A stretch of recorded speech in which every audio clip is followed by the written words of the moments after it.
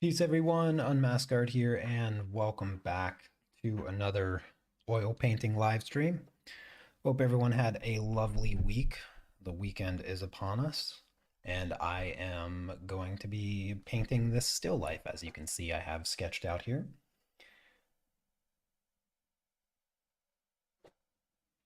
I've been anticipating getting back to oil paints for some weeks now, just been extra busy the past few weeks, so it's nice to finally block out some quality time with my oil paint.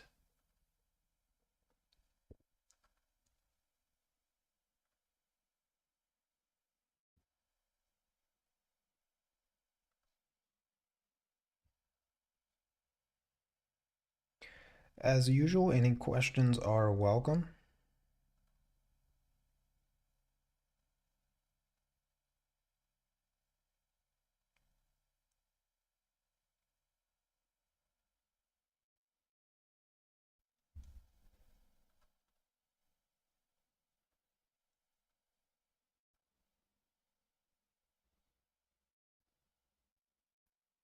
Oh, hey there, John. Good to see you. I'm glad the notifications worked.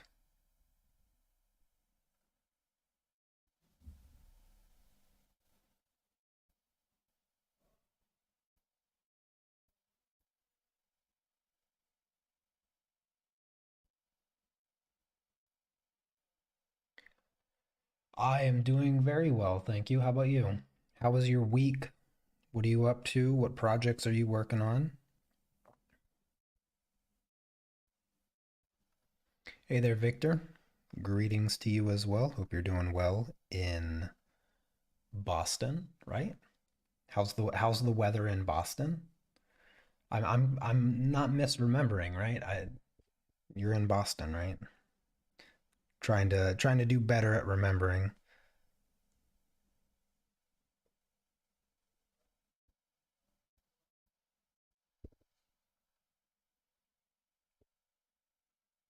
We've been getting quite a bit of rain recently. Past few days, it's cooled off quite a bit, which is nice. It's nice for it to be cooled off a little bit. I'm gonna zoom in a little bit.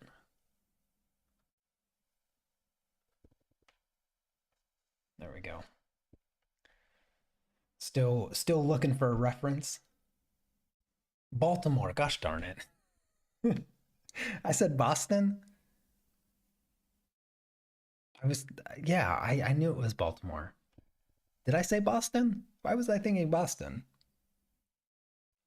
Or did I say Baltimore? I can't even remember. I knew it was uh I knew I was gonna mess it up.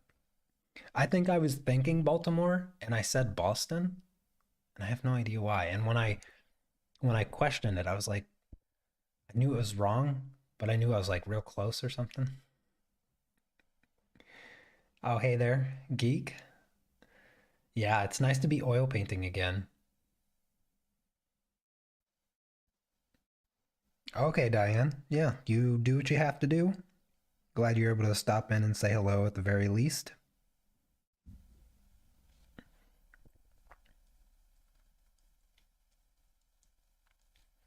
I'm just gonna be taking my time with my number 2 filbert brush, filling in all the values. I said Boston? Yeah, I knew I was wrong. I knew it was Baltimore too. It's sort of easy for me to remember Baltimore because when I was growing up, we got this new kid in school, like middle school. I think it was like 6th or 7th grade, and he was from Baltimore, and he was real different. He was just real different than what I was, the other kids that I grew up with, and so I always have every time I think about where you're from, Baltimore, I think of that kid. I can't even remember his name, but he was just he was real different, and it always stuck out to me that he was from Baltimore. I just assumed that it was because he was from Baltimore that he was real weird. or not necessarily weird, but just different.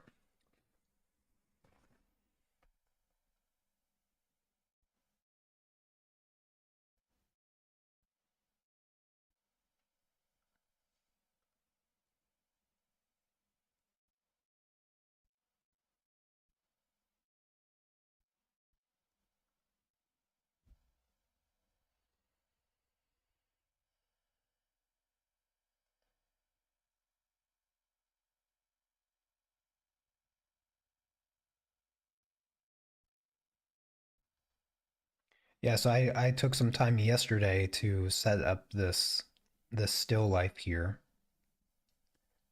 Um, the the girl figurine that I have, her leg broke. I was real disappointed. I was able to super glue it and fix it. This leg here, I have a different leg on it. So I have the folded tucked under leg, but her regular leg like this, the joint, the knee joint broke, and I tried really carefully to glue it back together, and I managed to glue it back together, but the problem is now it just doesn't move. And so when I put her left leg back on, it's just straight. I need to find a way. I need to figure out a way to fix it. It's kind of frustrating. I'm hoping I can find a way to fix it so I don't have to buy another one because these figures are so cool. I really want to make these figures in Blender and then have them 3D printed. And I want to make them better. But goodness, would that be a lot of work? Making each body part and stuff. It's a little bit out of my league as far as what I'm capable of doing in Blender yet. But maybe one day.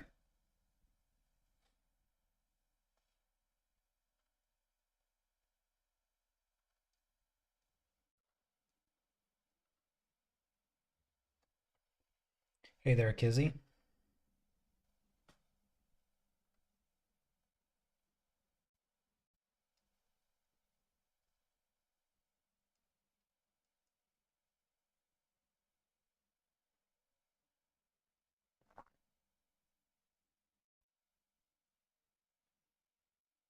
What kind of reference photo are you looking for, by the way, John? And where are you looking?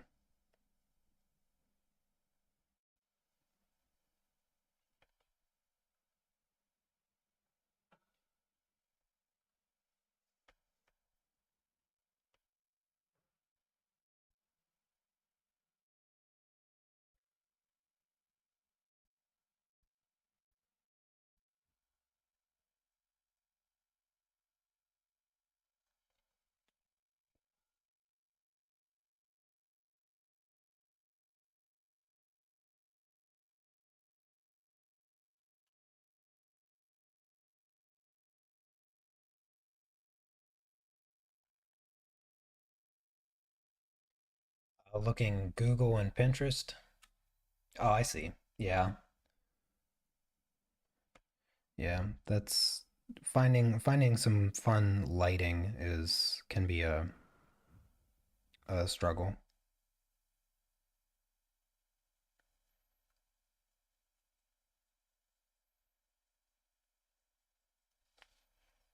But yeah, you'd probably have um, the best luck on Pinterest. So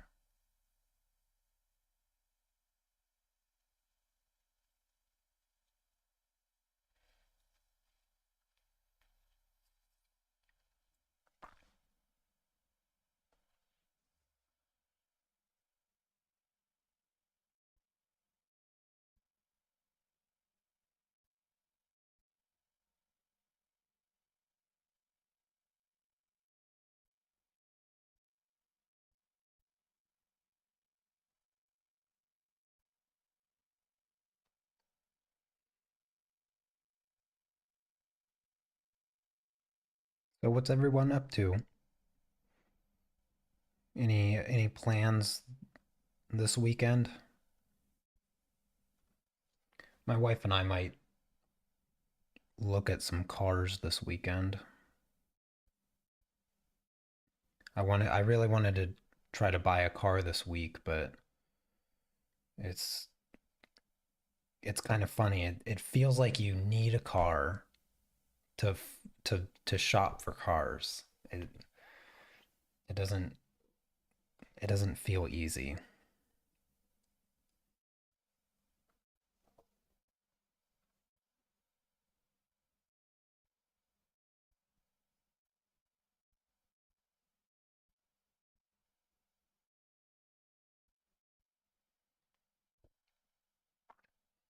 Oil painting on a sheet of drywall. Interesting. So yeah, John, if you so when you find a picture on Pinterest, do you know how to Google search that image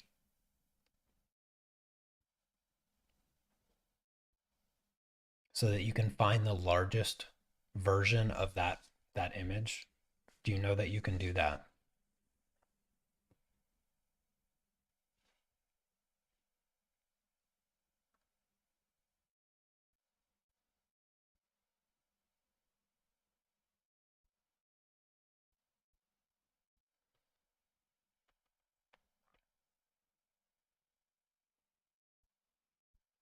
Yes, I do, but then it just puts me to pay for it.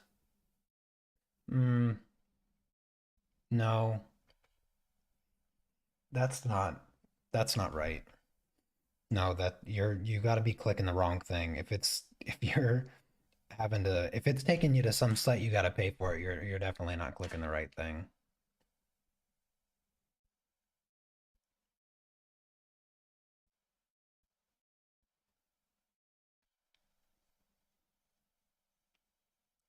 I've done it with like 1,000 images. I've never been taken to a website that requires payment for anything.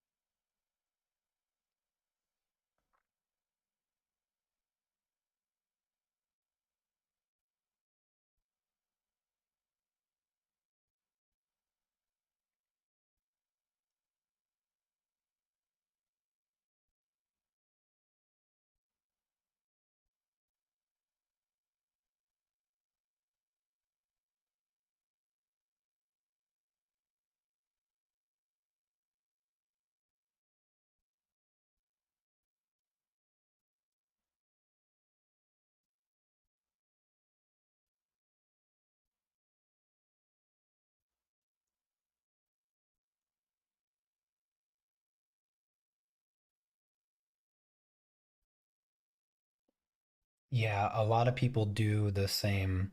I mean, think about how many artists there are. There's probably more artists than there are good references that people want to use, especially when it comes to portraits. A lot of people reuse the same portrait, partially because you have artists that want to do those kind of portraits that are looking for photographs of portraits similar to what you're looking for.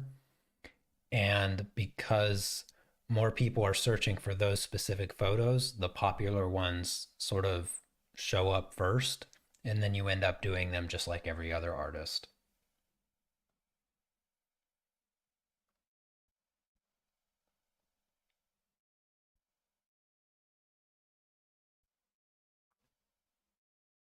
Same thing with like the Instagram artwork. A lot of people are reusing the same reference photos and all of that because they see it and then they seek out the reference photo and they do it themselves. You know, there's a lot of far more popular artists than myself. And if you just think about the few of the references that I use, how much of the same artwork would be floating around?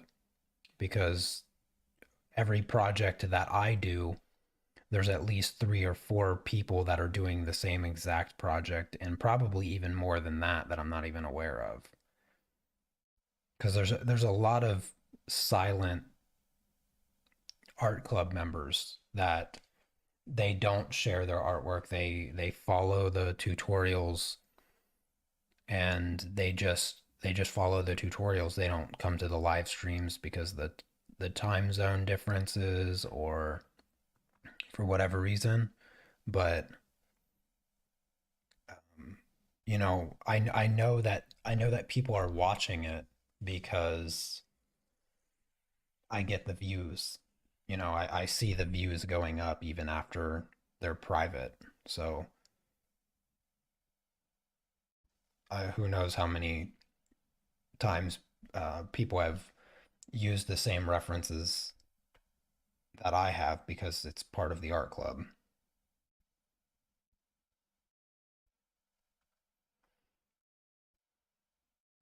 And, a lot of people that are doing art, they're not doing it to be professionals. They're just doing it as a fun hobby that they like, maybe to give gifts to their friends and family or something like that, or occasionally sell or do a commission. But very few will dedicate the time necessary to become professionals.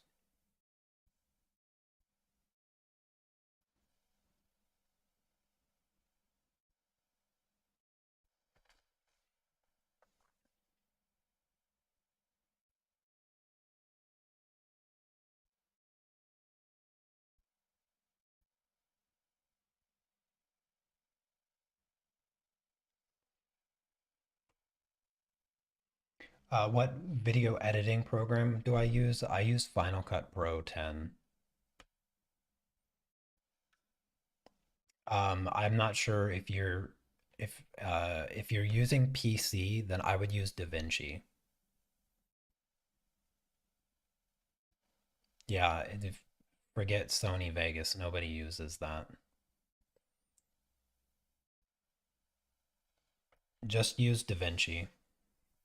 If you're using PC, otherwise, if you're using a Mac, which I don't think you are, because if you are, then you wouldn't be using Sony Vegas. You would be using Final Cut. DaVinci is free and open source, so it's still relatively new. It's still relatively new, so there might be some bugs that you come across, but for basic like getting started, then for sure it's going to be the program you're going to want to use. I believe it's called DaVinci Resolve, if I'm not mistaken. I could very well be mistaken, so excuse me if I am, but yeah.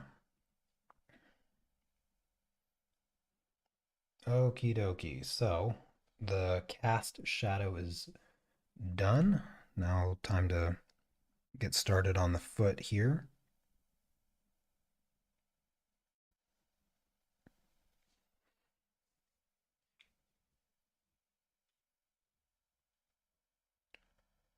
What are your PC specs, by the way?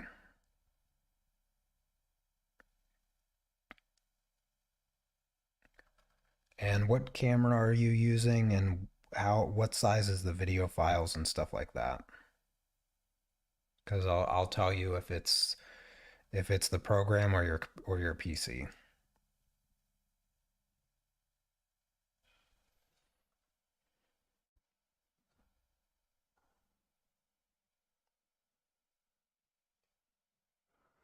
Yeah, sure, no problem. Now, DaVinci Resolve should run fairly smoothly on just about any decent PC, but obviously there's going to be a huge bottleneck if you have like 4 GB of RAM or something ridiculous.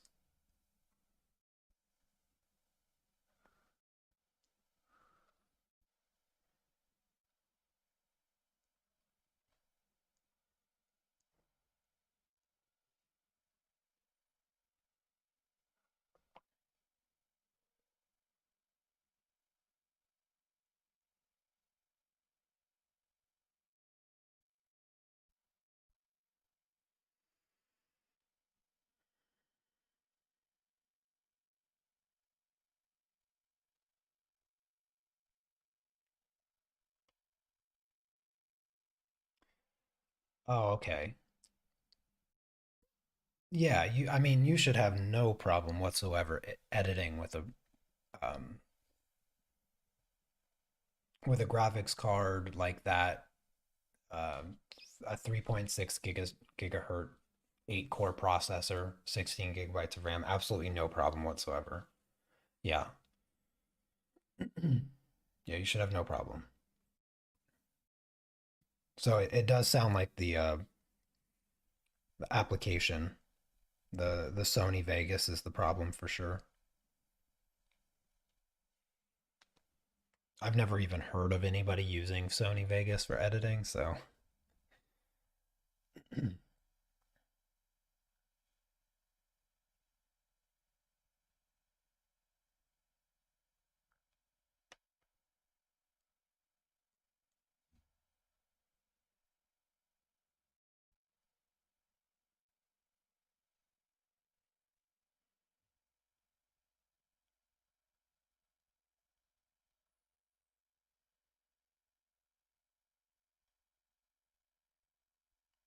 maybe the program's just out of date for modern Windows operating system, like Windows 10 or 11 or whatever it's up to now.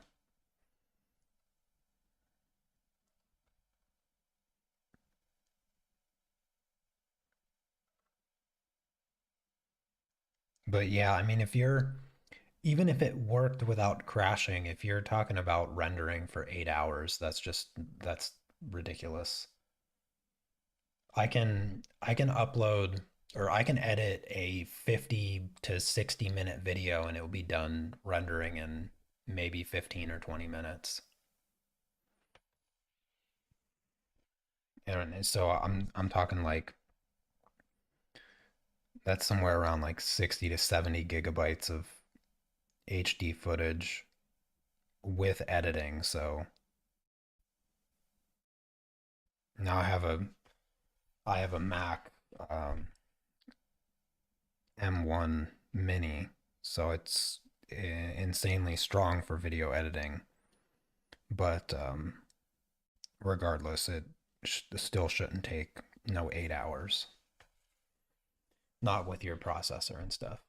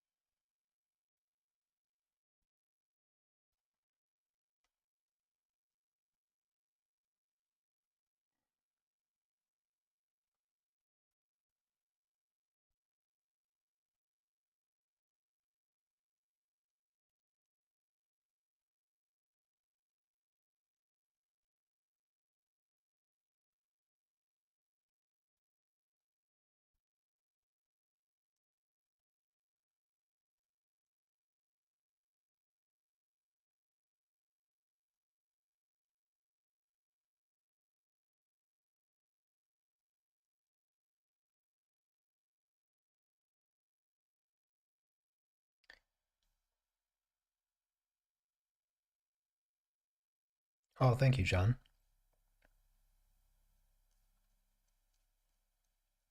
Yeah, it's yeah, I'm not sure what motivated me to do that live stream and just sort of talk about everything on how I became a YouTuber. You know, just sort of came about.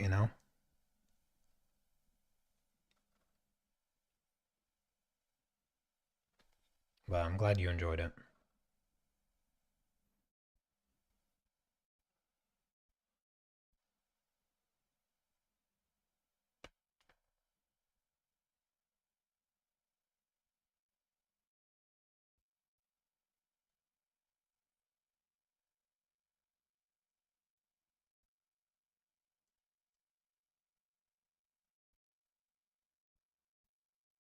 Yeah, if you ever have any questions about that stuff, don't be afraid to ask.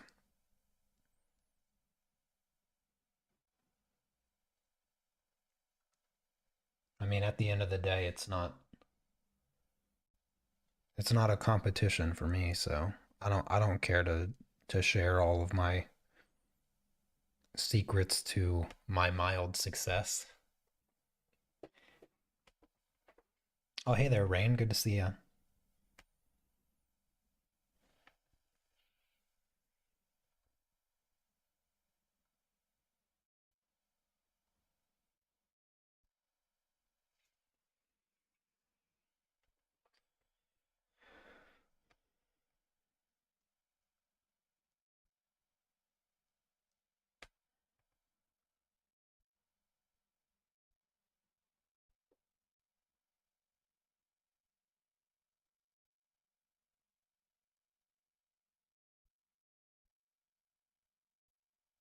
Feels like an awfully quiet day today. I don't know, even though I'm always sitting here by myself in silence, it just feels extra quiet. I don't know, maybe it's because I don't hear anybody mowing the grass outside or chat just seems kind of quiet. Yeah, I'm not sure.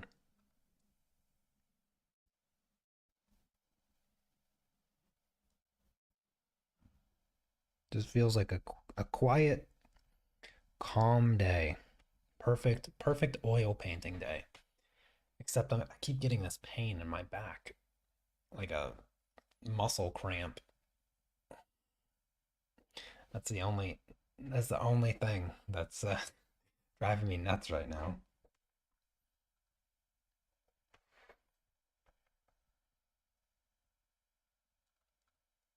I've been pushing pretty hard at the gym recently, so maybe it's just some muscle soreness, but yeah, it's kind of driving me crazy right now.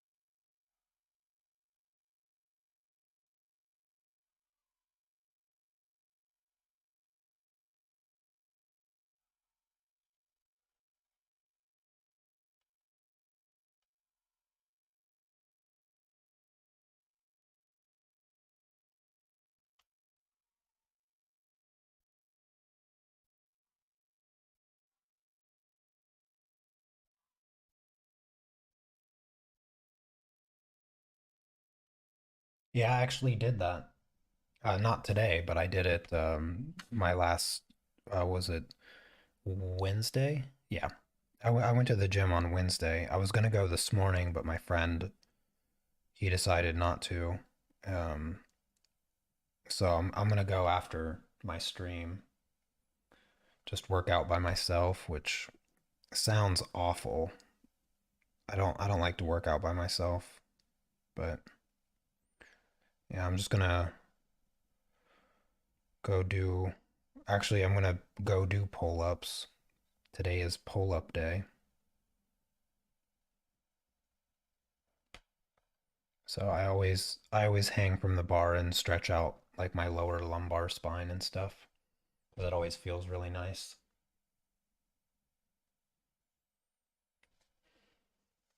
You've never tried oil paint. Well, you are missing out.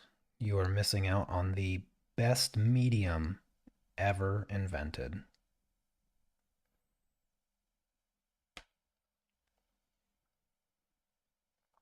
Nothing beats oil paint.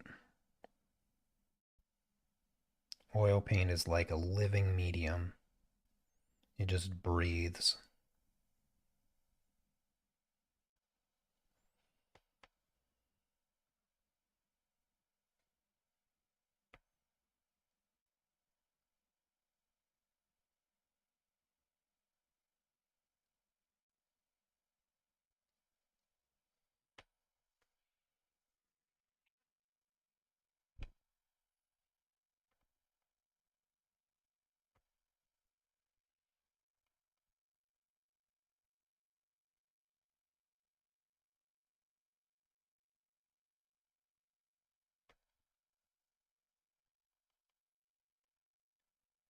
What oil medium am I using for flow?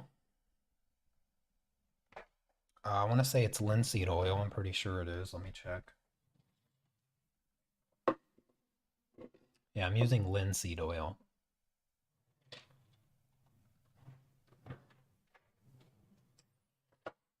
Yeah, you gotta do oil to increase your patience.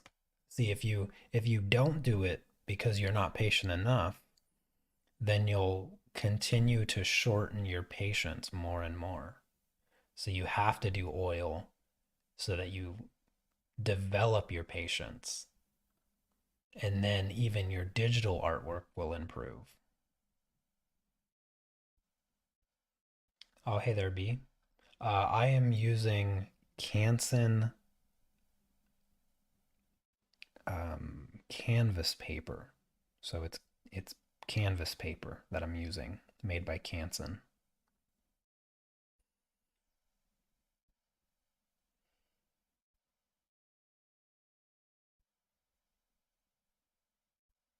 This is like um, canvas paper is like sketch paper for oils. I would say it's like equivalent to a sketch paper in the sense that you don't do like final fantastic like full scale projects on it, but you can uh, certainly go a long way with them. Good for practice.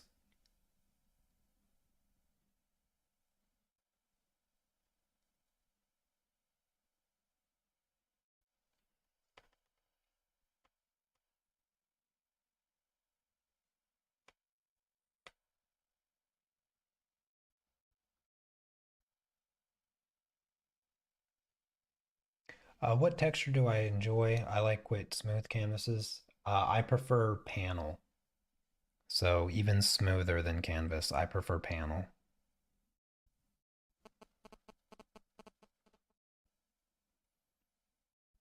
I usually do 4 or 5 coats of gesso and then I sand it to tone down the brush strokes. Probably sand it with about 400 grit sandpaper, maybe 320. So I like it nice and smooth.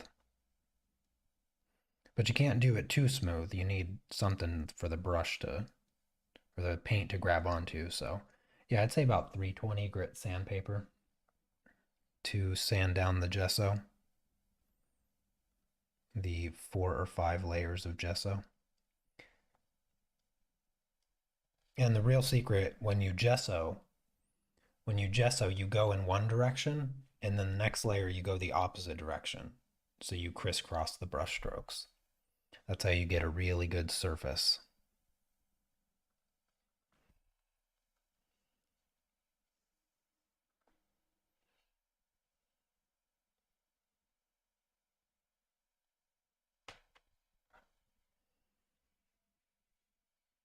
This reminds you of a paint by numbers.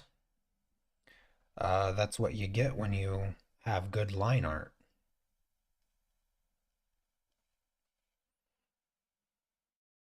I took this reference photo, I drew this reference photo, so I mean, the way that I draw my line art is paint by numbers because why do it any other way?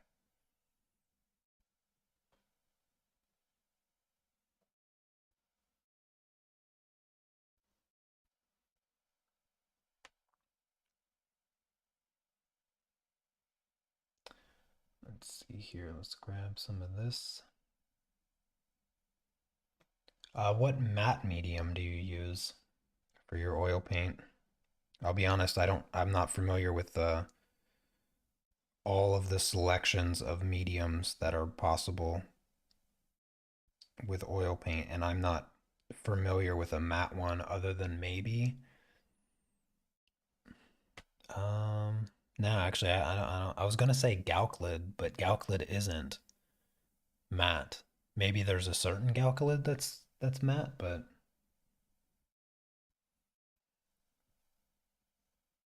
I was thinking that maybe it was, but it can't be because Galclid is more often than not used for glazing, not a medium for creating consistent oils.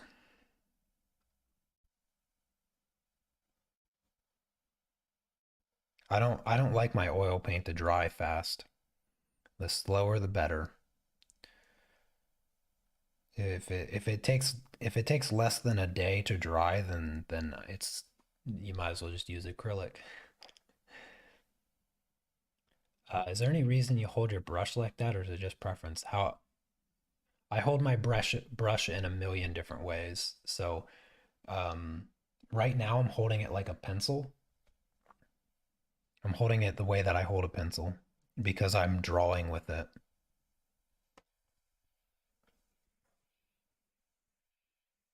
Beeswax and Gamsol? Oh, okay.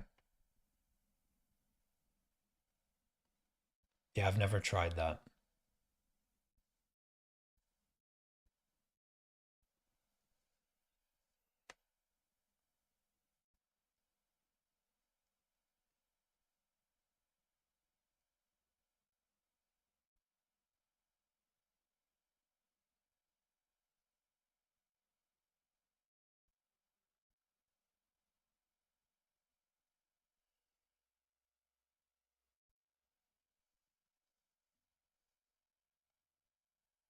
Ah, I see.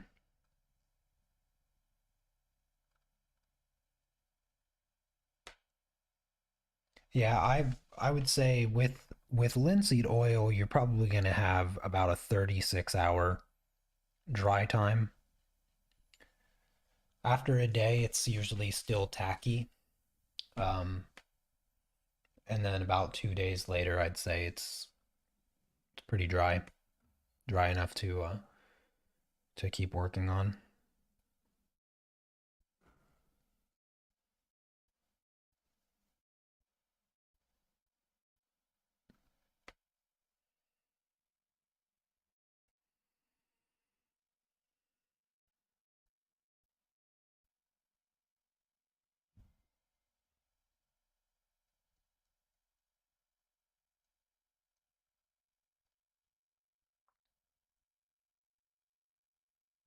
Yeah, of all the years I've been working with oil paint, there's never been a time where I thought, "Oh, I wish this paint would dry faster."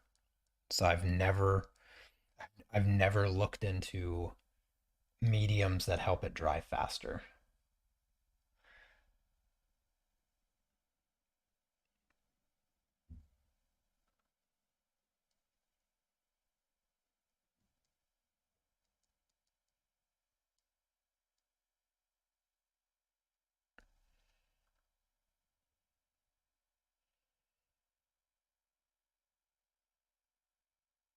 Well, yeah, when you're working with the medium and the paint becomes uh, glossy, yeah, it can be difficult to work on top of glossy. Um, in that case, you can do a thin layer of of your matte medium to take away the gloss. and then just work on top of that.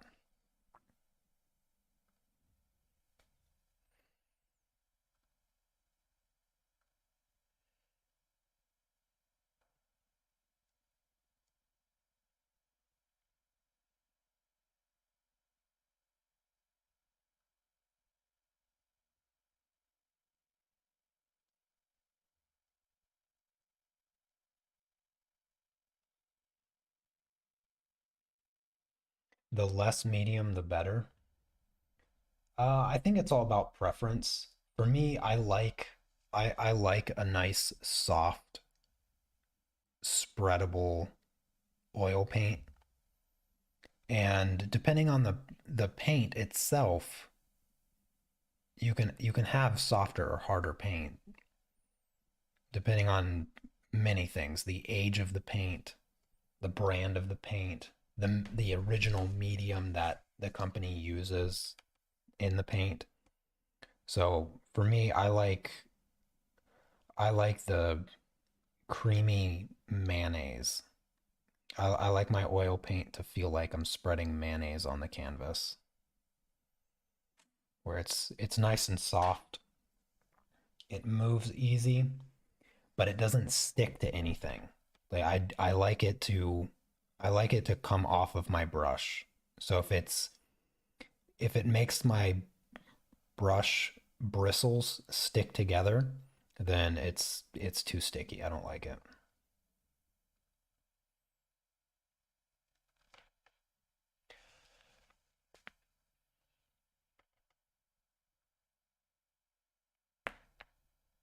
Hey there, Lollipop. What's my opinion on oil paints that mix with water? My opinion is don't ever buy them. Don't ever buy water soluble oil paints.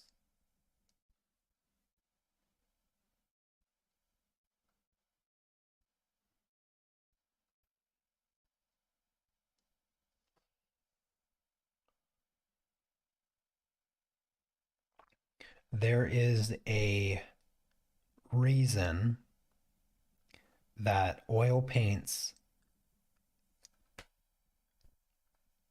that are not water soluble have been around,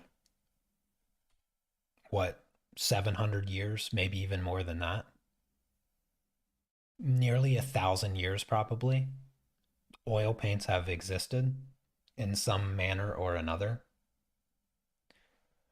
Water soluble oil paints, what are they, like 60 years old or something? They might not even be 60 years old. They might have came out in like the 70s or something. There's no professional artist is using water soluble oil paints when the real thing will always perform and last better.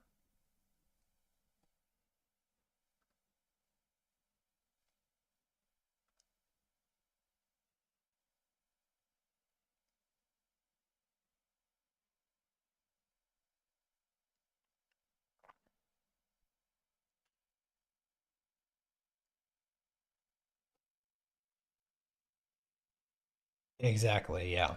Yeah. Why use water oil paint when normal oil paint is king indeed.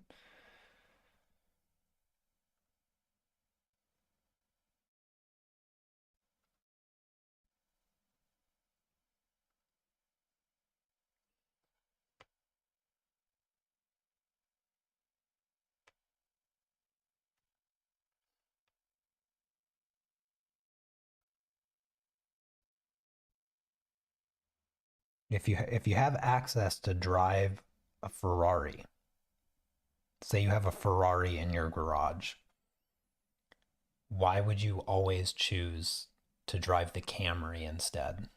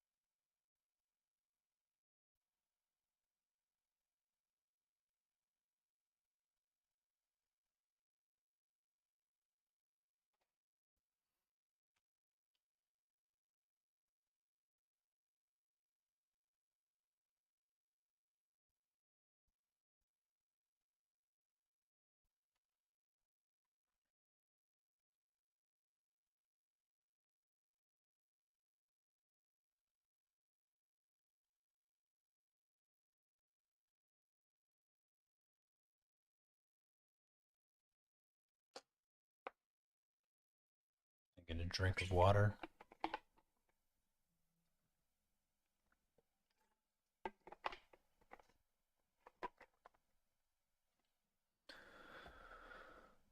All right. Let's fill in these gaps here.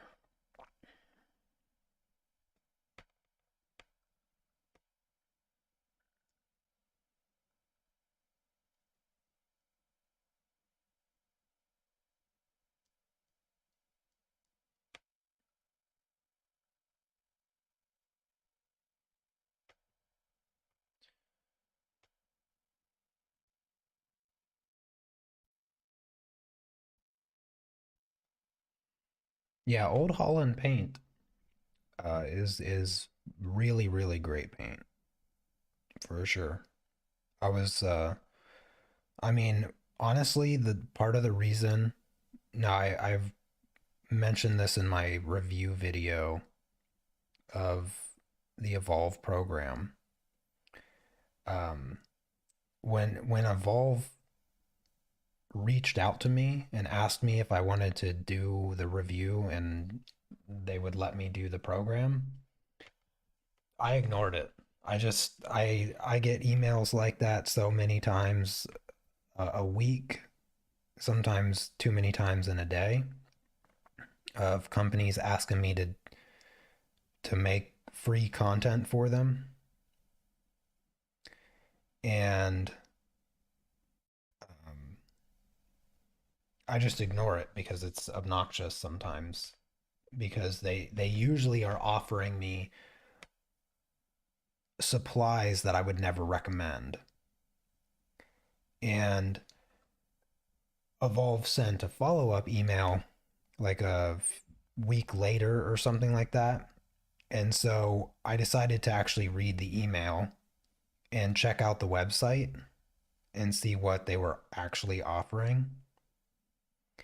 And the program seemed fine, but really what sold me and eventually brought me to accepting their offer was that they were giving me they were giving me good quality products. They weren't giving me honestly, these are probably the most expensive paintbrushes I've ever owned. I would imagine these paintbrushes are probably $8 to $12 a piece, if I had to guess. Just based on their construction and how nice they feel. Um, and I usually buy packs of brushes for that amount, so quite a quite a bargain if you ask me. And so the other thing was the paint, of course, and the other supplies. They were giving me a lot of really good supplies, and that's what actually why I decided to do the review of the program, because I was like, at the very least, even if the program's mediocre, you're going to get really good supplies. But the reality is the program is actually really good. It's a very, very well thought out program, and it does teach you some strong, very strong fundamentals that allow you to progress as an artist. And the teaching style is very analytical, which I also agree with, because I think that on a technical level, art really is just an analytical skill at the end of the day.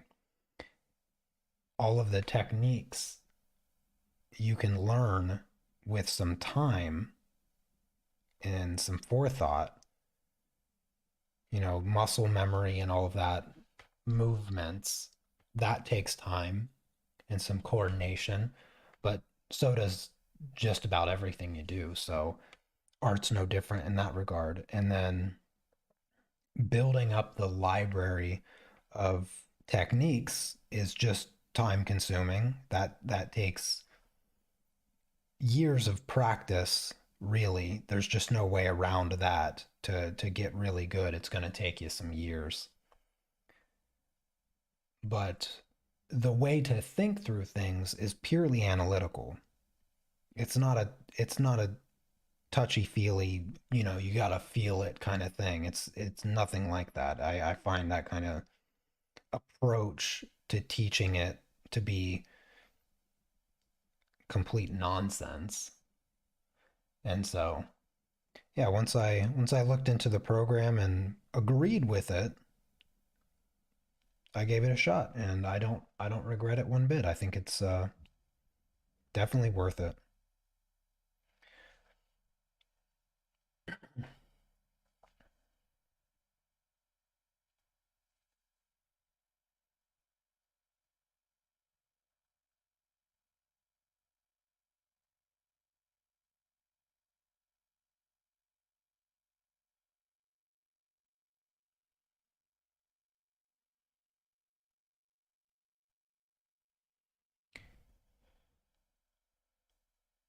That's true. If I didn't do the evolve thing, you wouldn't have come across my channel, and who knows who else. Um, I know that there's a number of people that signed up because I recommended it. My sister actually paints with somebody that joined because of my review.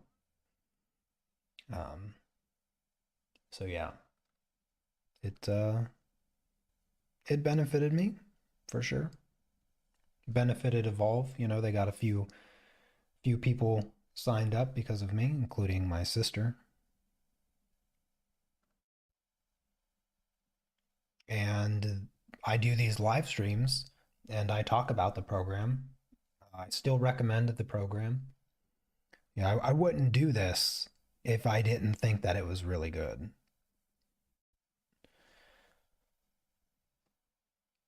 If I didn't stand behind my words in my review, then I wouldn't do this.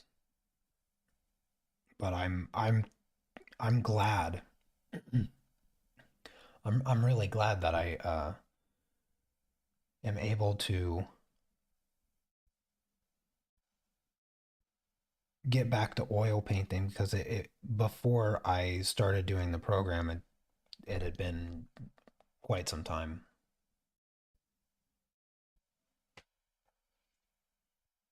Yeah, CC is great. Yeah, she's great. She's usually here at the live streams. I don't know what she's up to. I think she might still be on vacation. Or no, no, no, no. She had to have come back by now. I know I think the last time I spoke to her, she was gonna go some camping trip or something. I don't know. It's hard for me to keep up with my family. I only talk to them like once a week.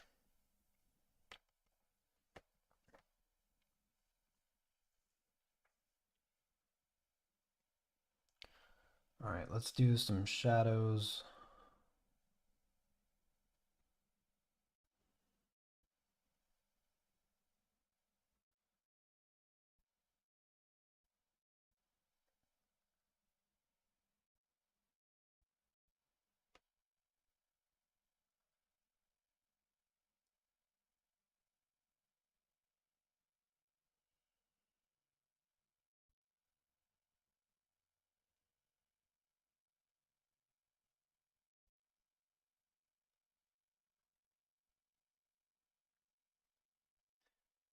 I have not done any oil paintings outside of Evolve in a long time.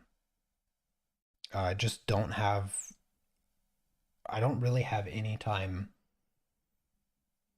to do personal projects right now.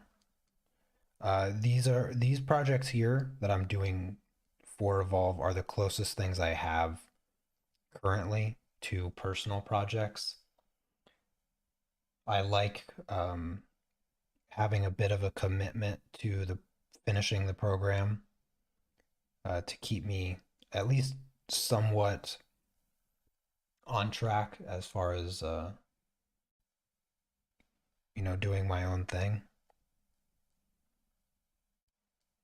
Having a little bit of extra responsibility feels motivational to me. So, but besides this, I don't have any time for anything else.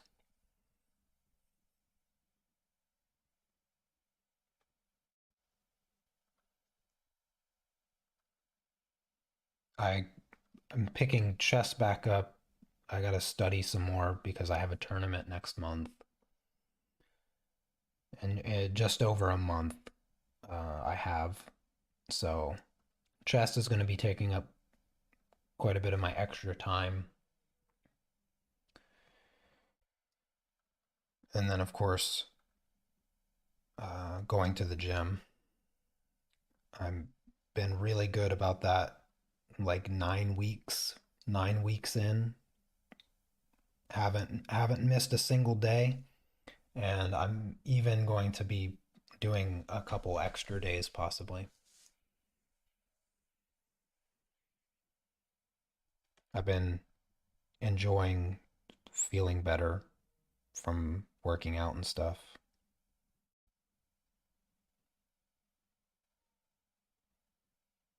And honestly, it was always something that I wanted to do,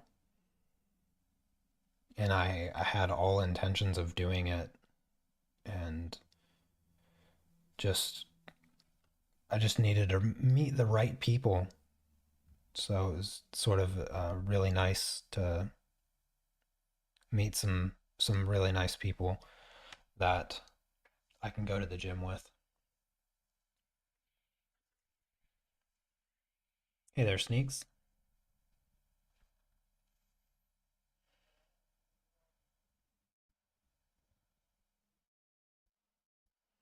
Oh, that's cool.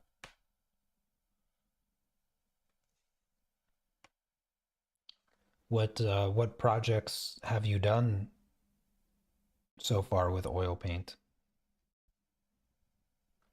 Or what was the last one that you did?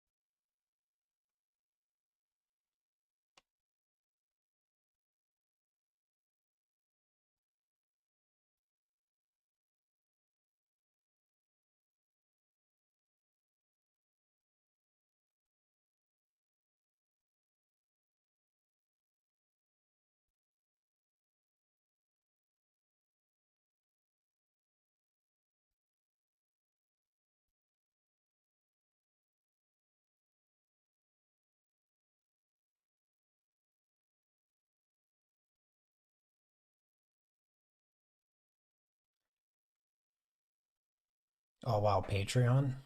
That must have been a while ago.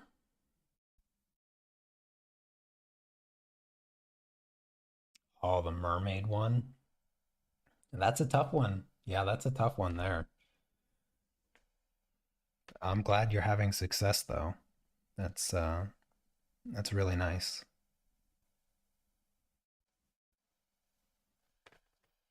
Yeah, that mermaid project was a lot of fun to do.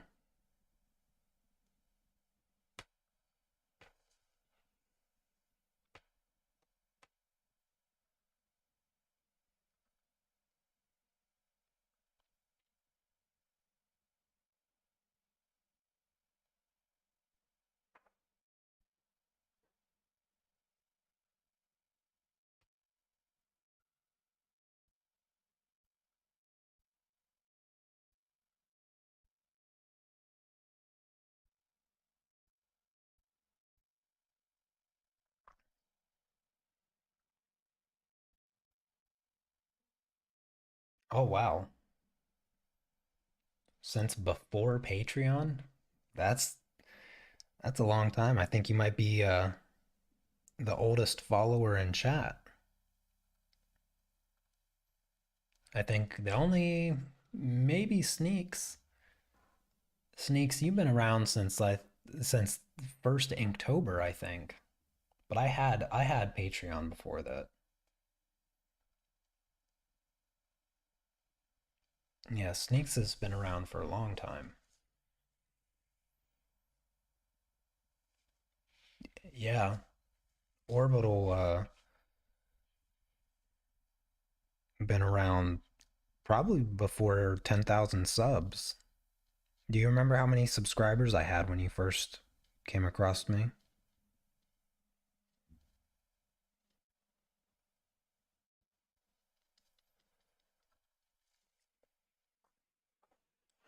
No, I think the only person that has you beat that I know for sure has you beat is my wife because she's followed me since before I had 100 subscribers. So that's how my wife and I met. She just happened to be one of my first subscribers. Oh, hey there, Tina.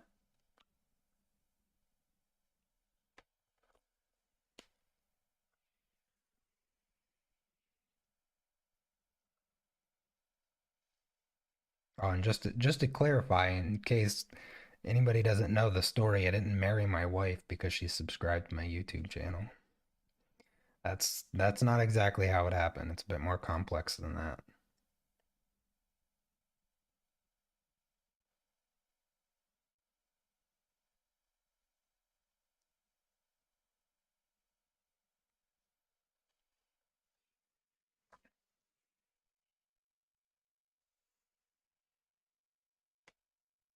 Definitely under 7,000. Oh, nice. That's really cool. Well, I'm glad that you're able to catch a live stream. Yeah, it's really cool.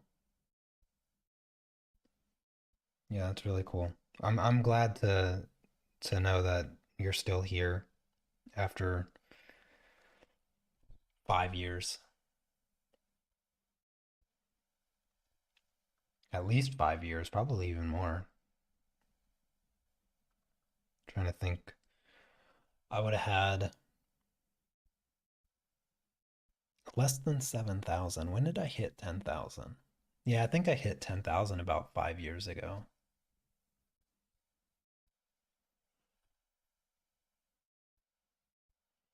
But that is wild.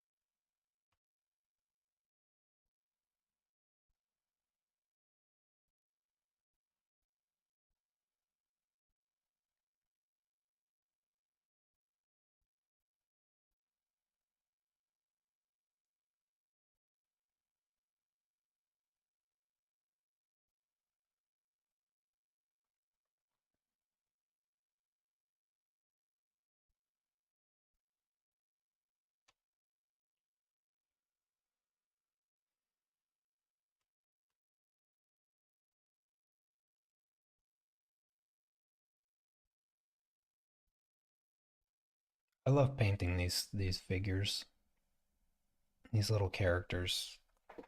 What do you guys think of my posing, by the way? So obviously I had to set this up and everything, and um, for if you remember, the last painting was just the girl. The painting before that was just the guy, and for this one, I wanted to do both of them. I was trying to think of how to pose them, make it look natural, all of that.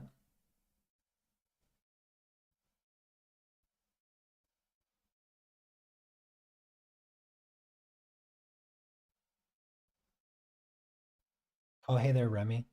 Oh, I'm glad that you enjoyed the peaceful pastel videos, Tina. Very natural pose. Yeah, that that's the thing that I like about those about these dolls is that it's so easy. Like it's so easy to get them in a nice pose, and they just look they look rather natural, just the way that they're built, maybe, or yeah, they come out nice. I like it a lot.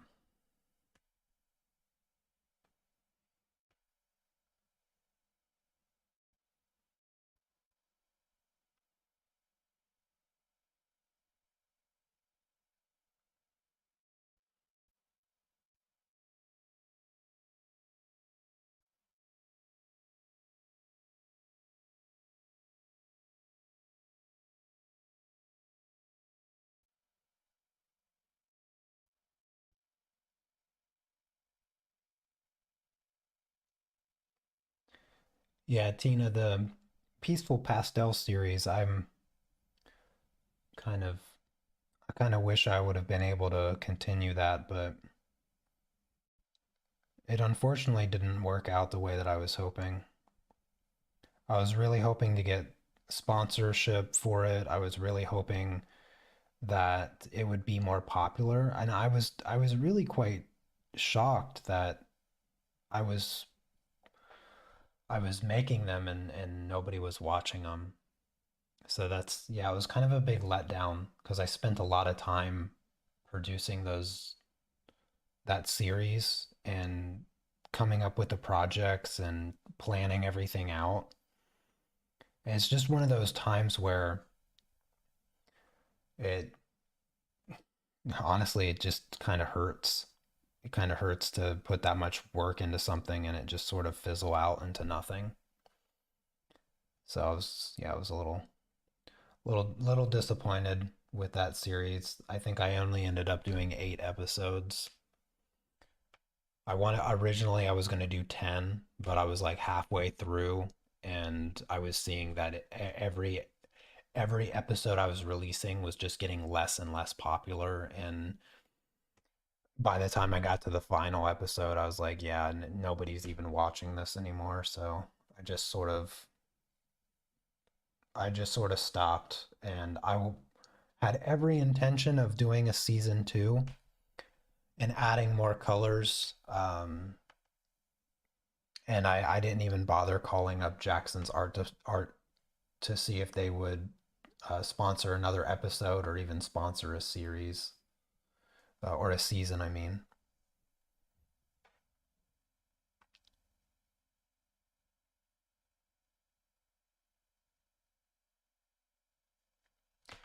yeah, maybe I could do that, Diane. I honestly I don't know if I'll ever be able to make my channel rebound to what it used to be because streaming has just I don't know what it is. I wish I did. I wish I knew. I just don't. I just don't know.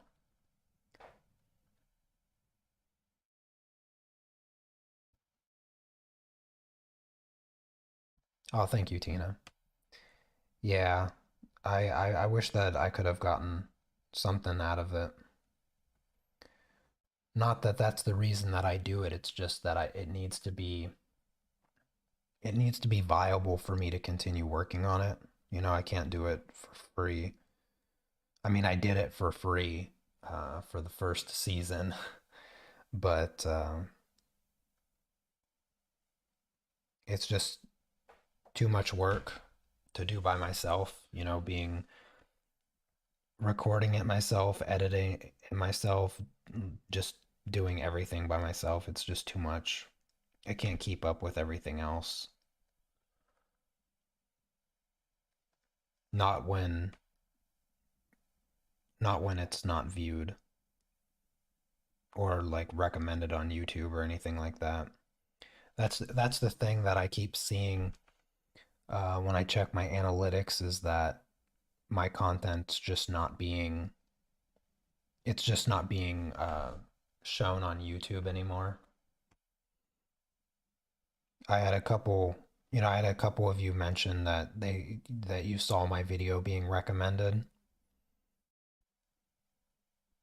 or one of my videos being recommended, and that got me a little hopeful that maybe I had started to turn things around a bit. But when I check my analytics, it gives me different information because it tells me,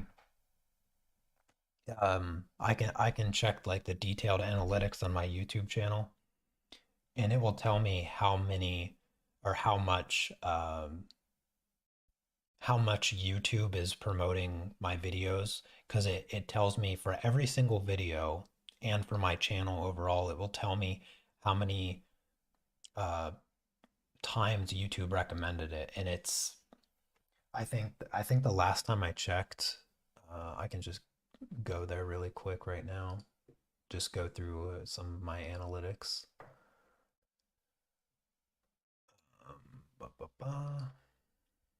So let's see. So the past month now, I've been putting out a few new videos each week, and in spite of that, I am getting 25% less traffic. So I'm putting out more content than I have in months, and I'm getting 25% less traffic and 34% less traffic to my videos. So I'm getting a lot less traffic. Um, my average views is down 13%. My average subscribers is down 20%. So it's continuing to go down. So it's just going down and down and down and down. And this is the for the past month on average. And if I look back on the last 9 months, or sorry, the last 3 months, let's go just the last year.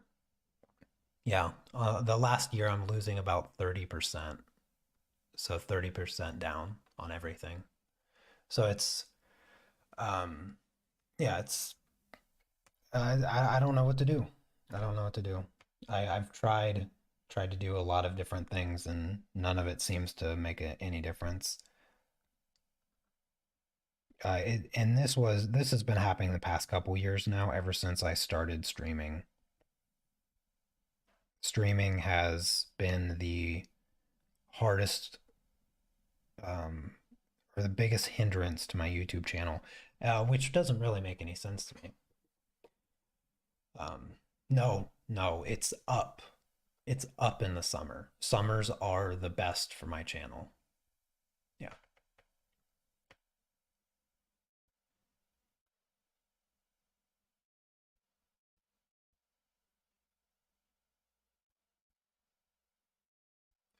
Winter is usually where things die down a lot. You would sort of think that it's the opposite, because like people are indoors and um, they're spending more time online or whatnot because they don't go outside as much. But actually, um, summertime is the has always been the best time for my channel. Between June and October is usually where everything goes up a lot for my channel. At least that's been the trend the past 5 years.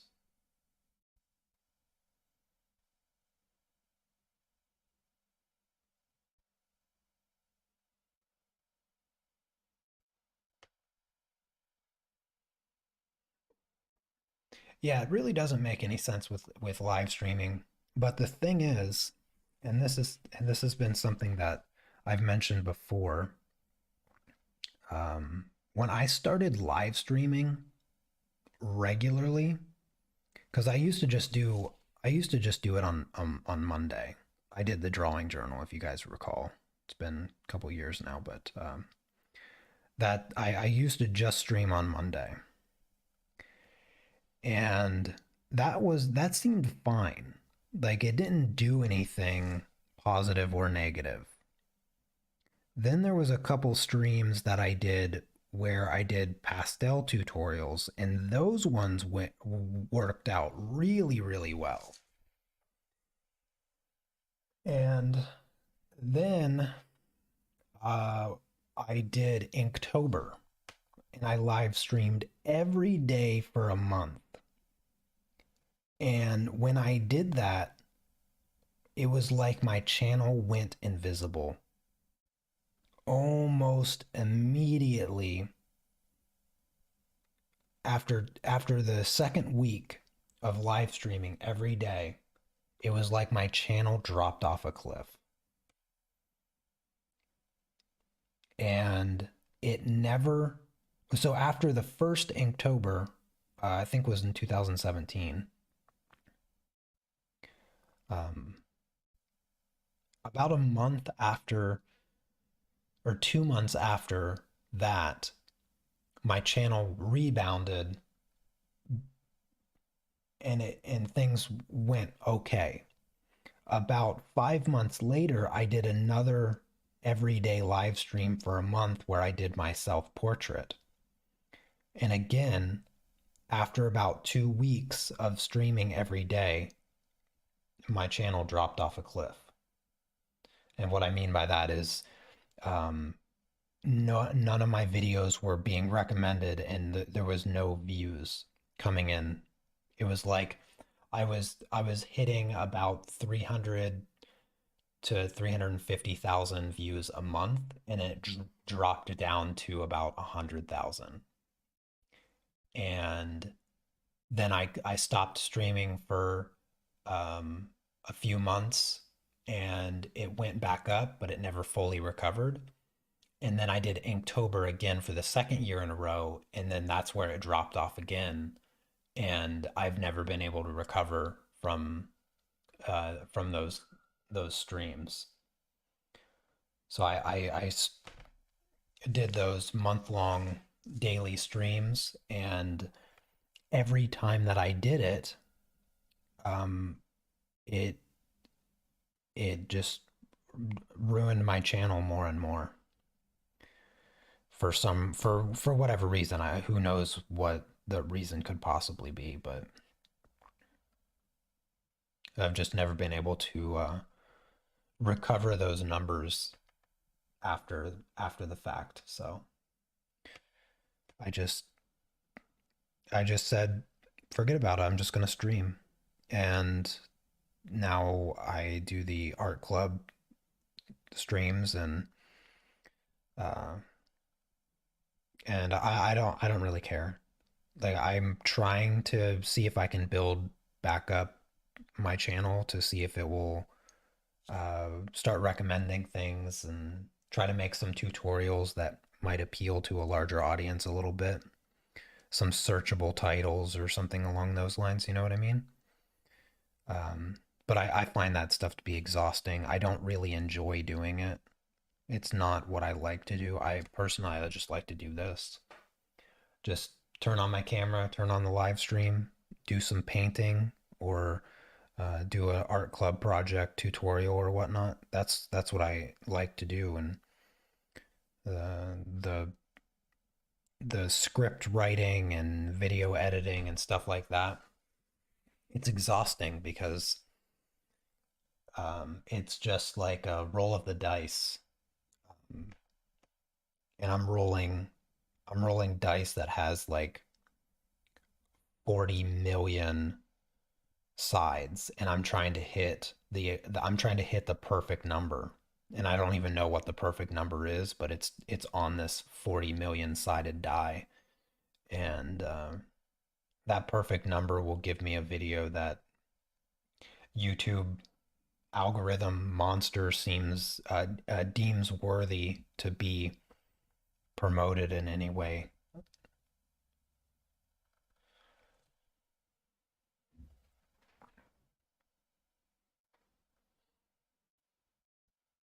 Definitely 100% not ever moving to Twitch.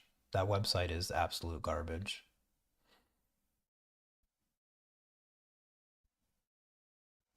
I mean, I don't get me wrong. Don't get me wrong. I'm fine. Like it doesn't. It's a bit frustrating on the business side of things that the YouTube algorithm sort of has regarded my channel as being spam or whatever.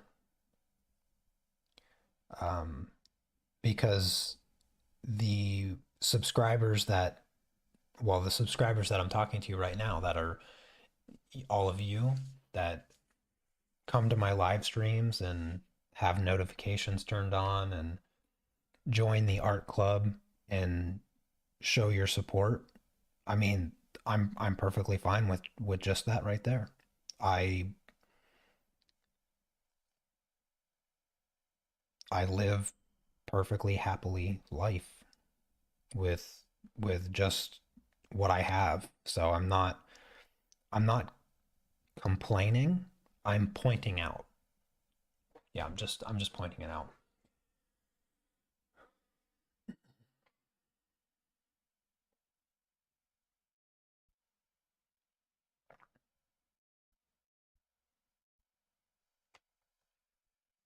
I have tried watching artists on Twitch, and I have yet to come across one that I can call an artist. Like I've not seen anybody producing anything on Twitch that I could recommend to anybody as far as the art stuff goes. And considering the sea of inappropriate things that you may come across just searching for artists to look, it's just not it's just not worth it.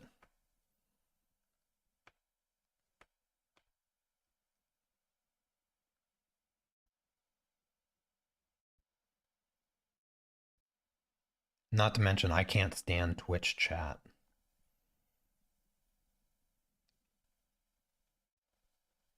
So I can't do the Twitch thing. I've streamed on Twitch a little bit, but never art. I've only streamed a couple video games and um, chess, and that's just because I don't want to stream those things on my YouTube channel. Do you know? I have considered it in the past, but I don't think I ever will do art on Twitch.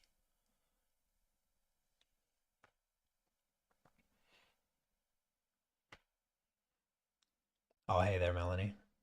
Yeah, number of lurkers. I appreciate all the lurkers too. If you're not active chatting, um, don't worry, don't feel bad or anything like that. Just sit back, relax, enjoy the stream, and if you never type anything in chat, I still appreciate you.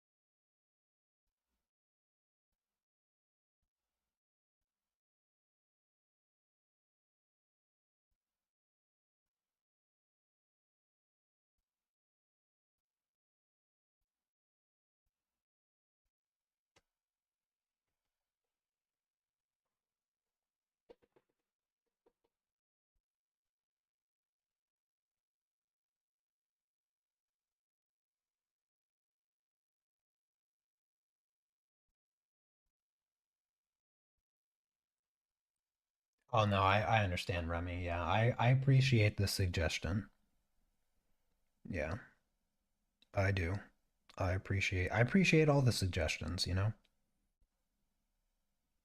If anybody ever comes across any insight, feel free to let me know. I don't discount any potential solution to my YouTube problem, but just know that your support is all that I need, and I am perfectly content with everything right now as it is. That's why I don't rely on YouTube. That's why I have the art club. The art club gives me the stability that YouTube will never be able to give me. So I am good. Just to make that abundantly clear, I am very good.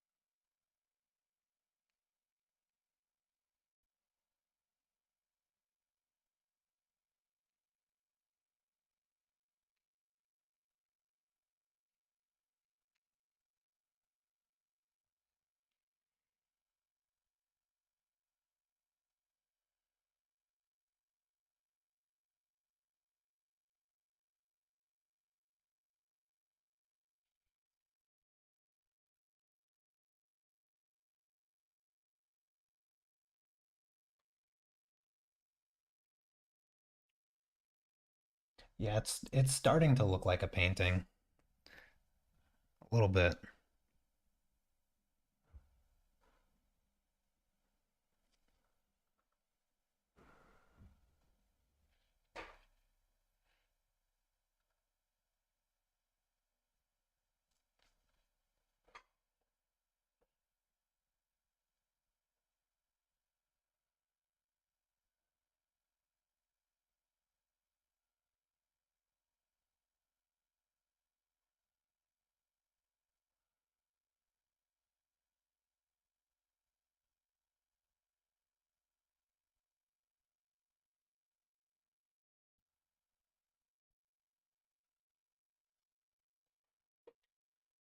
And my side still hurts. I feel like I have a cramp there. Keeps bothering me.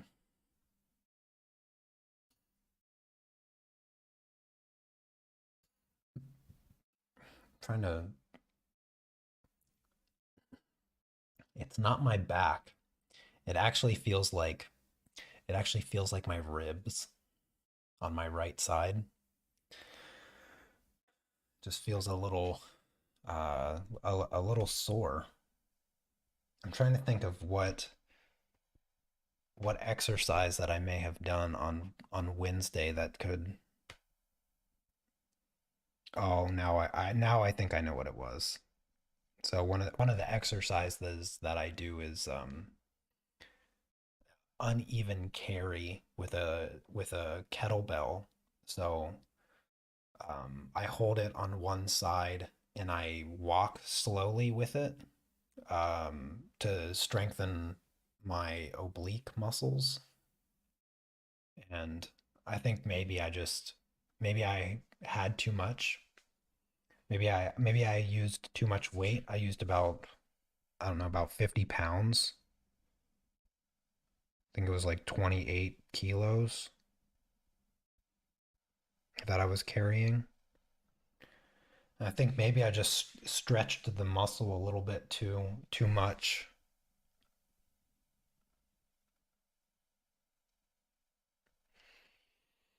because it just feels a bit tight, kind of sore. Okie dokie, let's do some blending.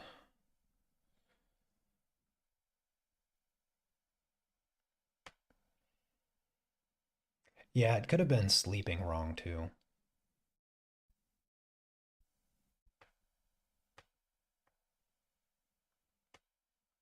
Oh my goodness, Remy. You and your cat. You and your cat. Such the characters.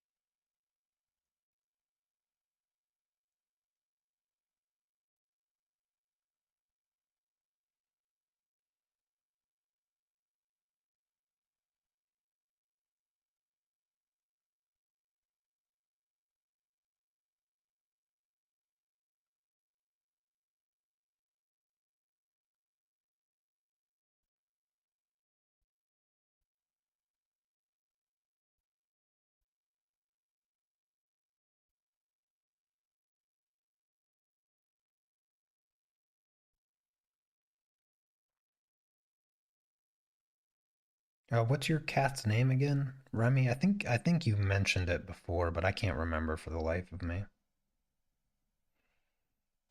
Trying to remember everybody's name is difficult enough for me, let alone their pets. So,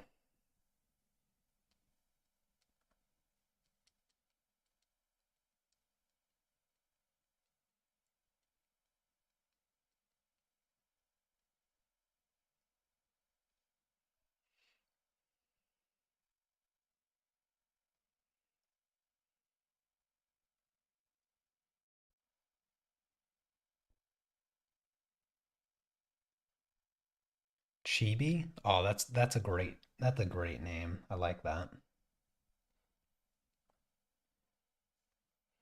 Chibi is a good name for a cat.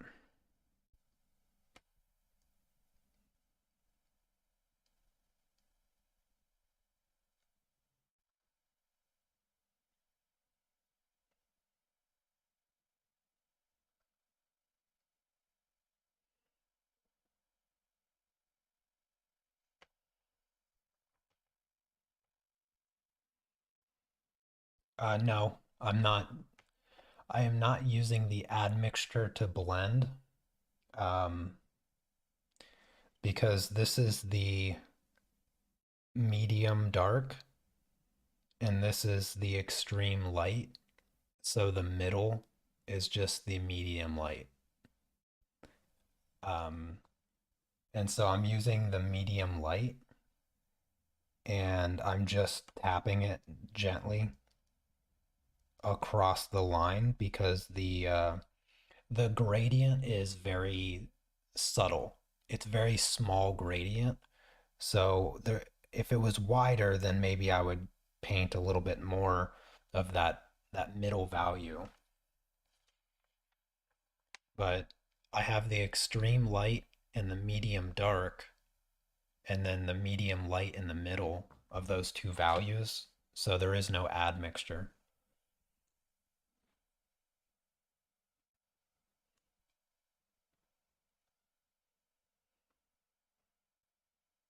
Oh, hey there, Linda.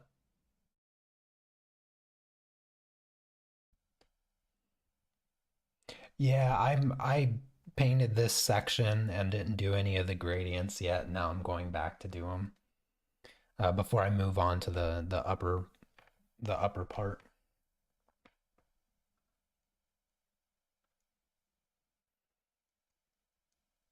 Also, who was it that asked? Robin. Uh, Considering you knew the admixture word, I'm gonna guess that you're also in the Evolve program. Um, when the gradients are small, tapping the brush across the gradient is gives you more control than actually painting it. So just keep that in mind as well. If you're working on small areas like I am, small objects that have even smaller gradients, tapping the brush gives you a little bit more control to create those really small, delicate gradients. And you don't want to have too much paint also. You don't want to have too much paint on your brush. Just a little bit of paint. I actually wipe it off a little bit on the like I put the paint on the brush like this. Like there's just a small amount of paint here. I just kind of brush it on like this and there's just barely any there. So no paint globs. No globs of paint. Just very small amount. Because remember the paint that's on the canvas already is still wet. So really I'm just using that in between value to create a very small buffer. And then by tapping it, I'm actually mixing the two paints that are already on the canvas together. And instead of the reason I'm tapping as opposed to brushing is because if you tap, you'll never move the paint uh, across that line. So you'll never take the dark value and accidentally move it into the light value. Instead, you'll just be picking it up and putting it back to where it's at. But because of the extreme precision that would be impossible to do, you're gradually moving the pigments left and right of that line by tapping it. And so it's just constantly mixing in that one spot. It just gives you that extra level of control.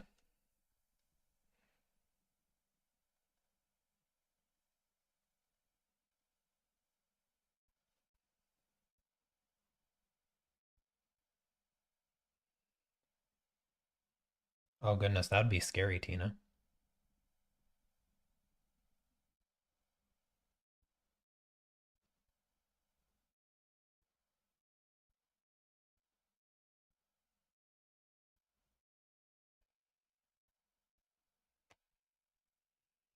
Glad everything worked out though.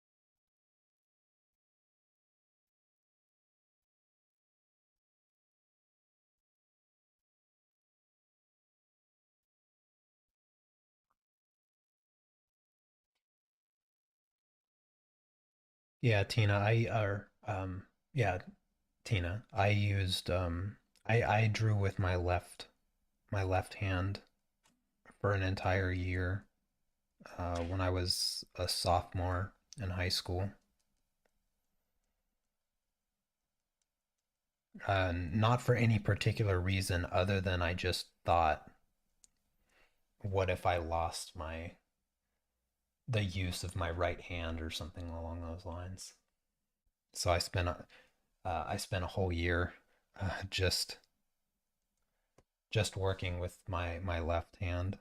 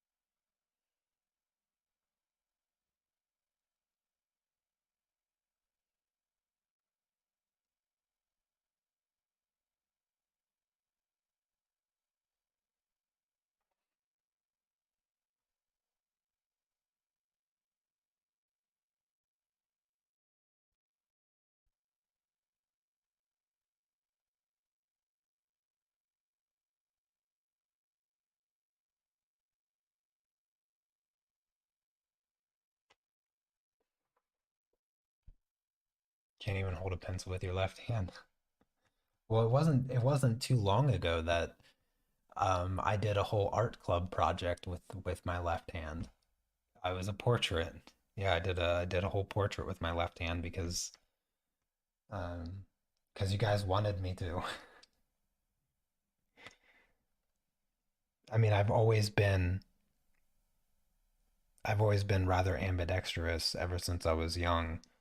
Um, so it wasn't a huge deal for me to go a year in high school using only my left hand.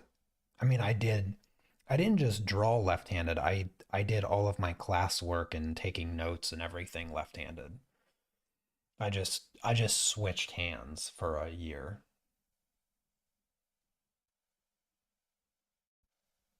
But I used to do that all the time um, with sports also. I grew up playing baseball, and I would also just switch to using my left hand, except for catching because that would require two different gloves. So I never caught left-handed because I only had one glove. Um, but I would bat. When I was up to bat, I would bat righty for one pitch, and then I just jump to the other side of the plate and bat the other direction. Um, uh, I would do the same thing with my feet, but that's not ambidexterity. That's pedexterity or something along those lines.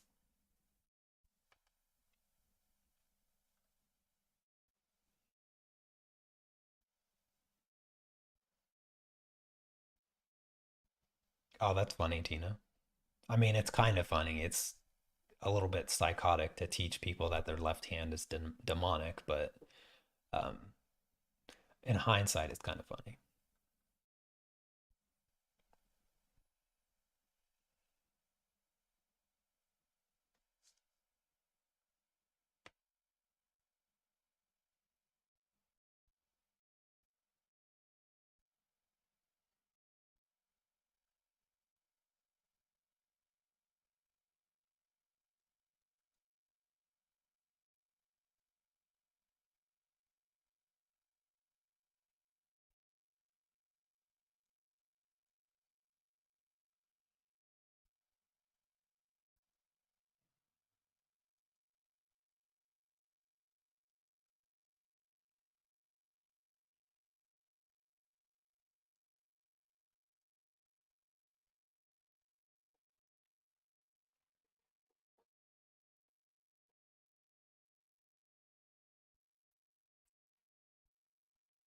You used to love drawing with your feet.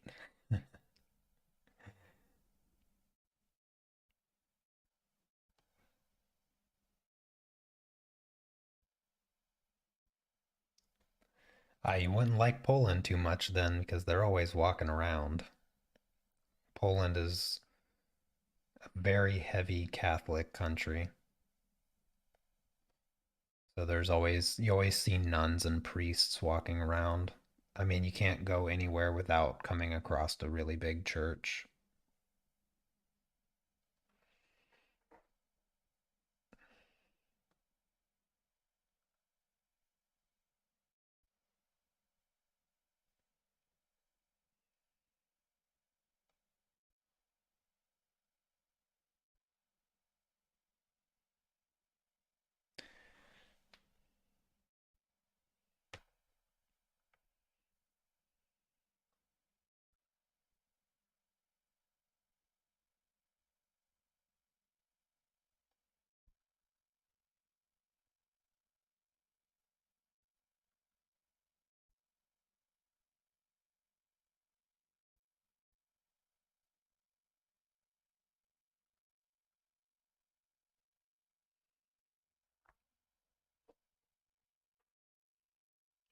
So the bottom half is,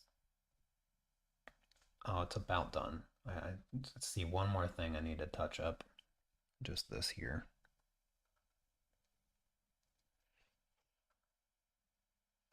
Yeah, that should be good. Alrighty.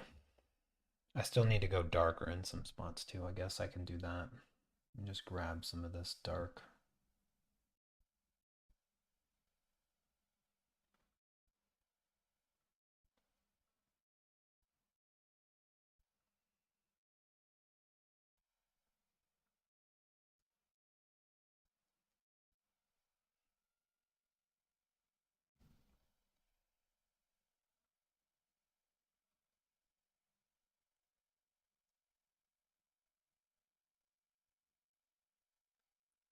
I don't think that line showed up. Yeah, they still wear all the goofy stuff. I mean, they look like nuns. You know they're nuns because they're dressed like them.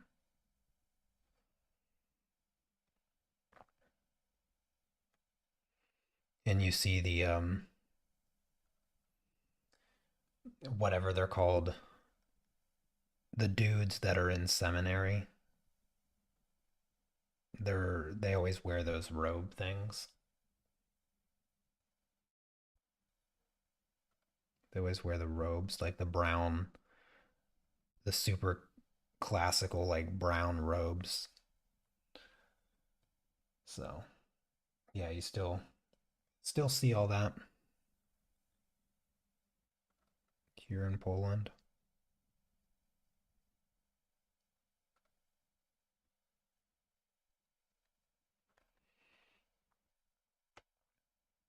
I mean, what's a nun that's not dressed like a nun? Like, do they wear anything else? Do they have normal clothes?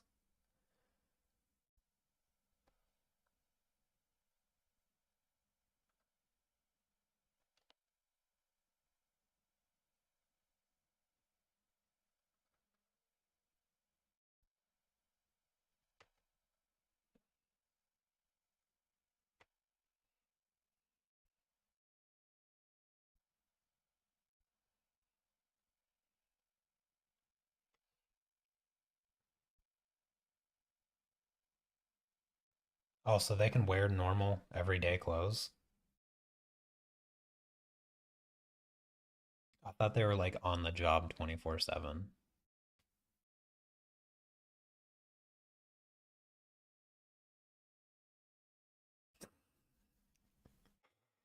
Yeah, John, what do you know? You're not a nun.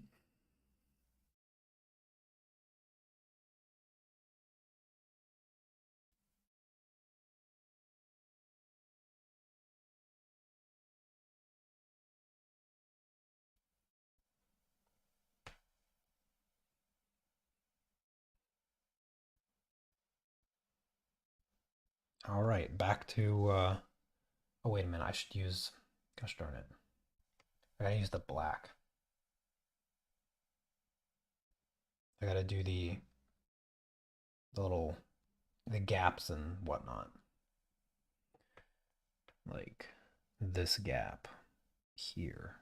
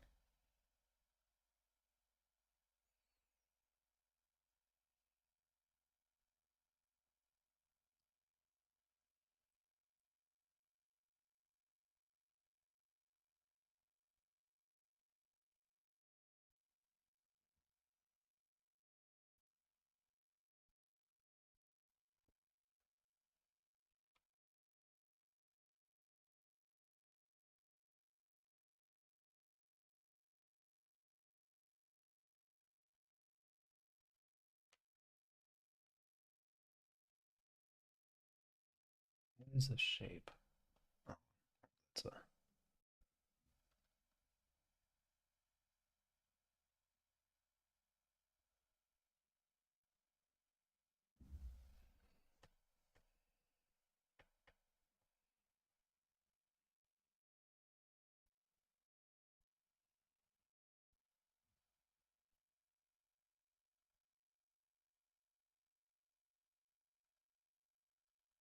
yeah, I prefer to live in a bubble, Remy.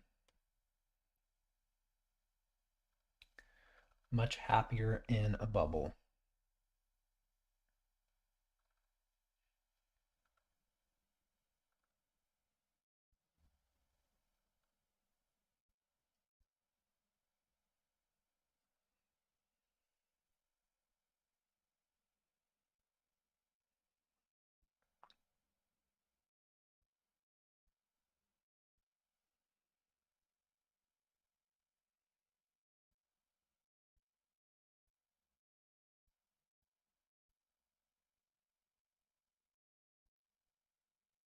No, I think nuns do have regular clothes and do like regular things because um well, the priest that I worked with in the military, he did regular things too. I mean, he wore a military uniform, so he didn't have the whole whatever it's called. Except when he was performing mass. So when he performed mass, he threw on the gown. Uh, but yeah, like he worked out. You know, I saw him at the gym. I ran with him a few times. He was young. He was like, gosh, now that I think about it, he was younger than I am now when I was 19. He was only like 8 years older than me. He was like 8 or 9 years older than me. He was young. He wasn't even 30. I think he was like 28, maybe 29 so he was like 10 years older than me. Jeez. And he was cool. He seemed like a normal person to me. He just did stuff different on Sundays. That was basically it.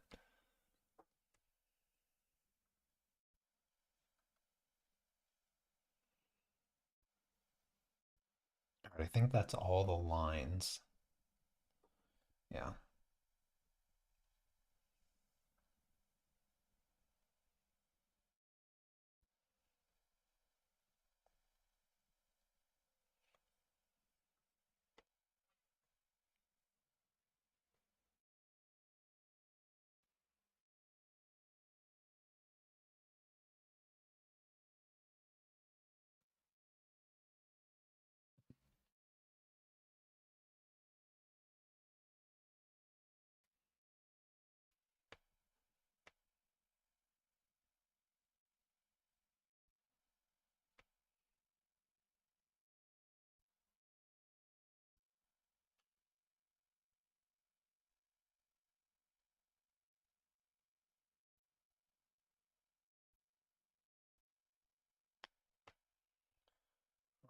Time for shadows. By the way, for all the art club members that may be here or may watch this later, how's the how's the monthly mastery going? I hope to I hope to see some improvement on the monthly mastery for this month. I want to see people getting their values a little bit better. I want to see some smoother gradients and all of that.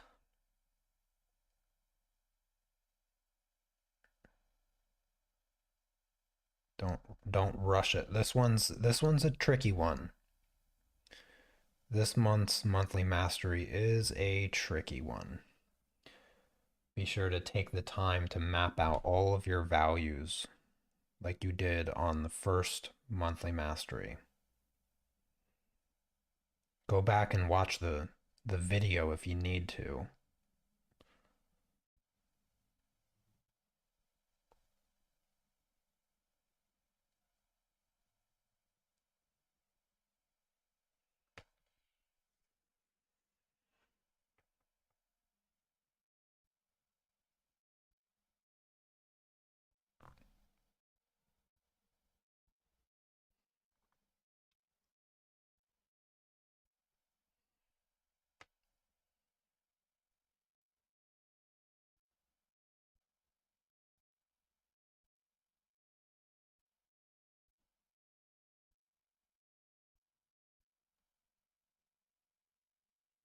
Oh yeah, Norlene, gotta catch up.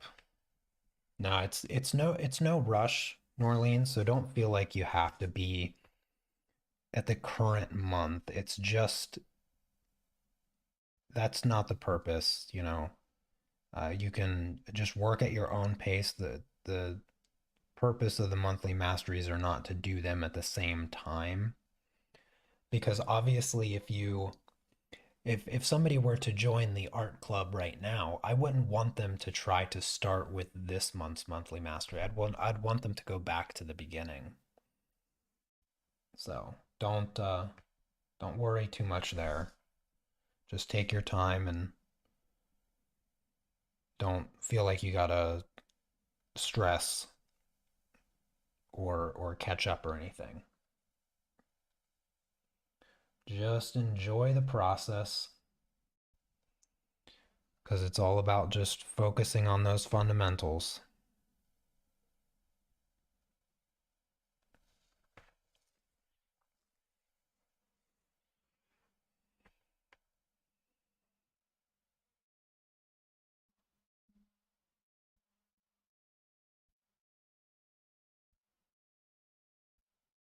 Oh, thank you, Tina.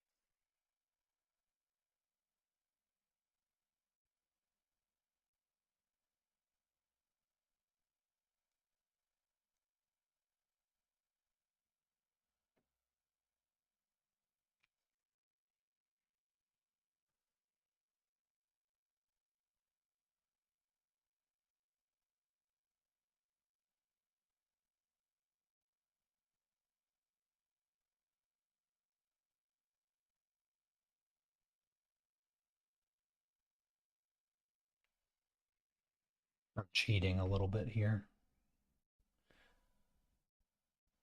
using a different value to separate the arms a bit.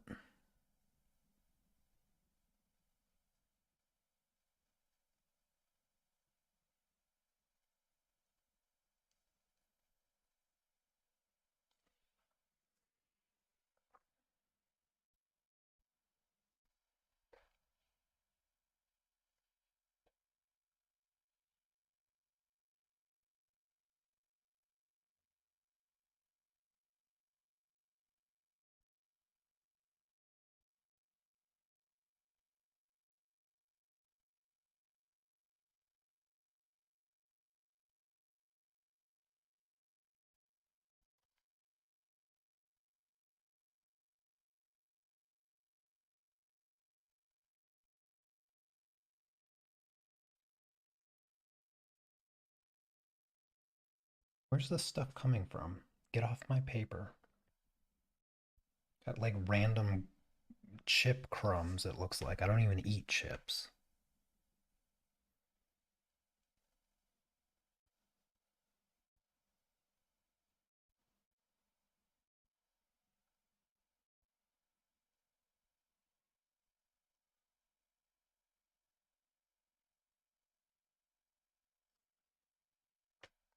Is this going to be a long stream?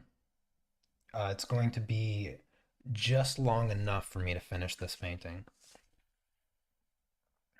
Yeah, I'm gonna finish this painting. Like, I don't know how long I've been streaming up to this point, but it's gonna keep going until I finish this painting.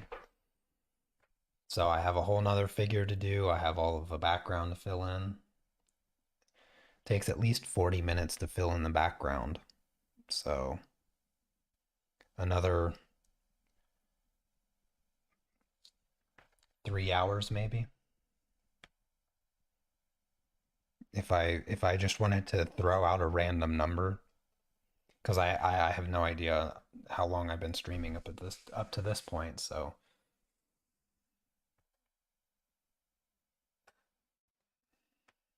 I don't have the time up in front of me today. I turned it off. I don't care. I'm just gonna do what I want. Stream for as long as I can stand the pain in my side right now.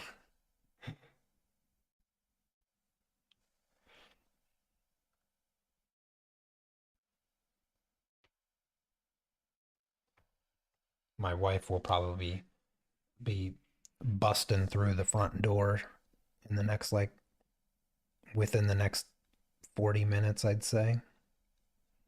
She might text me and say that she's on her way, but sometimes she doesn't.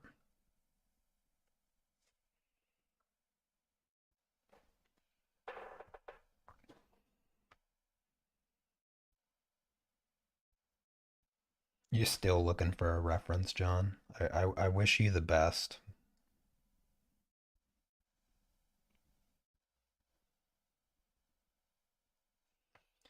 Yeah, the endless struggle of reference hunting.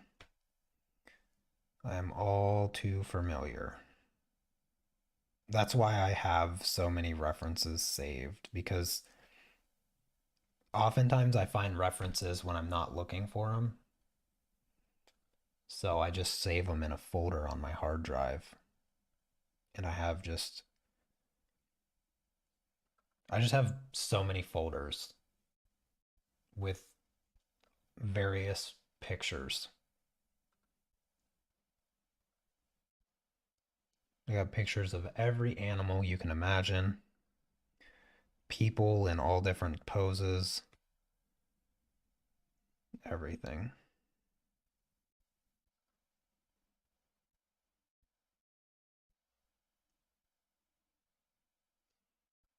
I'm gonna have to fix these fat sausage fingers. These things look terrible.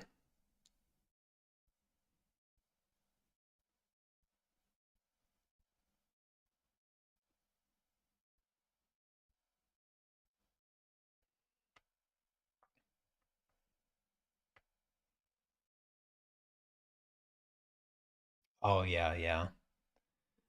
You remember that, Melanie? Wow, yeah, I have no pierogi that I have to make now. I don't really like having pierogi in the summer. I like it as a fall, winter kind of food. It's comfort food because I like to make like, I usually make about 60 of them and just get fat for like 2 days straight.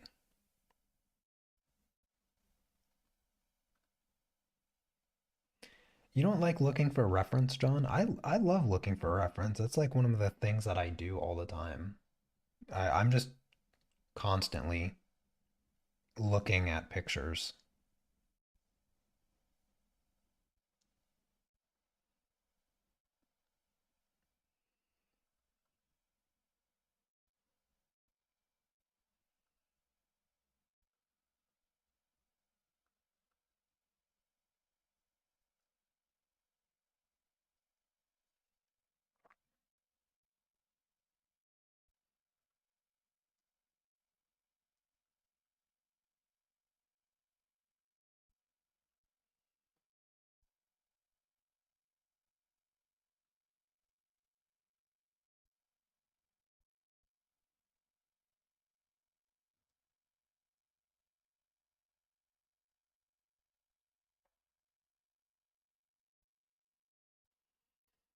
Well, if you just want to paint, just pick something. Don't even give yourself a choice. Just be like, I'm gonna paint that. I promise you, you pick anything, you pick anything, you start doing it, and you're challenged immediately. Being too picky about reference photos is a waste of your time. Don't be so picky. That's one thing that I've actually learned because of the art program or because of the art club. Because sometimes I I'm finishing up a project, like I'll finish up a project on stream and be like, wait a minute, this is done. And I don't have anything ready for the next project.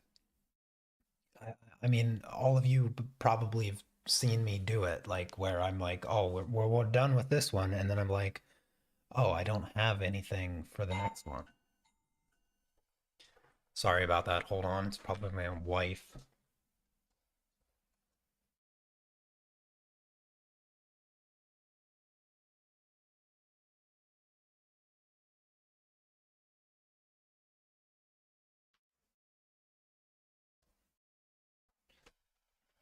Yeah, it's 100% not my wife.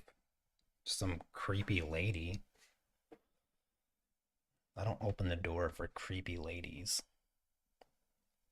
I hope she doesn't ring my doorbell again.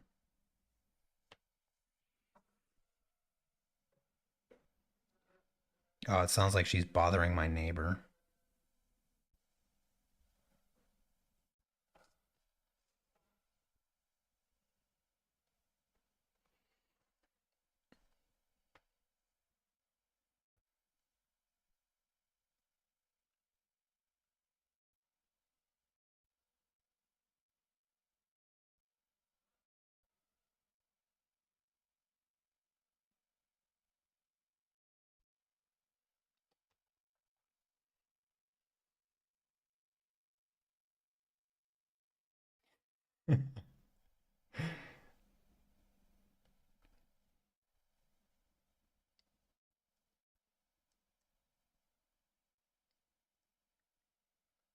Yeah, every once in a while, somebody,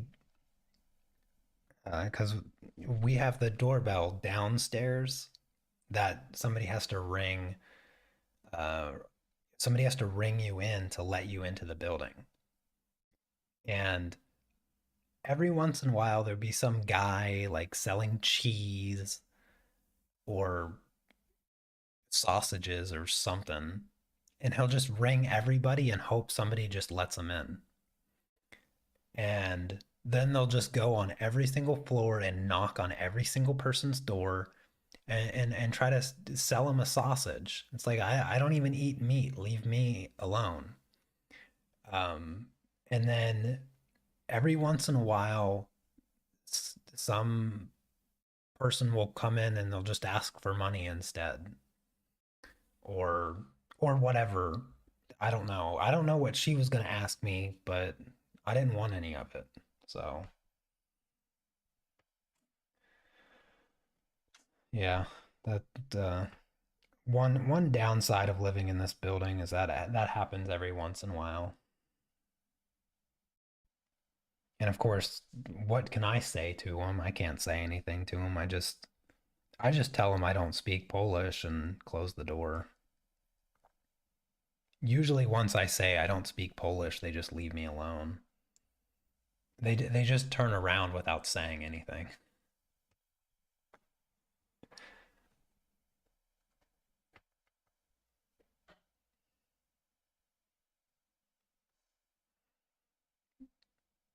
Yeah, before my wife and I, we didn't have a peephole on the door. So I would just open the door and have to deal with whatever person was on the other side.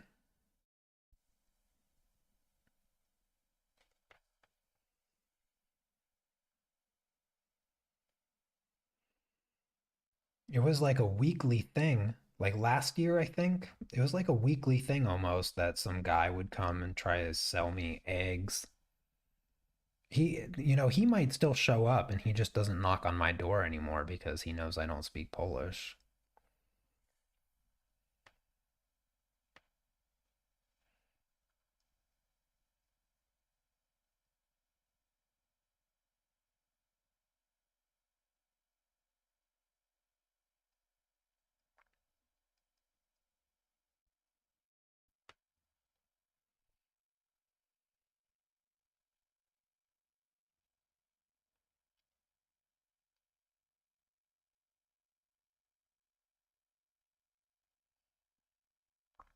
I kind of felt like that lady was staring at me through the people, actually, now that you mention it.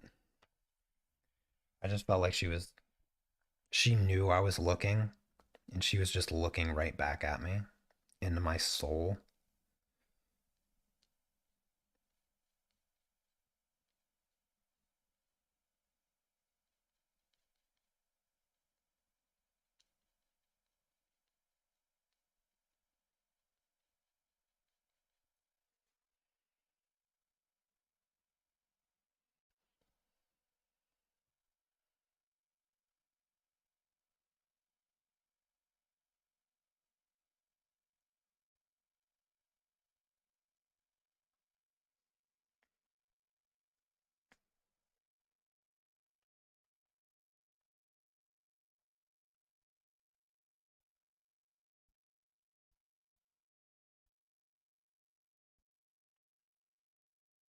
All right, I think everything can just be painted a light value now.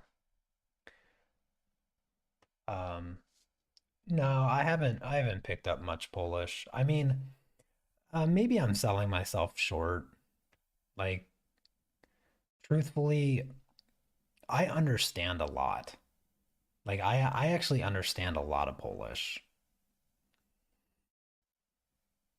I can't tell you how many conversations I've sat there listening to, whether it's my wife and my mom, my mother-in-law, or my wife and our landlord, or my friends when I'm at the gym or something like that. And I understand a lot. I do. But listening comprehension and the ability to speak are two very different skills. And there's a lot of words that I know when I hear them. Okay. But my ability to recall those words and formulate my own sentences in a conversation, that is something that I have not practiced enough to be good at it. So I understand quite a lot because and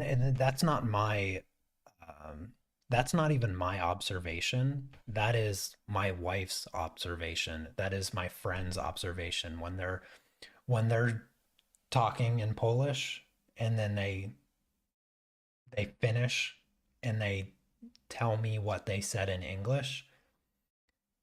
I'd say 9 times out of 10, I know what they said, and I just tell them I understand, like Rosumium.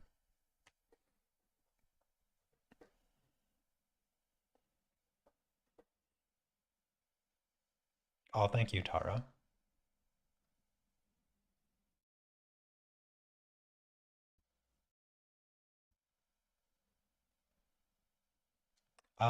The Polish alphabet has a couple more letters, but it's not that big of a deal. Like I know the Polish alphabet. Uh, there's two A's, there's two C's,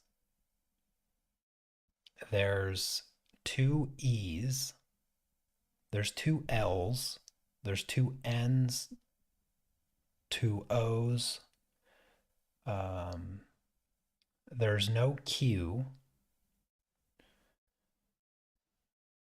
there's two S's, there's no V, there's no X, there's three Z's, there's three Z's. Um, Two O's? Did I say two O's already? There's two O's. And I think that's it. Yeah, I think that's it. So you lose Q, you lose V, you lose X, but then you gain like five or six other letters. But that's it. Uh, takes you takes you maybe 10 minutes to learn the Polish alphabet. It's really easy, except for except for Z's. The three Z's, I still can't tell the difference between two of them. There's Zet, Jet, and Jet, and I still can't tell the difference between Jet and Jet. I can't hear the difference. My wife can hear the difference. I can't hear the difference. But yeah, I have some fundamentals. I have some fundamentals of Polish down, and my pronunciation isn't terrible.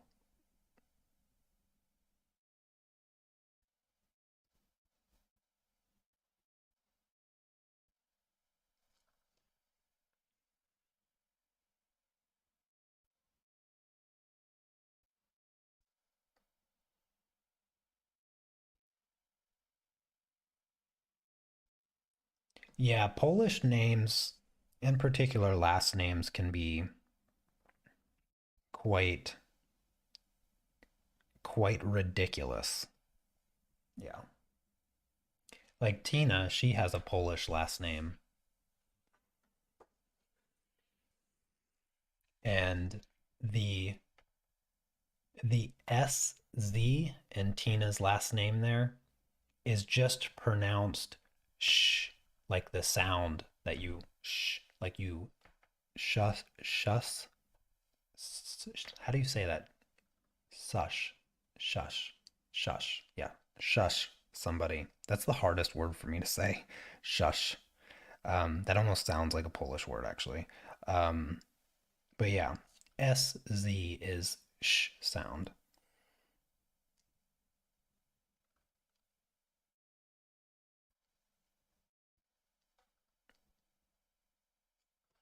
And if you, yeah, if you pronounced Tina's last name, I don't know how Tina says her last name. I imagine it's an Americanized version, but the Polish way to say Tina's last name is Tomaszewski.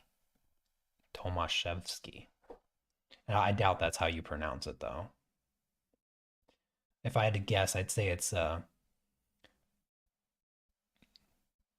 Tomaszewski. Tomaszewski. Maybe that's how they would say it in America, but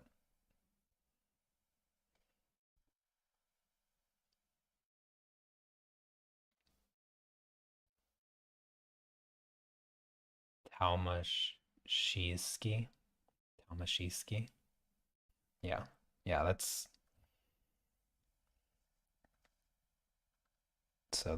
how you guys say it.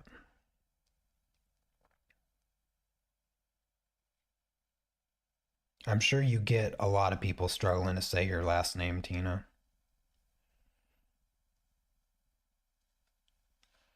It drives me.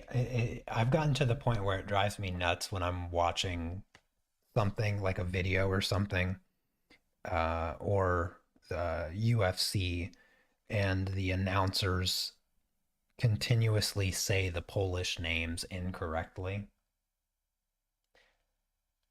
Um, like Matausz Gamrot. There's a there's a Polish fighter, Mateusz Gam Gamrot. Mateusz Gamrot is how you say his name. And all the announcers, Mateusz is just the Polish version of the name Matthew, and it's Mateusz. Um, but they pronounce it Matausz, Matausz, and then his last name is Gamrot, and they say Gamrot. It's just so goofy, and The reason it drives me nuts, like if a normal person on the street doesn't know how to say a Polish name, that's fine. Their job is not their job doesn't involve them commentating on an athlete. Like their job is not commentating on a professional athlete using his name over and over again. So that doesn't bother me at all. But when I watch UFC and the announcers who have been announcing for years can't take 2 minutes, like they can't take 2 minutes to learn how to say the individual's name, drives me absolutely up the wall. Because when you guys are in chat and stuff, I always make a point to try to learn your name. And when I come across somebody that has a name I'm not familiar with, I always try to make sure that I'm pronouncing it correctly. And I always tell them to correct me if I'm mispronouncing it because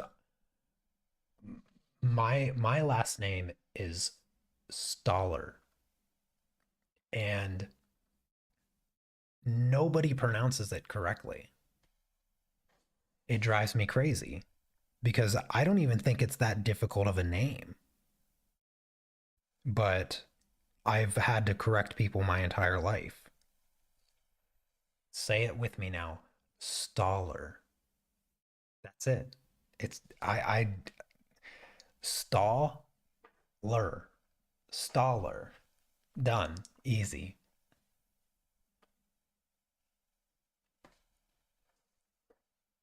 Yeah, that's how you spell the name, Tina.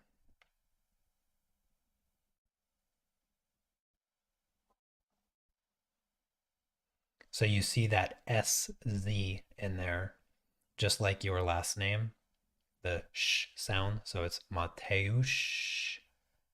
And the letter A in the Polish alphabet is always pronounced ah in every instance. So ma, te, ush, ga. So ma and ga, the ah sound, it's always the same. It never changes. So it's gam wrote. And O is always O. So it's ro, wrote, gam wrote.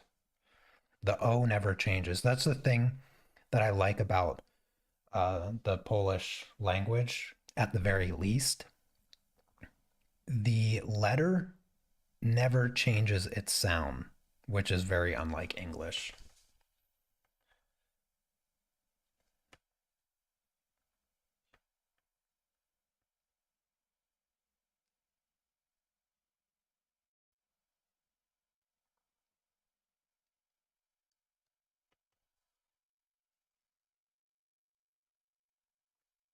I feel like this last little section here that I've painted has taken way longer than it should have.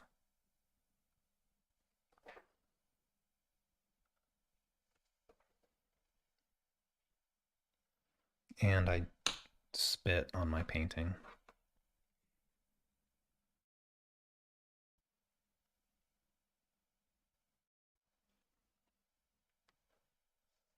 Too bad I'm not using water solvent or water soluble oil paint. Then it wouldn't matter.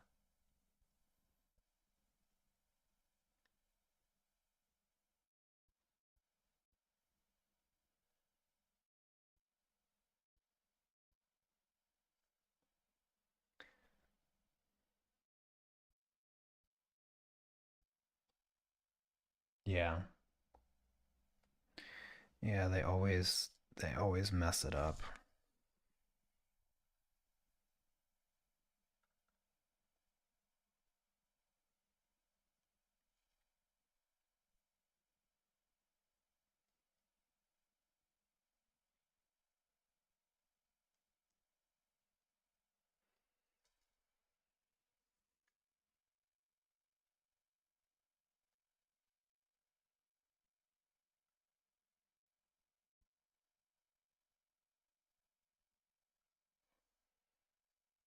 Ever spilled water on a painting?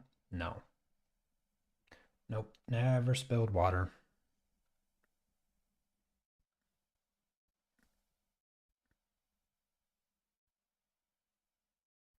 I'm trying to think if I've ever ruined a painting, and I don't think I have. I don't think I've ever ruined any of my own artwork. My wife has. My sister has. I have never. I care too much about it.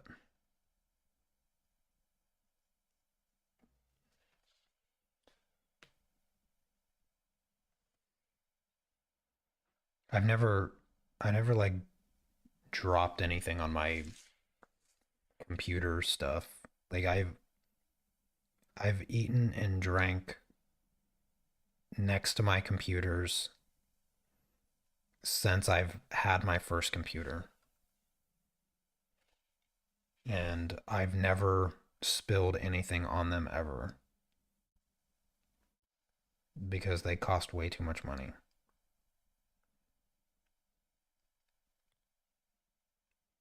And I just can't see myself doing it.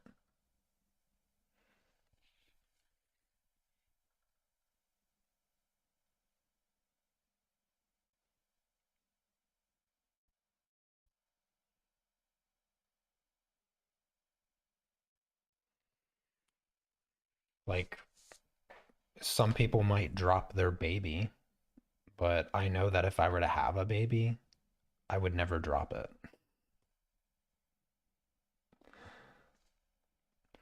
And pretty much the same thing when it comes to my artwork. I care too much about my artwork because even if it's a project that I'm not totally fond of, um, as I explained before, every every piece of artwork that I do, I have a connection with because it's like a journal entry. It's like a diary to me. It has an inherent worth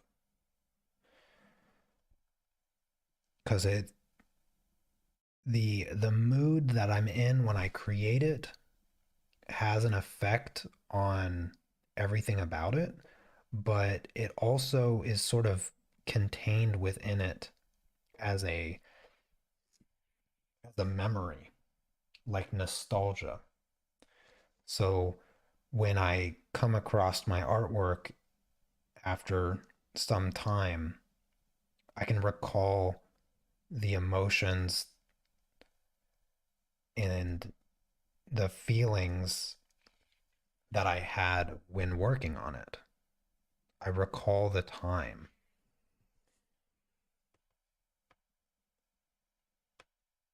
And sometimes it has a story, sometimes it doesn't. Sometimes it is a positive feeling, sometimes it's a negative feeling. It varies just like if I were to write down my daily lives in a notebook or something. My artwork is that for me. It contains all of those unspoken emotions and thoughts,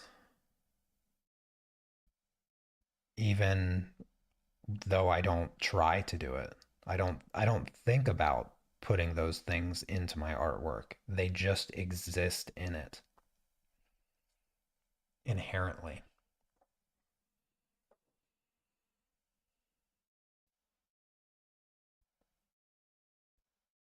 Yeah, it is taking me longer.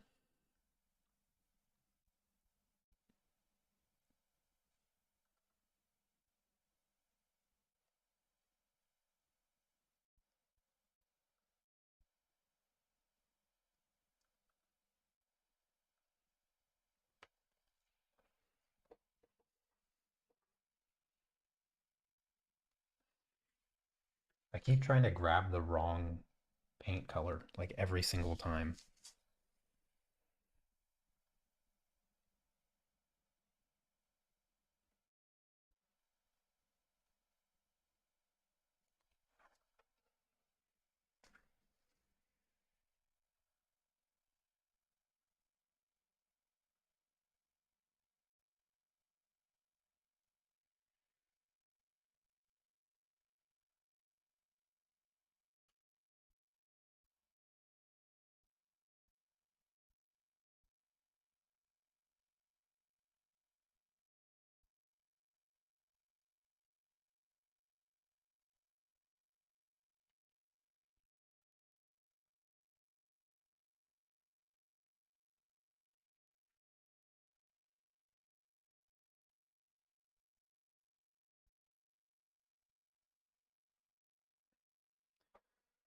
Okie dokie.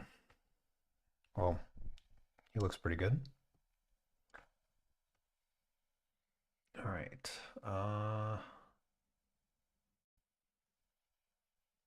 I really don't like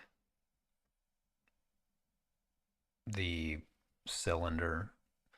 I know that the value is just too bright and I can't use that value because I have to follow the rules. But hmm, trying to think of the best way to do this because I think I'm gonna paint the cylinder now, and I guess I'll start with a little bit of this. I'm gonna cheat it just a little bit.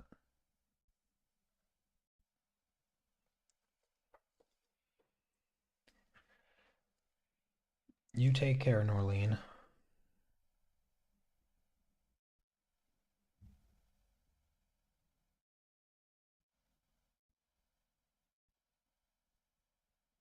Have a wonderful day.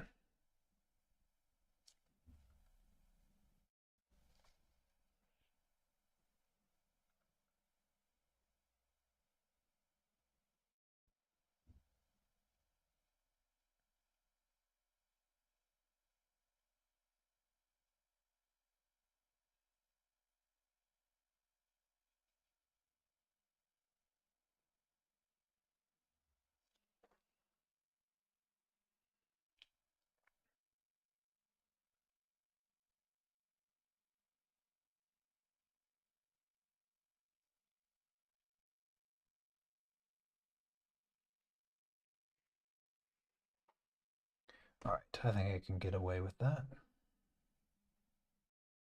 And for anybody that's confused about what I'm doing and why I described it as cheating, that color that I just laid down, as you can see, it is lighter than the shadow here. This is a highlight color, or a light color, and it's not supposed to be in the shadow. So that's I'm using it because there is a reflection that happens on the cylinder that makes that value lighter than the shadow on the leg. And instead of applying it after I apply the shadow, I'm applying it before so that when I apply the shadow, it's mixing with it and it's already lighter. That way I don't lose the edge where the leg is. Because I only have the two shadow colors and I have to use the moderate shadow, which is the same shadow that's on the side of the leg there. So if they touch, it's the same color and I can't see the line anymore. So that's why I cheated and I applied the light color first so that I don't lose the line. See here, these colors are the same, so there won't be a line there, they'll just disappear. The leg and the cylinder become one, whereas I don't want that to happen here with the left leg.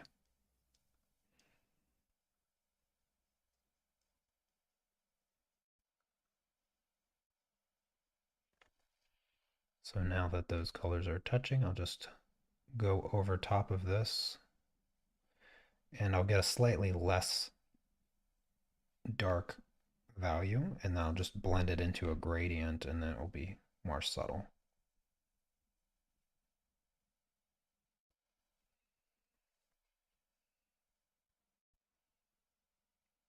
Yep, I put the light into the shadow and as you can see here, that light color allows me to separate the leg from the cylinder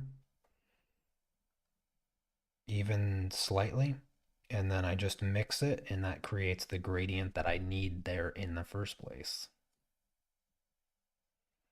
Because it's a reflection. There's a subtle reflection on the cylinder. And there you go, you can't even tell. all you see is that subtle gradient, and then you get to still see that edge of the leg.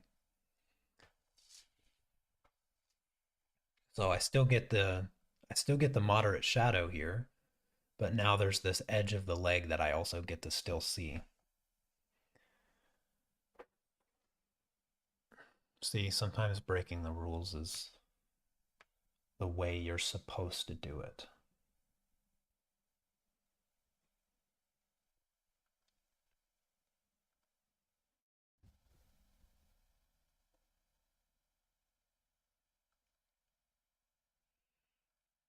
Yeah, the gotta learn the rules to break them.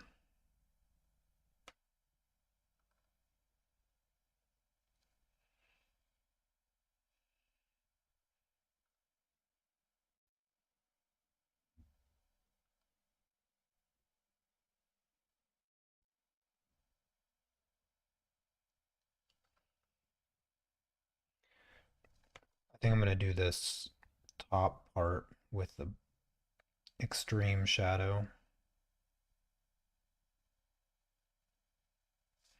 to separate the top from the side a little bit.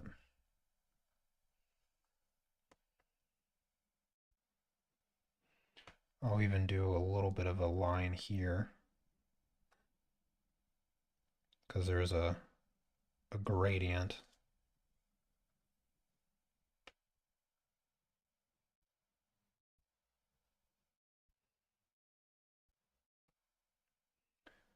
Same thing down here. There's also a gradient here.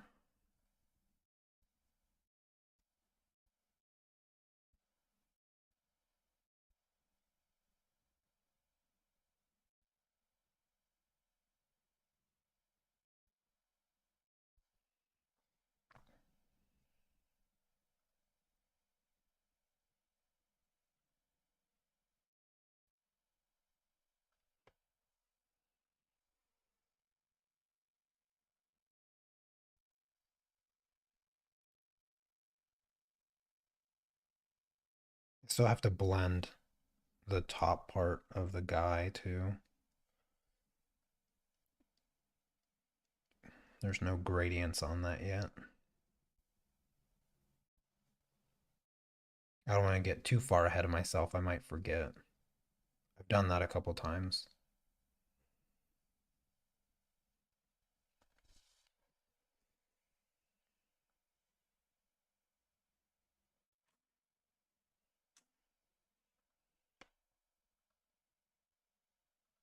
Eventually, my camera will stop doing that. I'm in the process of making sure it doesn't happen anymore.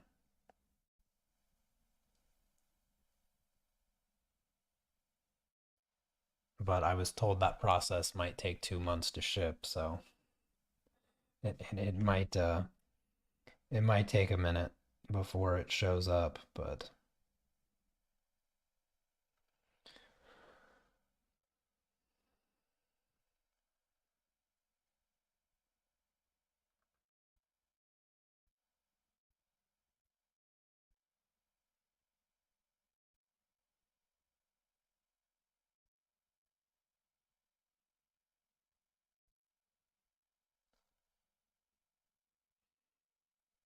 yeah, yeah, it's coming from Mars.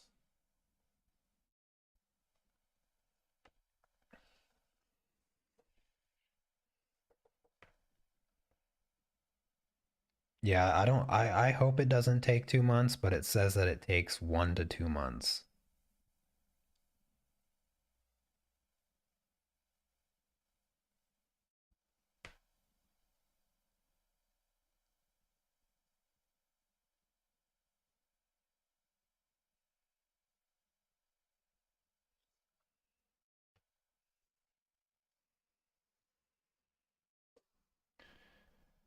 Alrighty, and I'm just gonna, I don't even care. Dirty brush, just gonna grab this and throw it down here. I'm using the extreme shadow for the base layer here.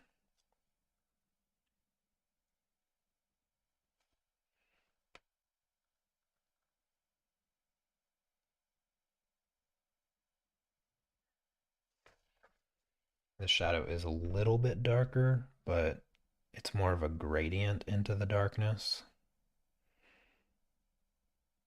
as it gets closer.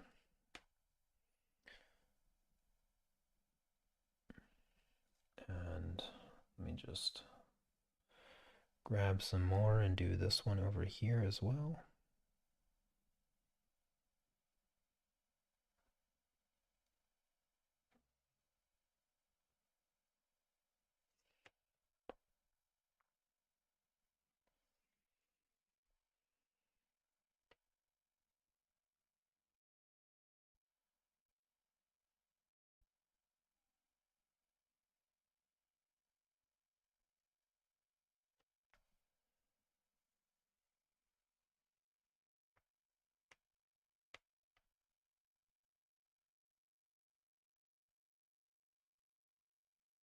Yeah, I ordered it from Amazon, Tina.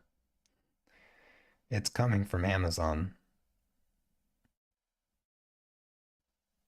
And when I ordered it, it said dispatches on average 1 to 2 months. So not even delivered, sent. A month to 2 months just to send it. It usually takes about 4 or 5 days for things to be sent and then received from Germany. From Germany. Okay. I can throw a rock out my window and hit Germany. So it's yeah, there's a little less convenient over here in Poland. Not the same conveniences that I'm used to in America. Because I remember when I lived in Seattle, I ordered stuff off Amazon twice a week. Like, and it was like I ordered it, I woke up the next day expecting it. Like, I miss that, but that's about it. That's about the only thing I miss living in Seattle.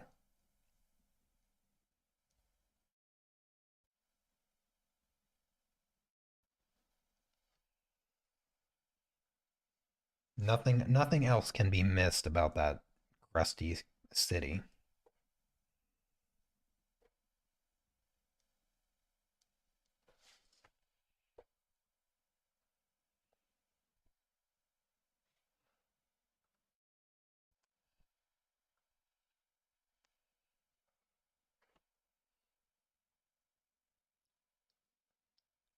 Well, what Amazon do you order from, Remy? You got to pay import. Wait, isn't uh Netherlands, right? Remy? I'm not mistaken, right? Don't you live in the Don't you live in the Netherlands? Is the Netherlands not part of the Schengen area? Do you have to pay extra import taxes if you get stuff from Germany?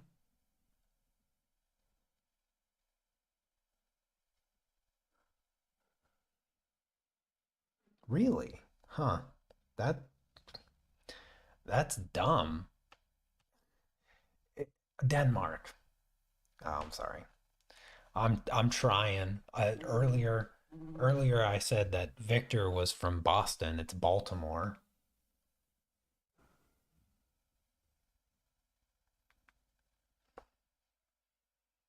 Yeah, Denmark. Okay.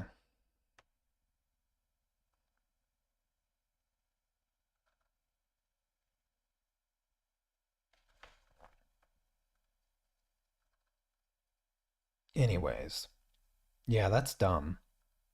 You got to pay import fees when you live in Denmark.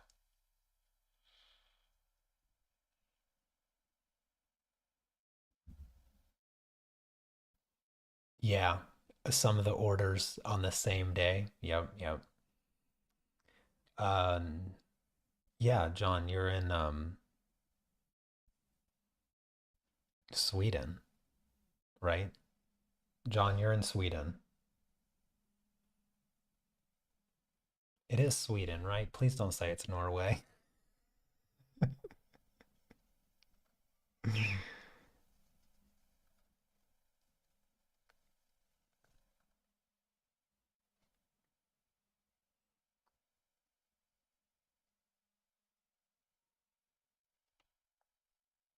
Hold on a second. My wife texted me. I need to take bread out of the freezer. I'll be right back.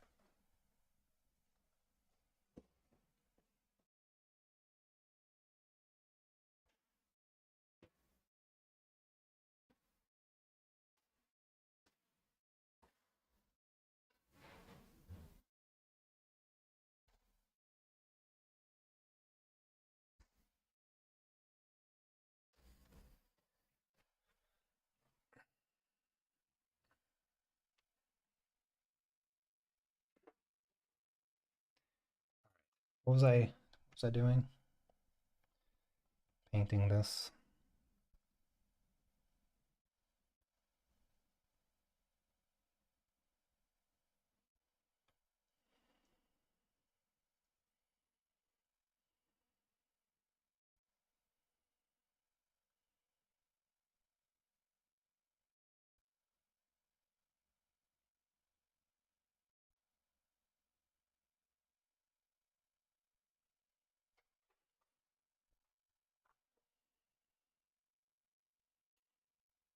Oh, I know exactly what you're talking about, Remy. When my sister sends me stuff, tell them, I always tell them to make sure that they value it really low. So whatever you send me, don't make the value over $20, because then I gotta pay for it.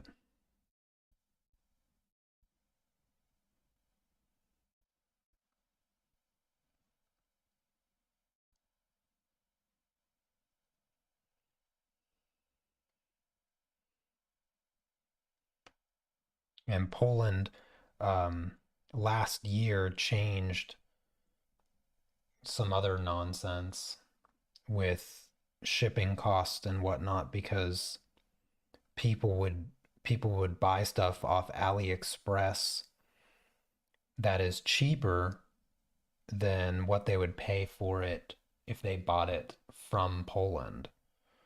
And so they made like these new laws or whatever because they want you to buy, like if you live in Poland, they want you to buy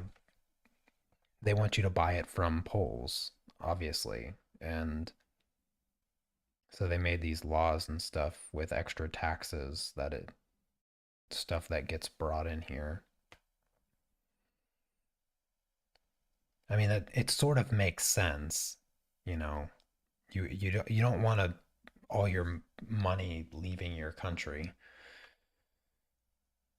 but at the same time, I just don't think it's really to the benefit of anybody.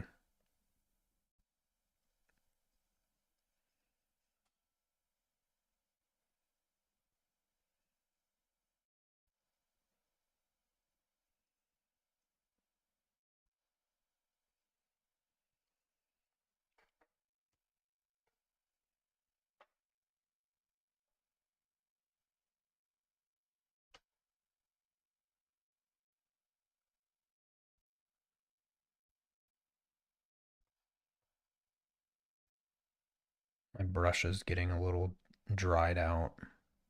It's making it harder to be precise.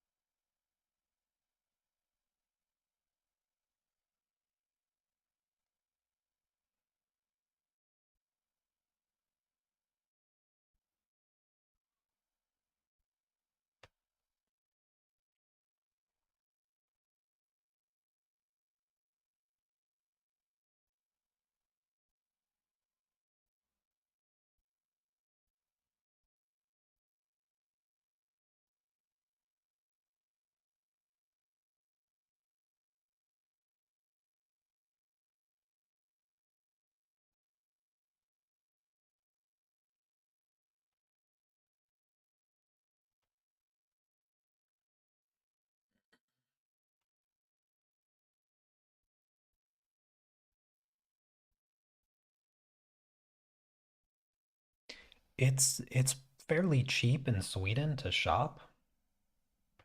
I would have thought the opposite.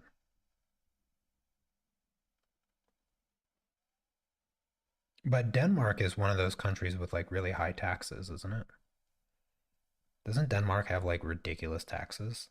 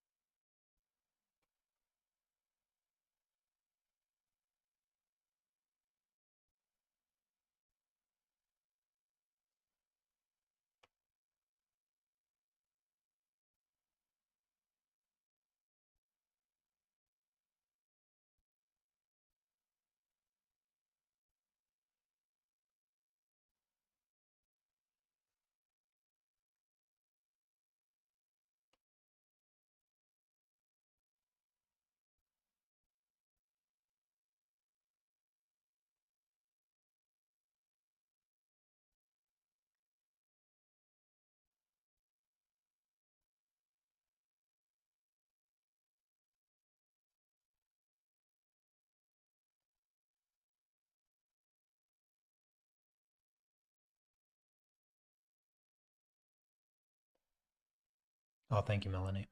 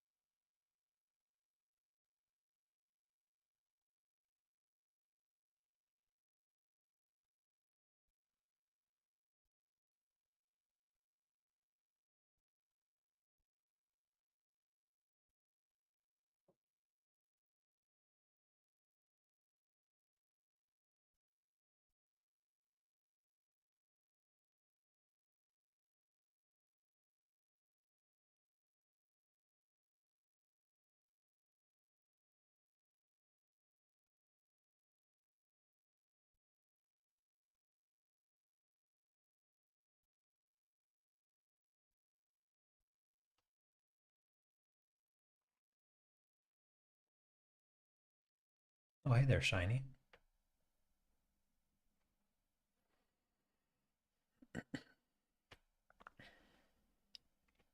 All right, I think I can soften this edge up a little bit on these cast shadows. They sort of get softer as you get further away.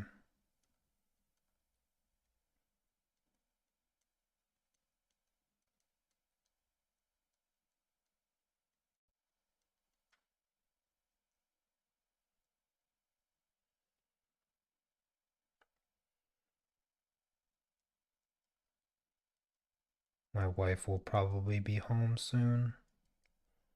I'm guessing like 15 minutes or maybe even less.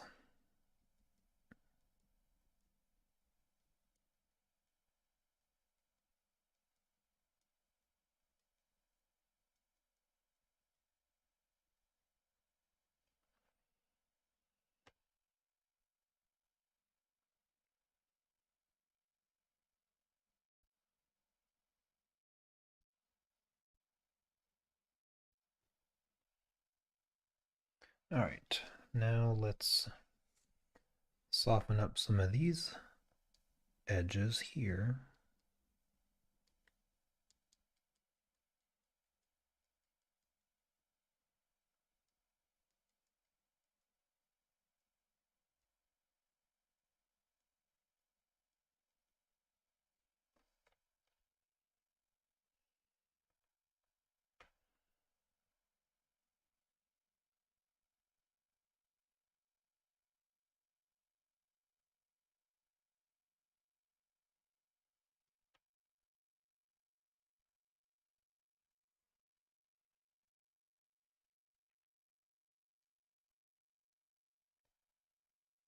And I'm just literally just tapping the edges until they soften very, very subtly.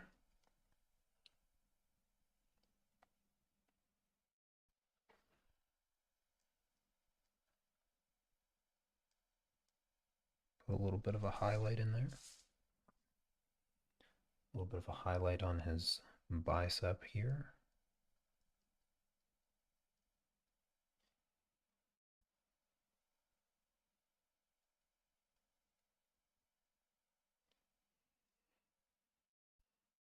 Also his elbow.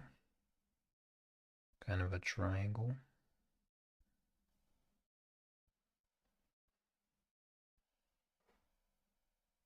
Not allowed to make those highlights too, or those reflection lights too obvious.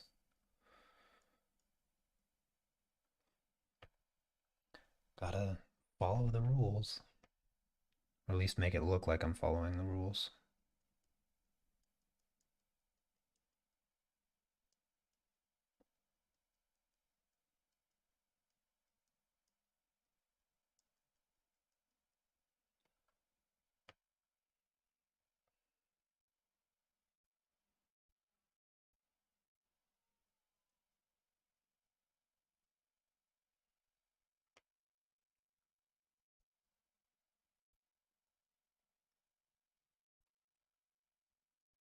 Hope you guys are still enjoying the live stream, by the way. I've enjoyed the conversation for the past few hours, so I appreciate that. Hopefully, I haven't bored anybody to sleep. Unless that's what you were looking for, then you're welcome.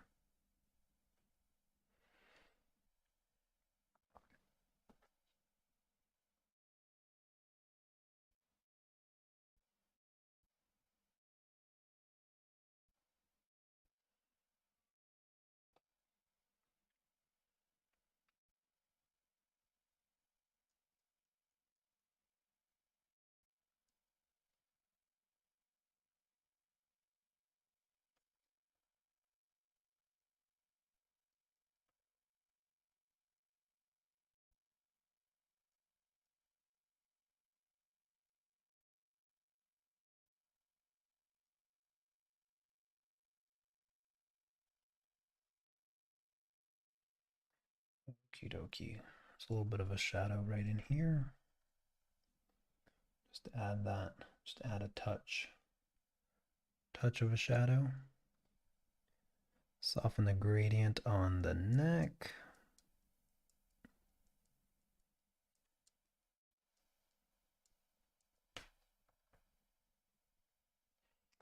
Soften the gradient on the face.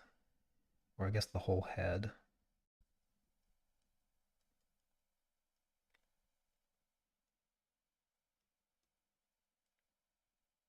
Yeah, I'm surprised they don't go over this technique.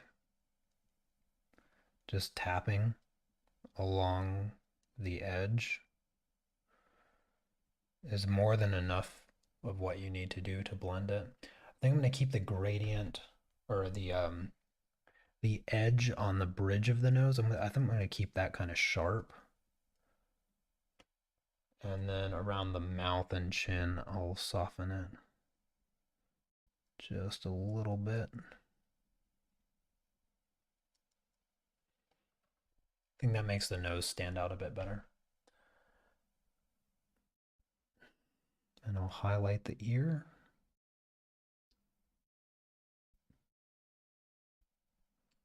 Highlight the chin just the jaw a little bit.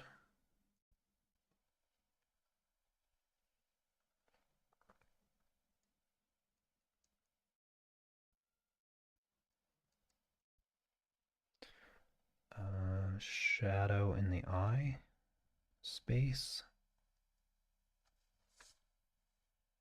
There we go. They'll never know.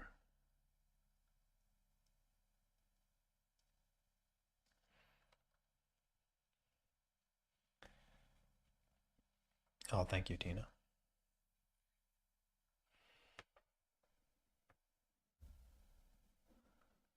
Yeah, Udon is sleeping. Yeah, I had to feed him again. That big fat noodle, I tell you what. He was hungry. I had to feed him again. He was being he was being weird, and he seemed to just want to eat. And so I fed him, what, Thursday morning, I think it was. Yesterday morning, because I tried to feed him Wednesday night, and this goofy noodle decided that he was going to try to eat his food backwards, which, let me just tell you, doesn't work. Okay, it does not work. You can't eat your food backwards, Udon. He has such terrible striking accuracy. Um, and so he I always point his food directly at him, and he's supposed to grab it on the front. Okay, that's the way he's supposed to grab it. That's the way snakes grab their food. Okay, he consistently strikes sideways. I don't know if he thinks he's eating a taco or something, but he always strikes sideways and grabs his food from the side.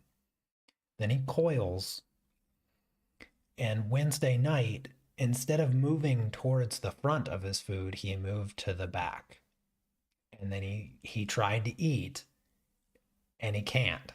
He can't move his head down the food.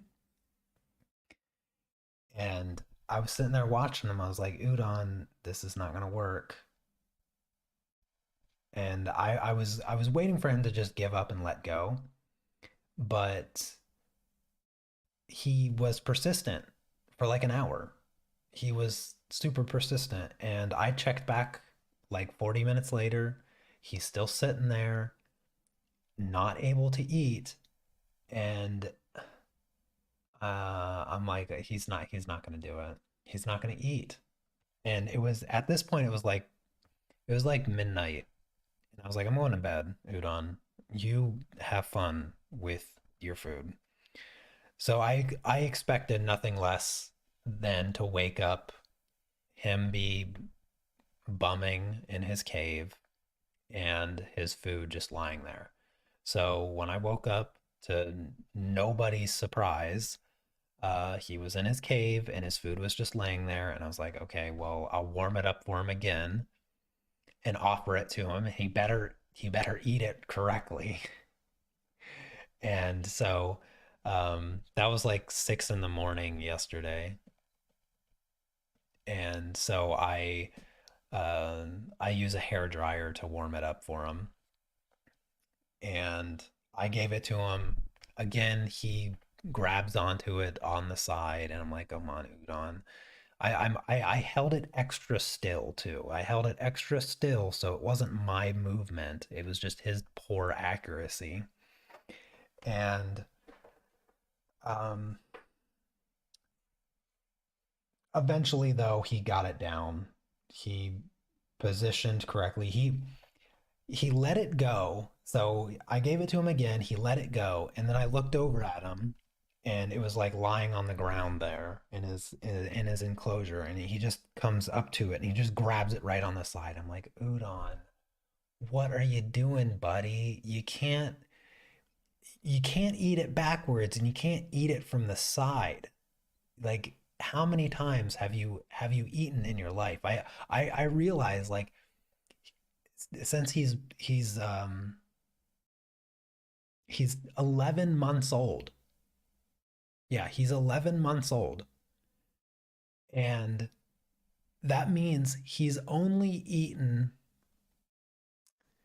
well, he didn't eat for like 2 months with me. So he's probably only eaten about 15 times in his life. Maybe up to 20 times. Let's just say 20. So he's eaten only 20 times in his life. He's still terrible at it. He's terrible.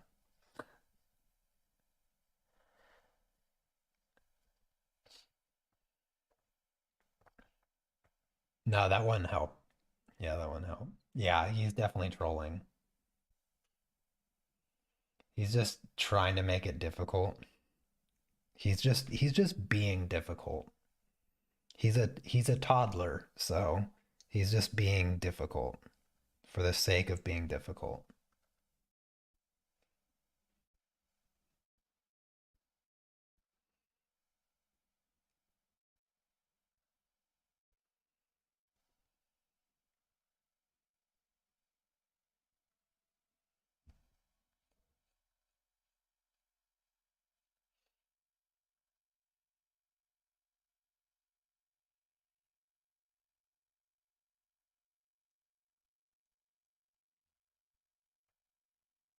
But he's still adorable if he wasn't so cute. So, he's fine. He's growing though. He's growing.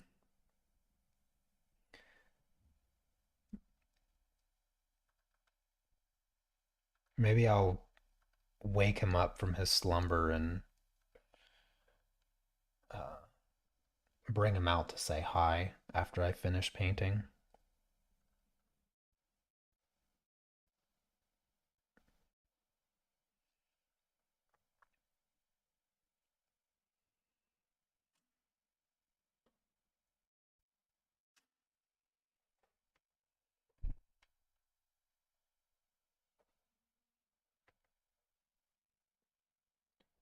Uh, what PayPal payment, Tina?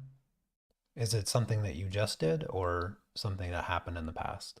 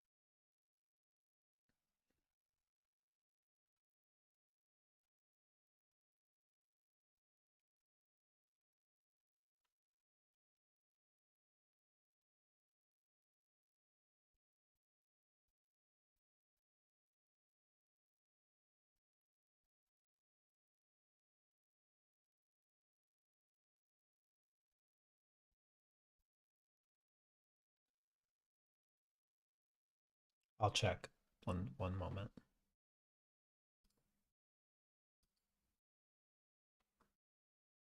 I did get it, Tina. Thank you very much. Appreciate that. That's very kind of you.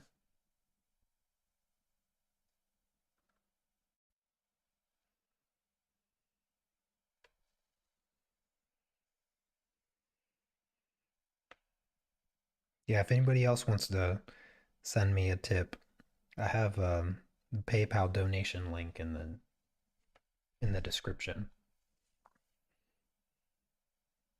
At least I think I do.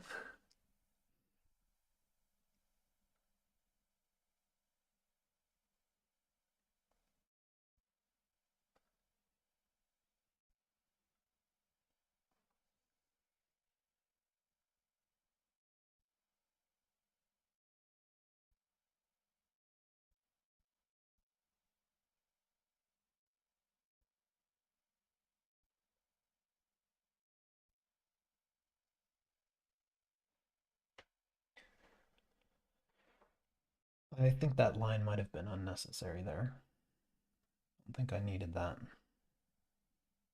Oh well, it's there now.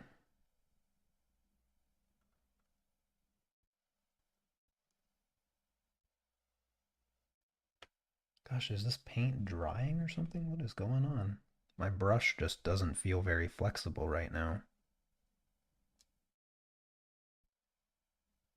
It's feeling real stiff. I don't like it. Makes it seem like the paint is less fluid when the brush is kind of stiff and feels dry a little bit.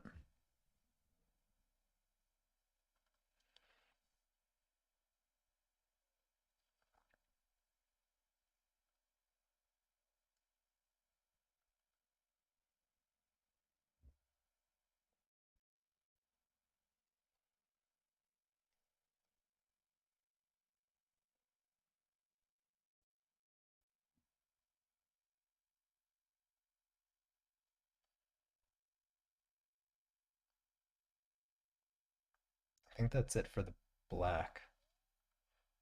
Maybe a little bit right here.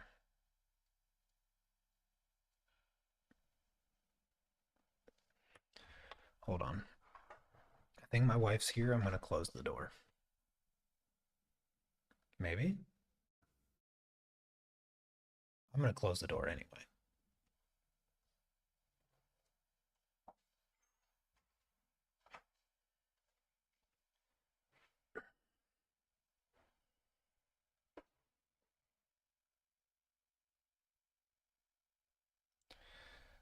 All right, I'm going to get some water.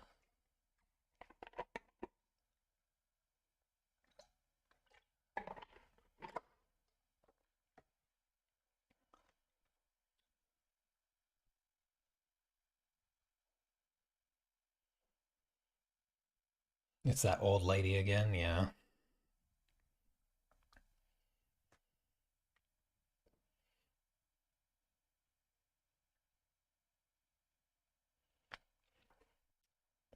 Well, it wasn't my wife because she definitely would have walked in by now. All right, time for shadows. So let's do this.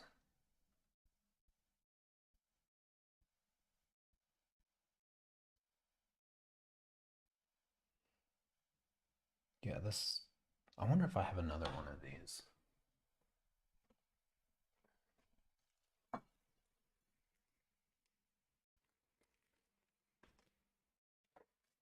Yeah. I'm getting a fresh brush because that one is getting a little too dry for me. I suppose I could just actually I'm going to try something because I don't like cleaning brushes, so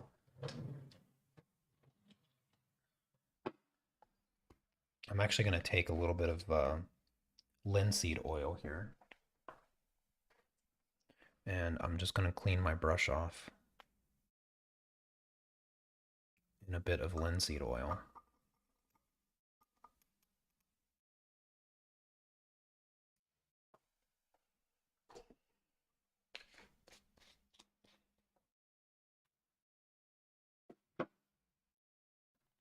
So here's my crusty brush. I just got some fresh linseed oil here and I'm just going to clean the bristles.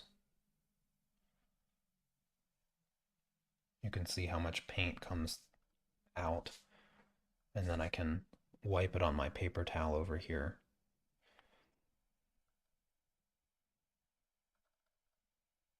And this should loosen up my bristles so it's not so stiff when painting. So quick tip for everybody. And now you can see how soft the bristles are. They're just like a fresh brush. So I saved myself from needing to clean an extra brush. Oh yeah, that feels 1,000 times better.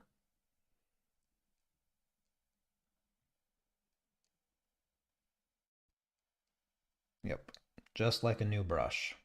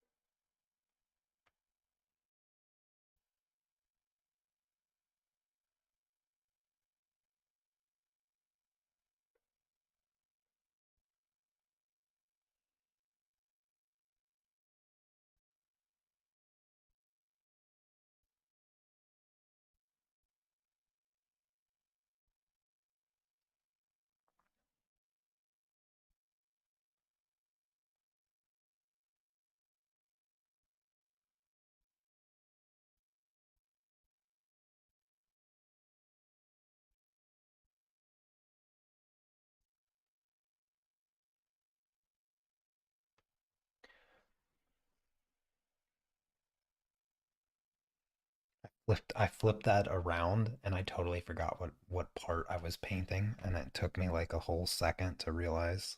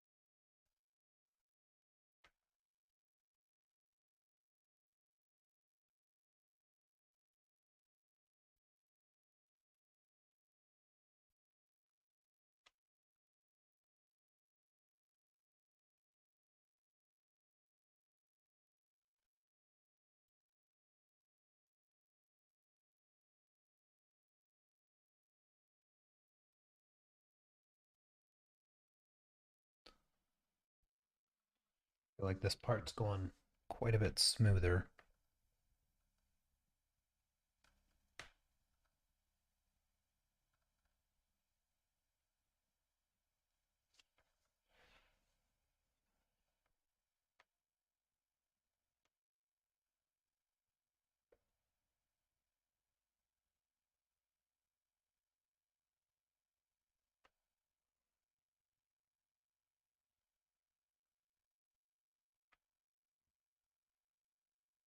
Okay, that has to be my wife.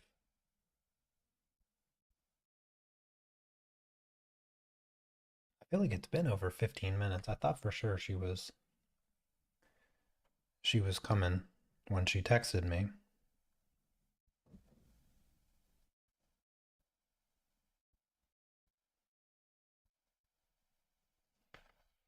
If she pops in, I'll see if she'll come over and say hello to everyone. I think it's been a long time since she's been on camera. She doesn't particularly like being on camera. She's really shy. Even after all these years, my wife is still shy.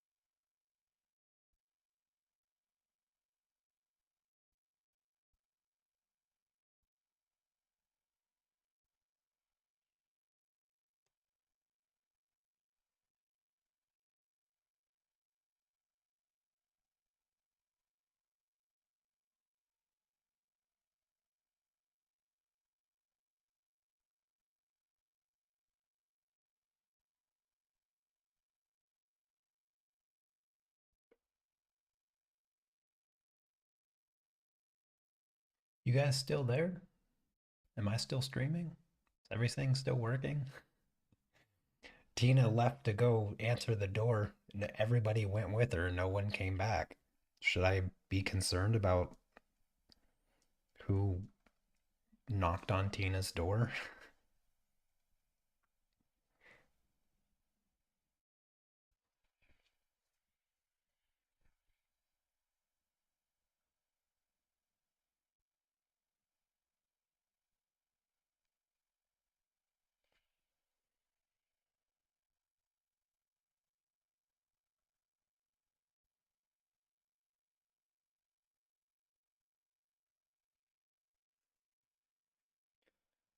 Okay, now I'm actually slightly concerned.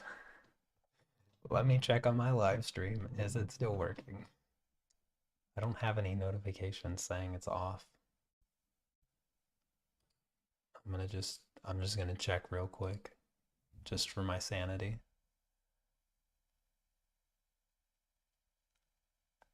Okay, everything seems to be working. Yeah. Okay. Okay. All right, all right.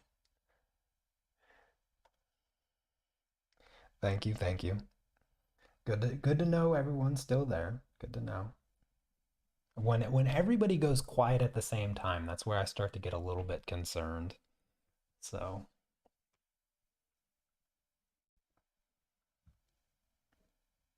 I just didn't want to, I didn't want to miss like my internet going out. My internet has gone out before during a live stream. I think once for sure, but I think only once. I think only one time. So I'm hoping never again, but obviously that is wishful thinking.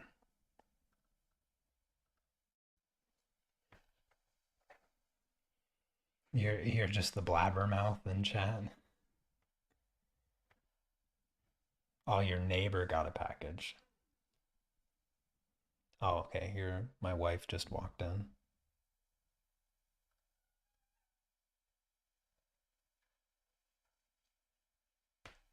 Oh, they're being real quiet because they know I'm streaming.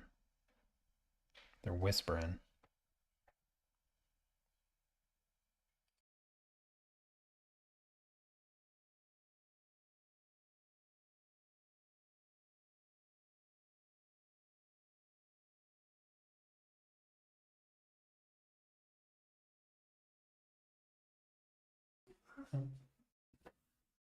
That's what I do.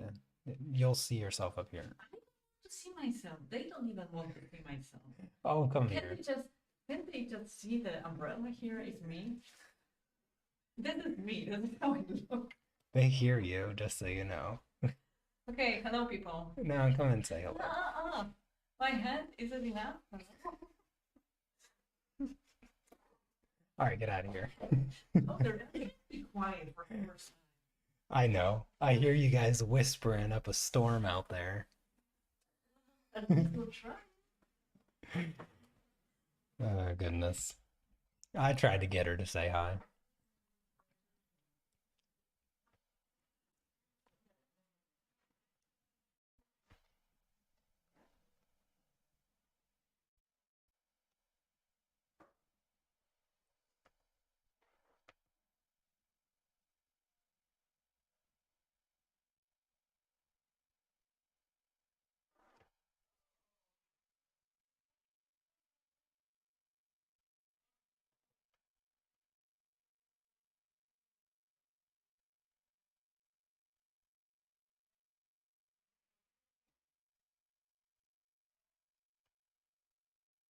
Maybe she'll make me some tea since I still have like 2 hours left of painting.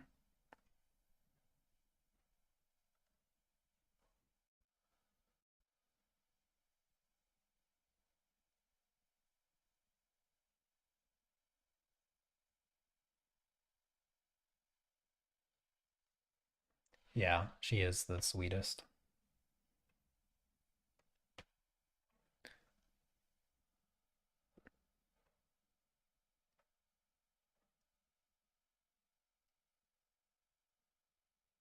Actually, that's what she calls me. She calls me sweetie, and I call her cuteness. That's that's our pet names for each other.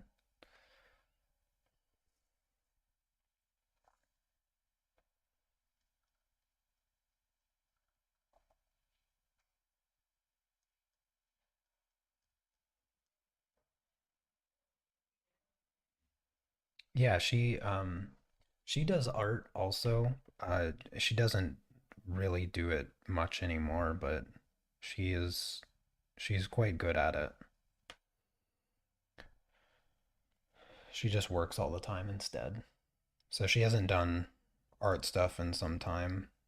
Um, but that's how we met.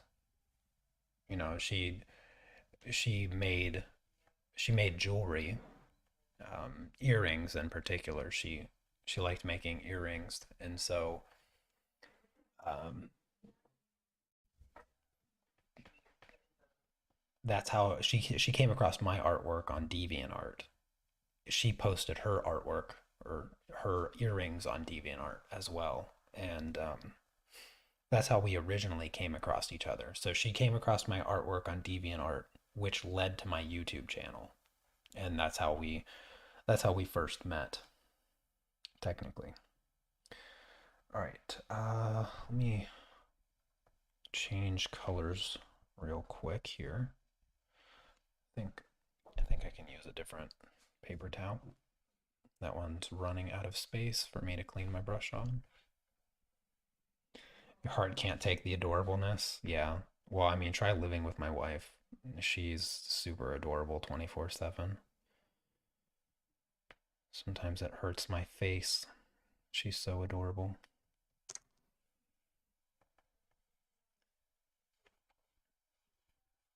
Yeah, I gotta say, like, the like Hollywood movies and stuff, like the romantic comedies and all the love stories. And yeah, I used to think that was total nonsense. I used to think that all those movies, like the way that they portrayed love, I thought it was complete utter nonsense. I was like, there's no way. Like nobody's that happy. But I can genuinely say that I can't imagine a happier relationship than what I have with my wife. Like I love her to death. Absolutely. Like it's always just it always feels like a fresh relationship, where you're just happy all the time.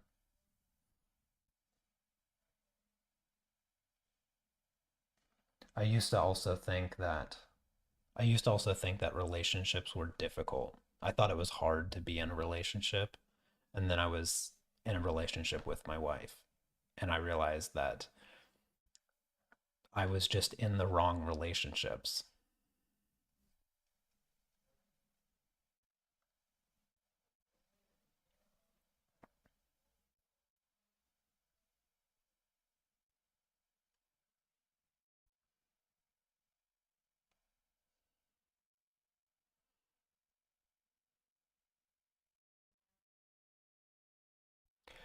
She never made rings, but she just earrings. She used clay. Oh, hey there, Yulia. I agree. We are both very lucky. I totally 100% agree. I I I wish that everyone has the opportunity to meet somebody the way that my wife makes me feel. The the overall joy, like just when she comes home, I'm happy when she comes home. I usually, if I'm not streaming, I always meet her at the door. Um, and I just enjoy being around her. Yeah. It's just the most easy. It's so easy.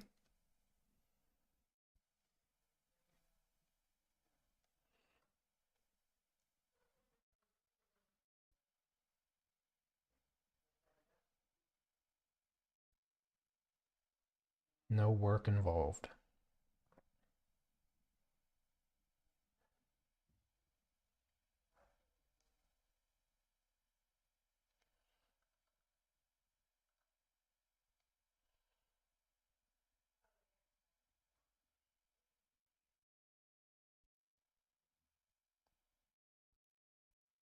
That's fantastic, Sneaks. Yeah, there's a number of you that are up there in the years with your anniversaries. My wife and I celebrated 5 years. This year was 5 years of marriage for us, and it doesn't even feel like a year. Yeah, it doesn't even feel like a year. I was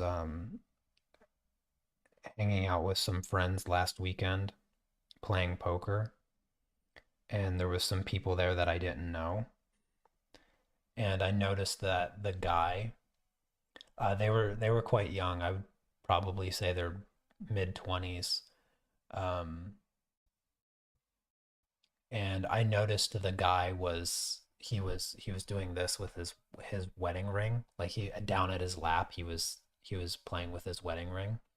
And I know that when as a guy, um, as a guy, we don't generally wear rings. So when we get married and we feel that ring on our finger, we tend to fiddle with it until we it becomes something that we're used to having.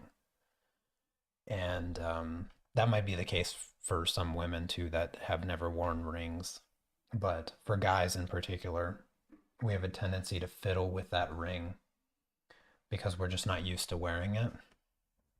And so I looked over at him and I saw that he was doing that, and I asked if he was a newlywed, and yeah, him and his wife are going to be celebrating their 1 year anniversary in a couple months. But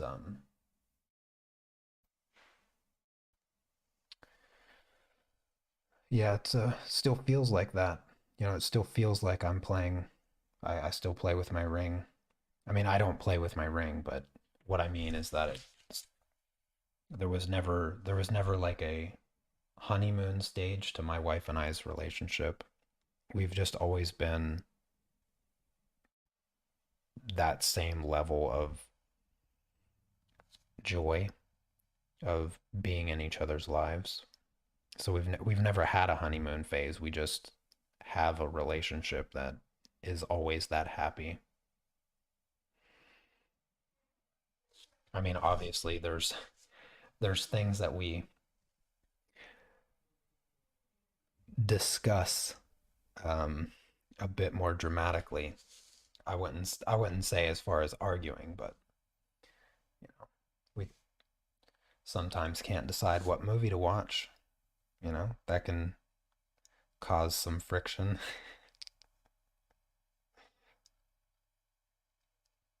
There's still things that we do,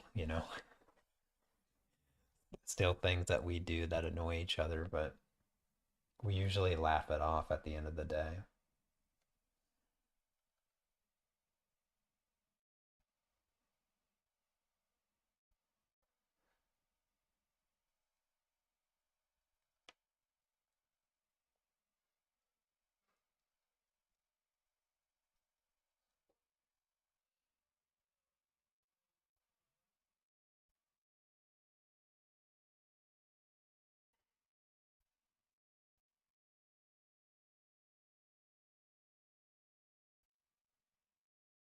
15 years in February, 28 years. Yeah, that's fantastic.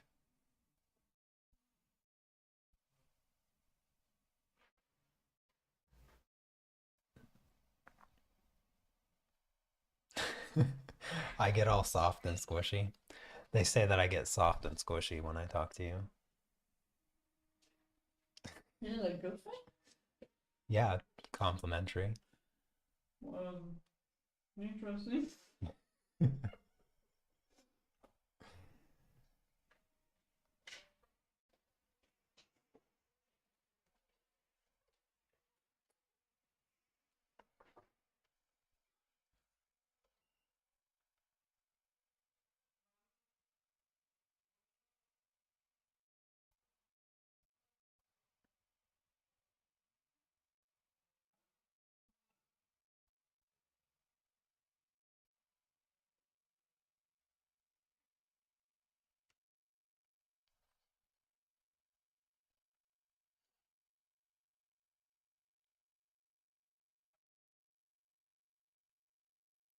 Yeah, that's true, John.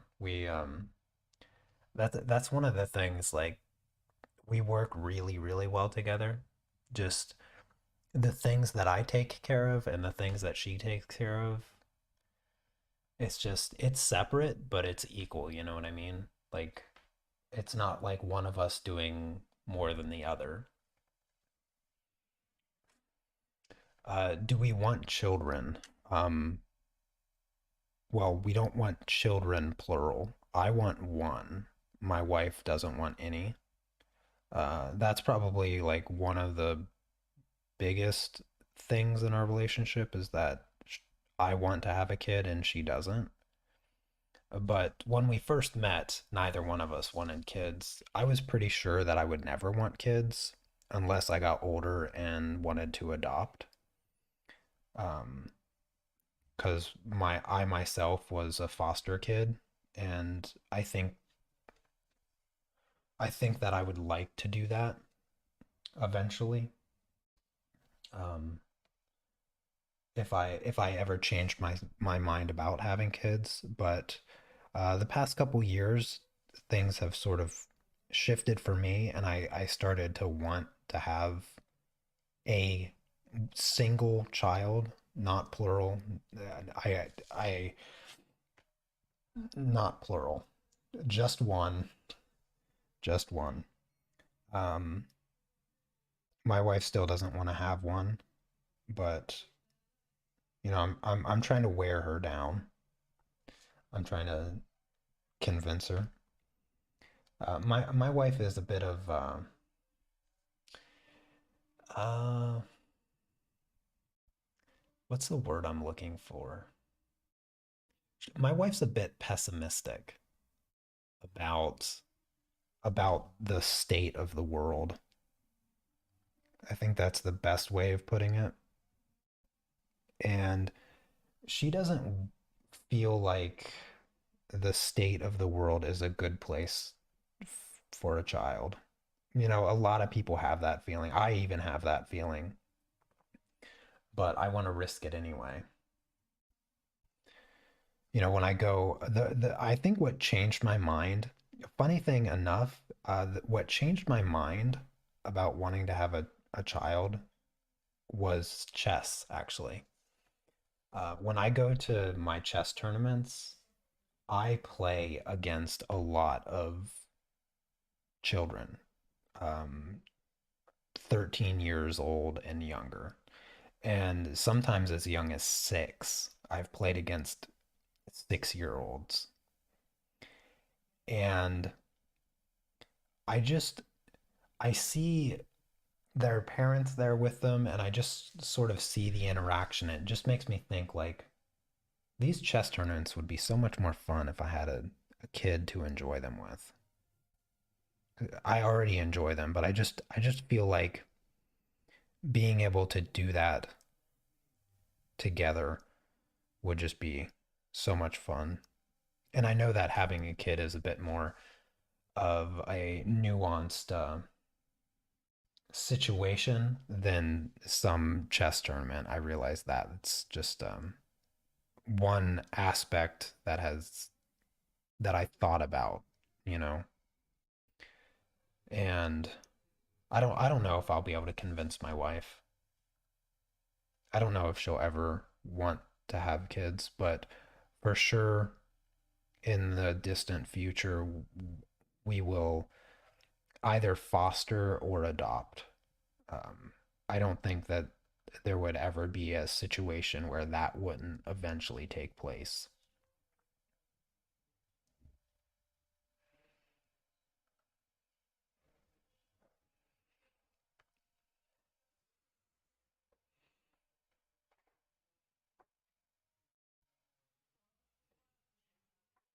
Is there a way to volunteer at an orphanage?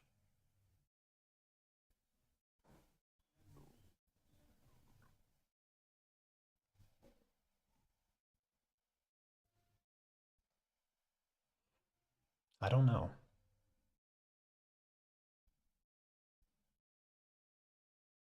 Oh, for sure, Tina, if I were to have a kid, I would, they would be homeschooled.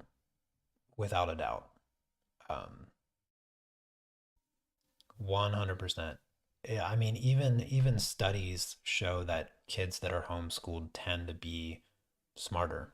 They tend to have higher IQs, partially because a lot of the learning takes place internally.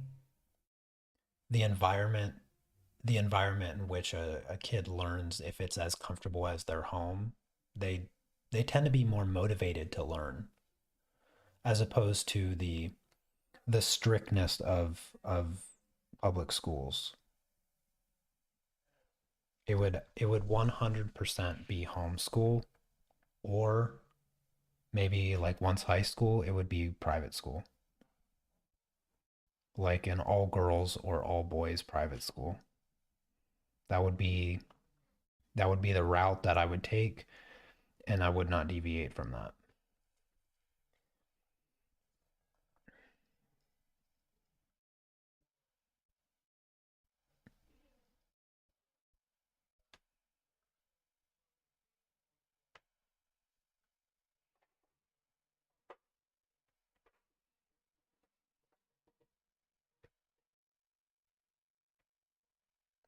Yeah, I know what you mean, Tina. Yeah.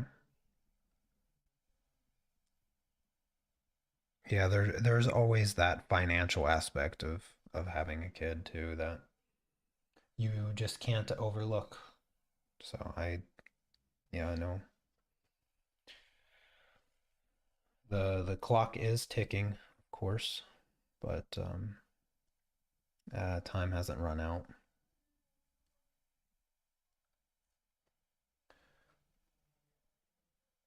Not yet, anyway.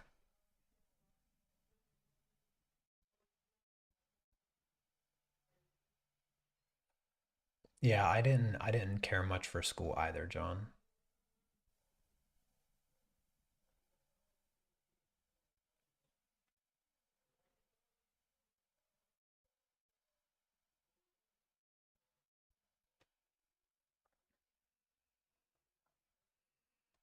Okie dokie. Time to do some blending here before I finish the upper torso.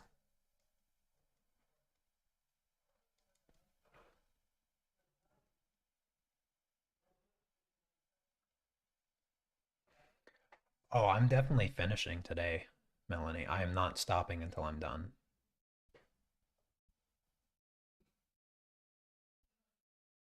Yeah, that's a good point, Sneaks.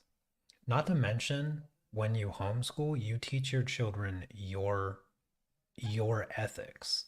See, the thing, you don't learn morality or ethics when you go to public school. What you end up learning as far as ethics go is social ethics of school, which are never a positive thing because in schools you naturally gravitate towards cliques, and cliques, depending on which one you happen to align with, all have different moral codes, and sometimes those moral codes are wrong. And here comes my perfect wife with the tea I expected her to make but didn't ask for. Are you talking Yeah, I'm talking about you. to the end of the break? This is my. Well, here, put it there. Yeah, That's very sweet of you. Thank you.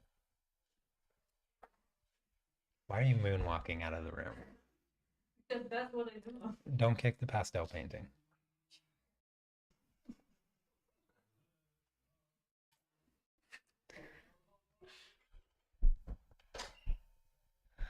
Oh, goodness.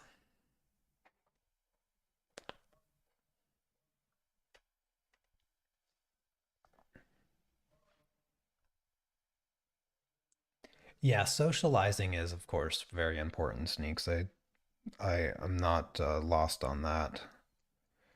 And I think when I was growing up, I mostly socialized with adults, actually, which is probably why since the age of like 11, everybody sort of treated me almost like an adult.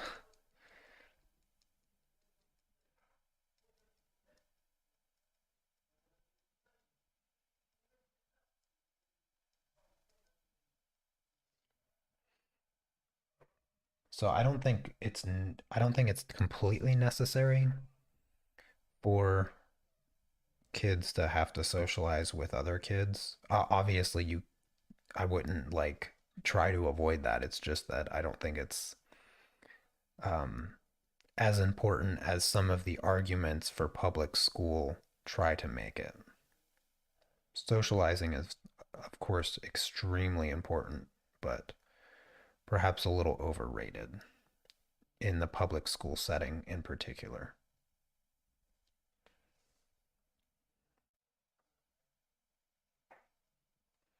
Yeah, the background's easy though. I can do that with my eyes closed. It's just the tedious part here that is taking up all the time.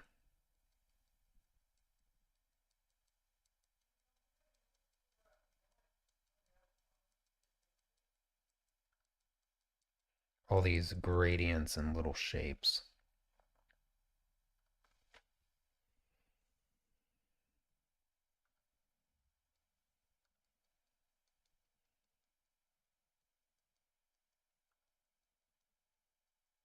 Now I have tea, so I am more than prepared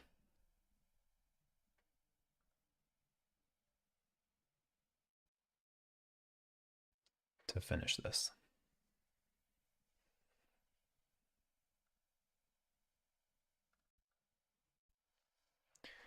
Okie dokie.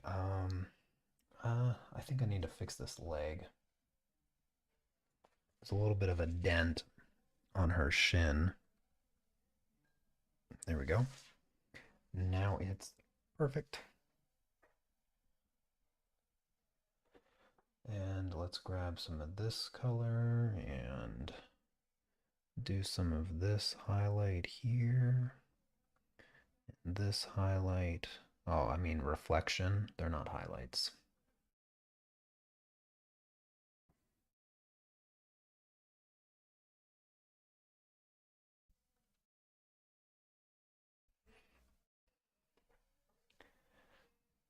And of course, all of this.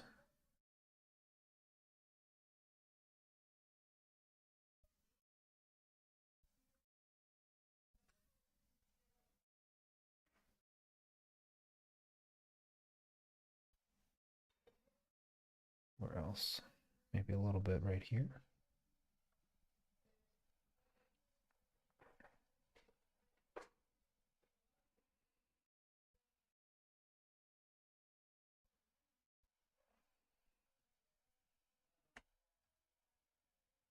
Yeah, that's another thing. Like that kind of environment is pretty much unavoidable regardless of the school that you go to.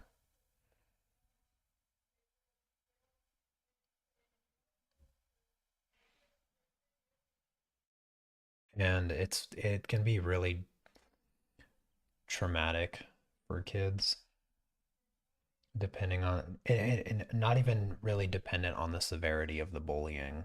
It can just be as simple as name calling and it can have dramatic effects psychologically. It's just too important to take lightly.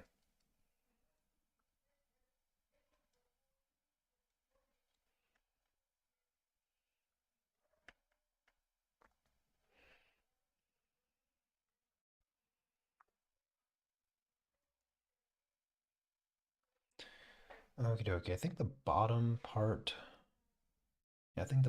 is good. Oh, you know what? I need a little bit right here. I need a little bit of a gradient.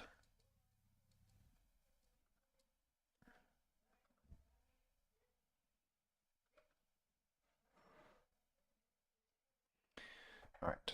Yeah, I think the bottom half is good. I gotta cheat a little bit with the chest.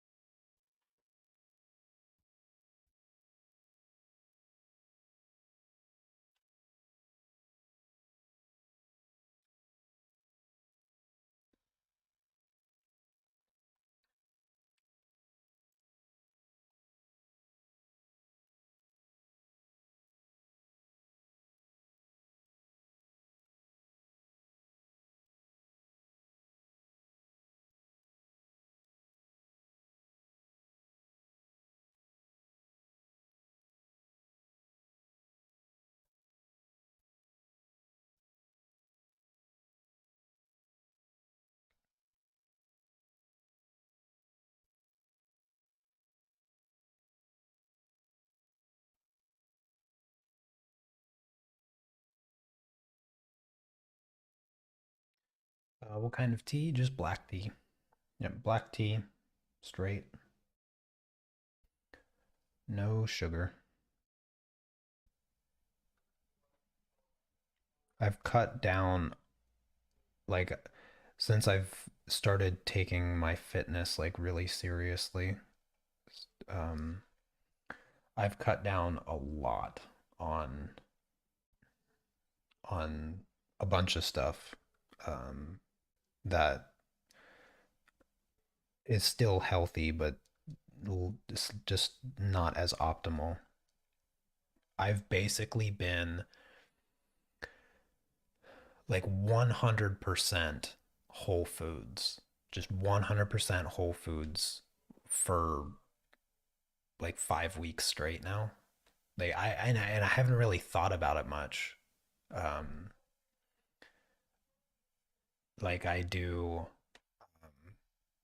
these smoothies where it's just like spinach, banana, strawberry or cherry, and coconut milk.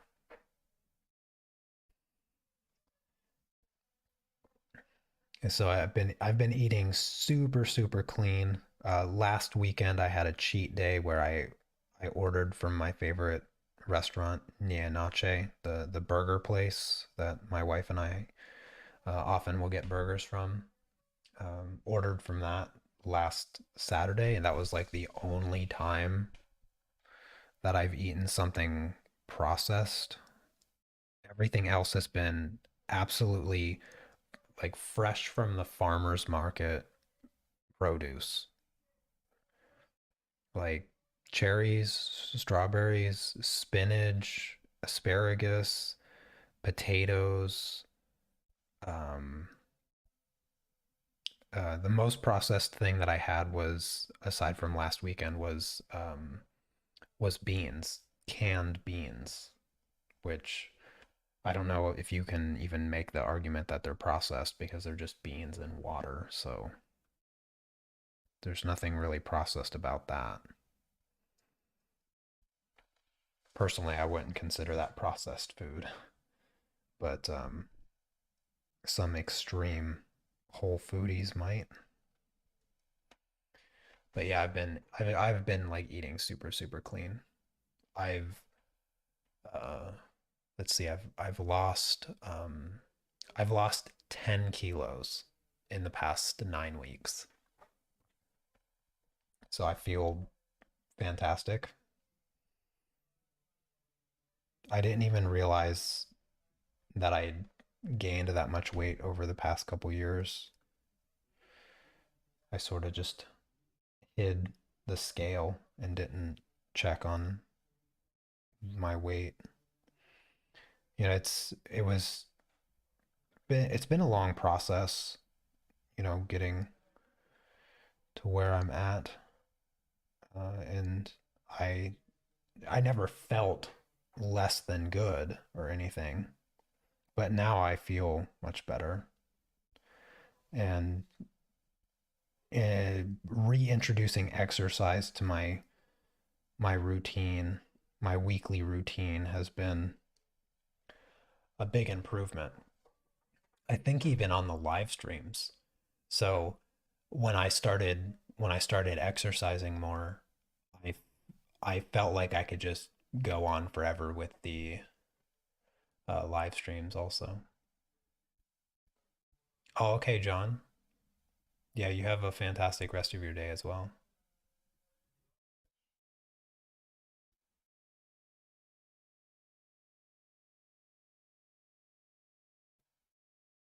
Yeah, I think maybe you have to use a diffused greenhouse down there in Florida with the sun being so strong.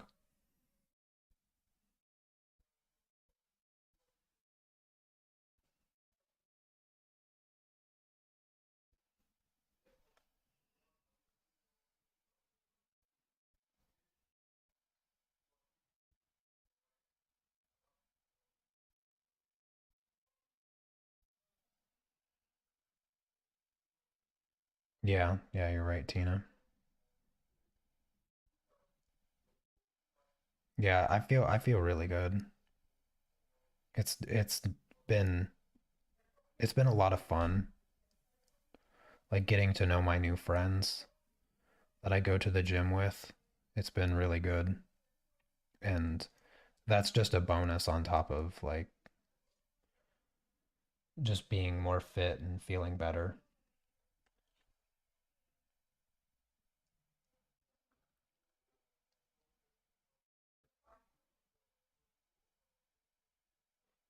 I'm glad I didn't wait any longer. How hard is it for me to source fresh foods in the winter? Oh, it's actually not hard at all.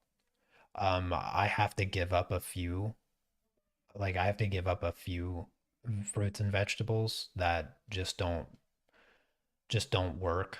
Um, but I mean, it's fairly easy because I would say a majority of my vegetables are like onions, potatoes, carrots, broccoli, Brussels sprouts, and all of those things, they don't go anywhere. The only things that I really give up in the winter are avocados, strawberries, cherries, you know, more of the seasonal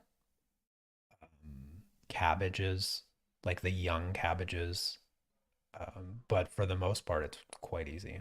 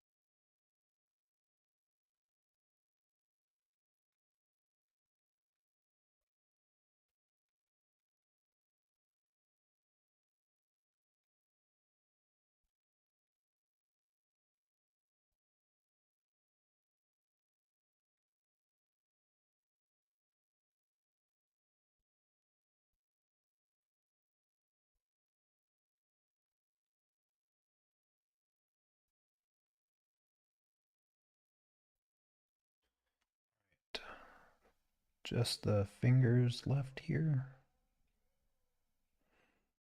And I'll correct the fingers when filling in the background. No need to try to be precise unnecessarily there. Righty. Just clean up my brush. Got to apply the light layer. Not too much, not too much left. Maybe another hour and I'll be done.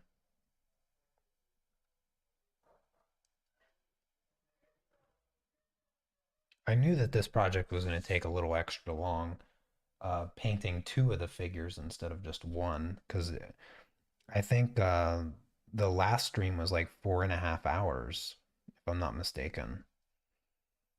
Just painting the girl figure sitting on the cube.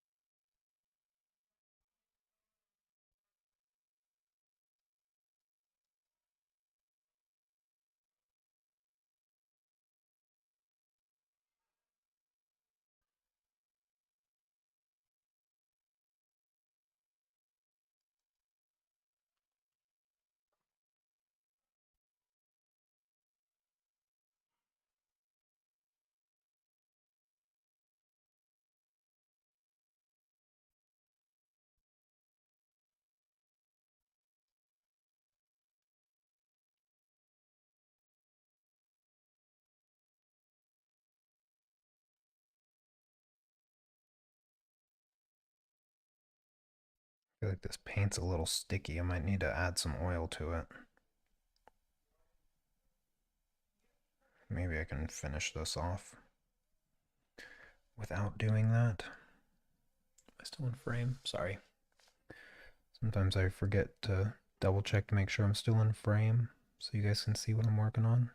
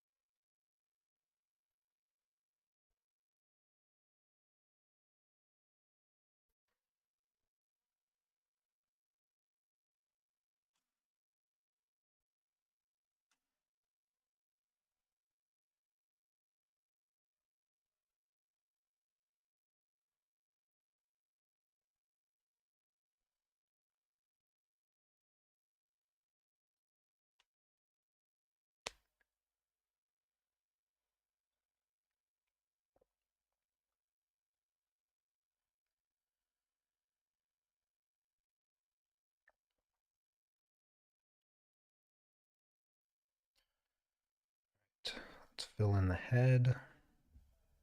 Now, once I fill this in, I still gotta do the blending, but the hard part's over.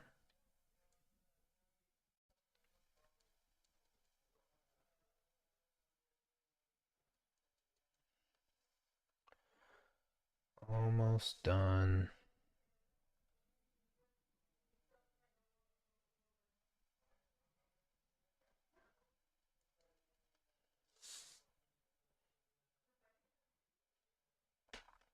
Can't believe some of you have been hanging out for the whole stream.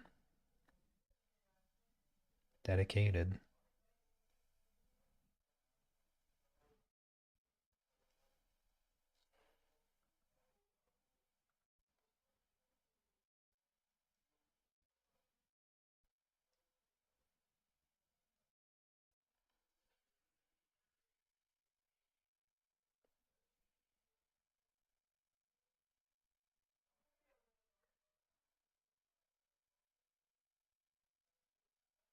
I think I see a bristle hair. Oh, maybe I got it.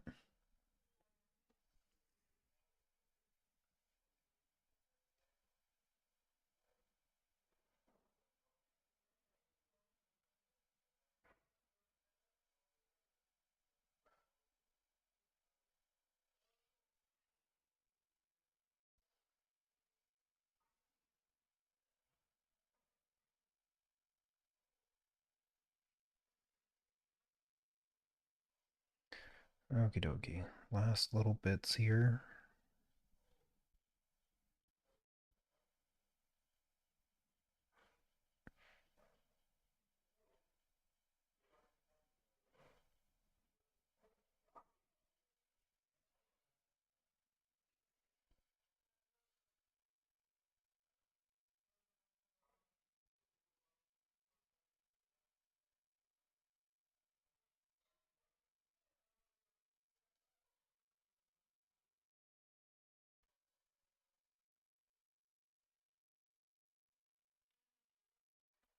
Okay, Kizzy. You have a great weekend too. I'll see you on Monday. Have a good day at work.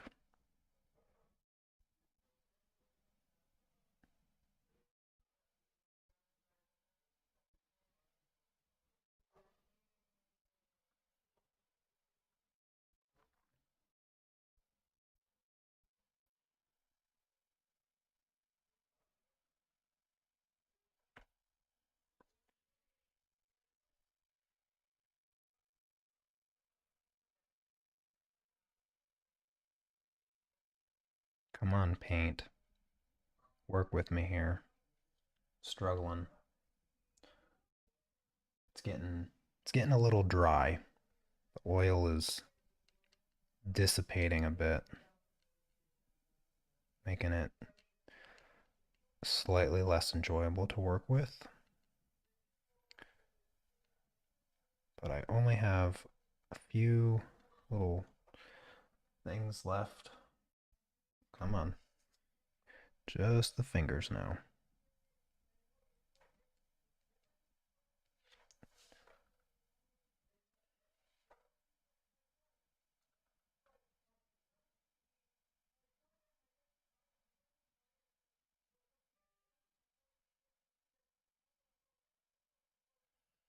There we go.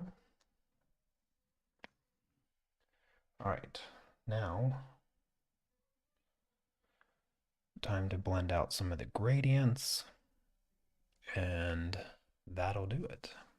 I mean, that will do it for this doll.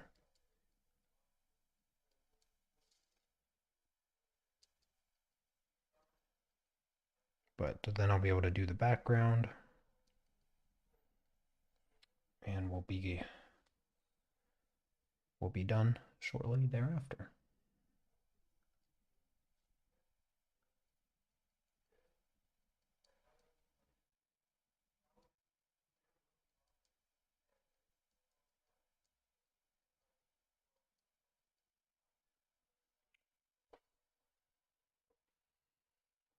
Still here as well, huh, Melanie?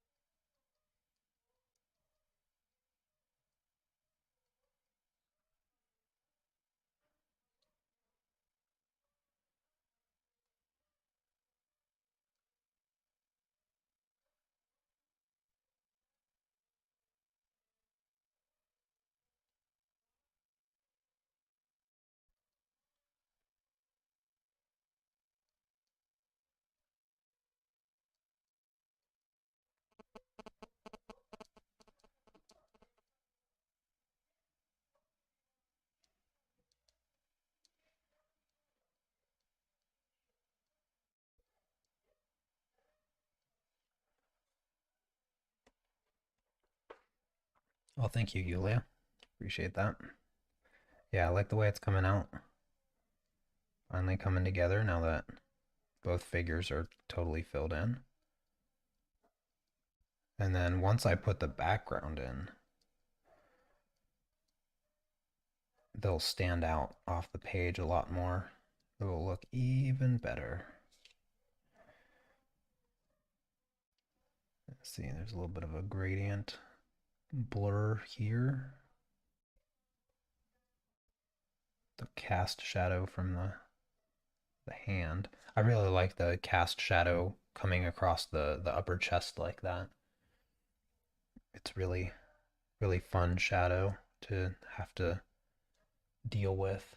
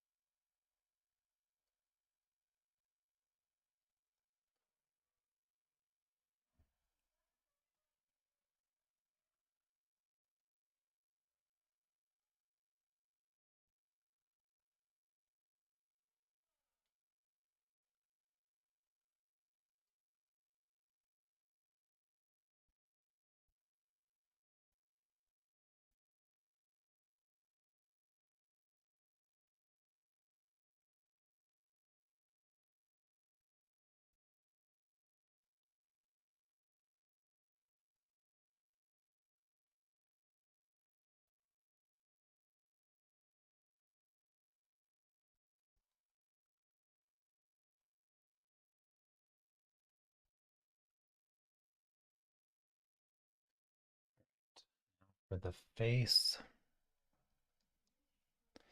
smooth out this gradient here.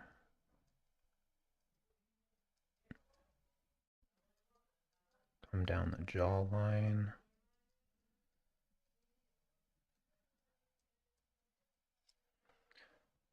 Soften the chin. Maybe I'll add a little bit of this color here.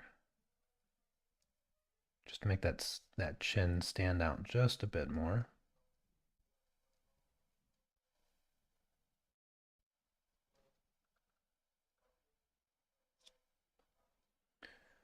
I can do a little bit in the eye area.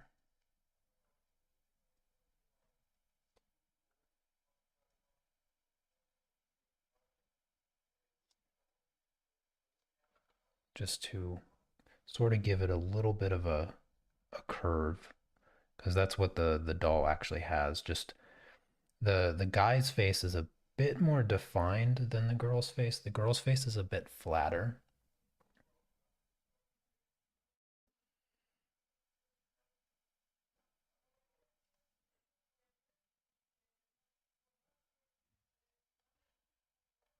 You can just barely see the curvature.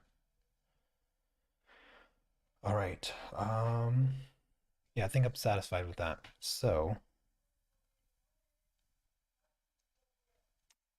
I'm going to do the ground first, and that is just this color here.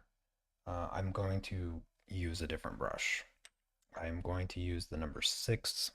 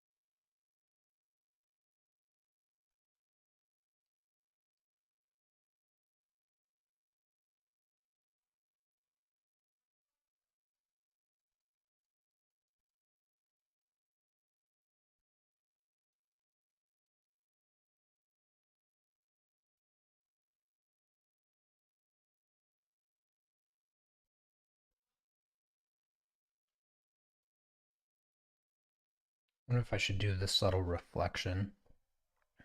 I don't know if I want to do that though. I might do it though. There's a reflection on the surface a bit of the cylinder. The light is bouncing off quite obviously near the edge down here at the bottom. We'll see. We'll see if I have the patience to add that later on.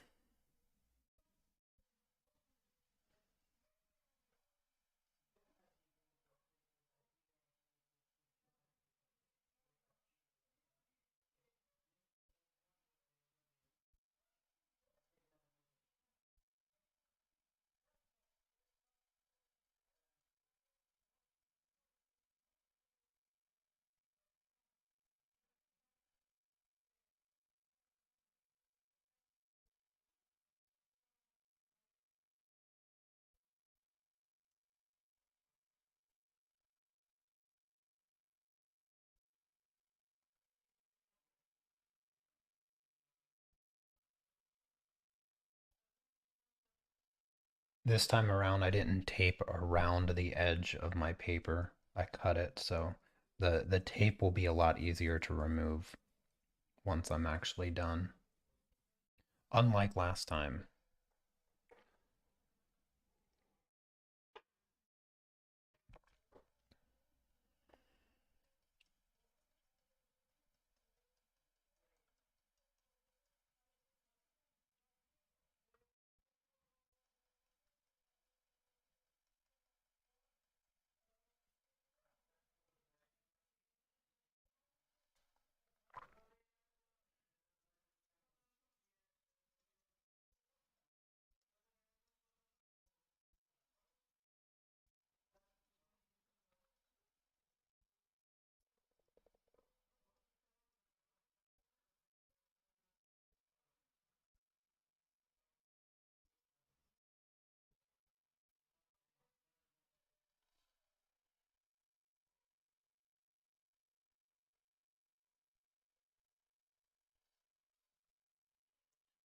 Let me just fill in this gap here.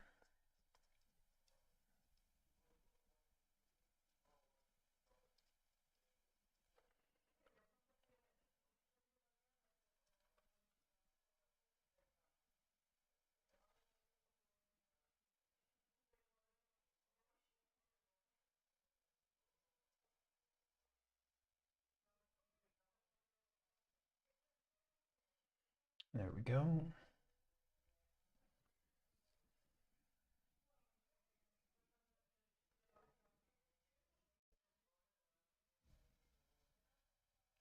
I have to soften these edges of some of this dark cast shadow. Create a little bit of a gradient between the surface and that cast shadow.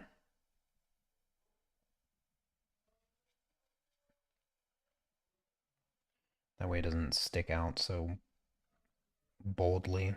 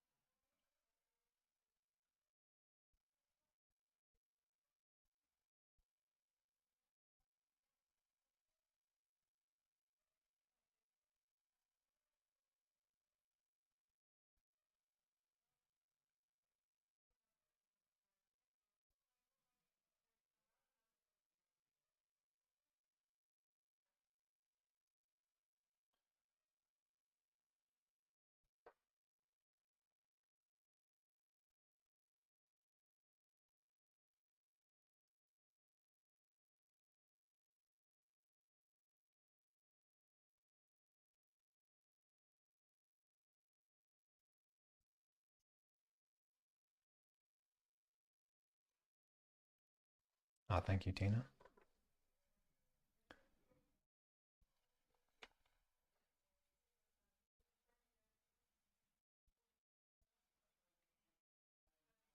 Anybody have any fun plans for their weekend? I mentioned it, I think, way early on in the stream that my wife and I are probably going to go try to find a car tomorrow. At least I'm hopeful. I'm hopeful we can find a car tomorrow. I really want to get that last transportational hurdle done with.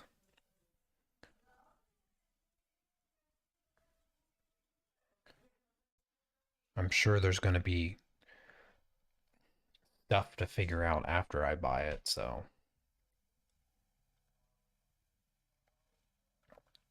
but it'd be super nice to get it done and over with.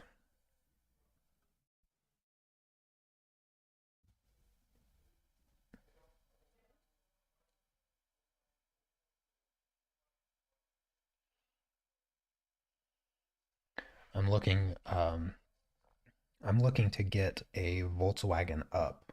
That's ideally the car that I would like to get. It has really good fuel economy. It's nice and small and compact. So parking will be super easy. It just sort of looks like a go-kart, which is my favorite kind of car. I like small cars. They're easier to drive. They get better. They get better fuel economy.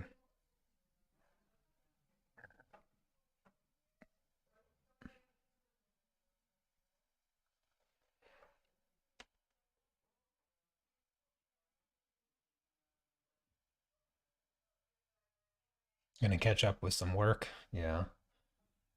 I know that feeling. I always try to make sure I don't do much work related stuff on the weekends.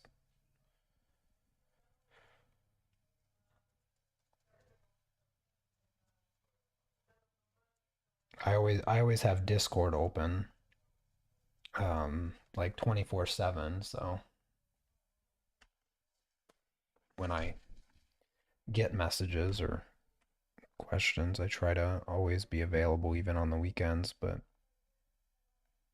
not too available on the weekends. I always have to deal with website stuff and emails and junk on the weekends, regardless. I don't know if I mentioned, but next month, I think I mentioned it. I don't remember if I mentioned it Monday or Tuesday during the live streams, but I'm signed up for the Ustron Chess Festival tournament that takes place next month. If you guys recall, it was the tournament I went to last year. I made a video and posted it. My first FIDE tournament. So I will be doing that. I will leave. I believe it is Friday the 12th next month. So I'm excited to go back to Ustron. Although there is a downside, and that is the restaurant that my wife and I ate at every single day for the 10 days that we were there. The really unique restaurant that I mentioned. Um, it was like a Middle Eastern style flavor, but it was like a Middle Eastern take on Polish cuisine. It was really quite unique, actually. And um, unfortunately, they went out of business, I guess, in spite of eating there every day for the week and a half we were there. They still weren't able to last another year, unfortunately. And it was just, I mean, it it was a big restaurant. Like they had a lot of property for you to sit outside and stuff. So I mean, it's really quite sad because it was, the owner worked every day and she was really nice and um, she studied the cuisine somewhere in the Middle East. I don't remember which country. Um, Qatar, maybe. I don't know. Um, and yeah, it's really unfortunate that that restaurant won't be there when we go back. Oh, come on, Tina. What are you trying to do? You can't tell me that Volkswagen Ups are super cute.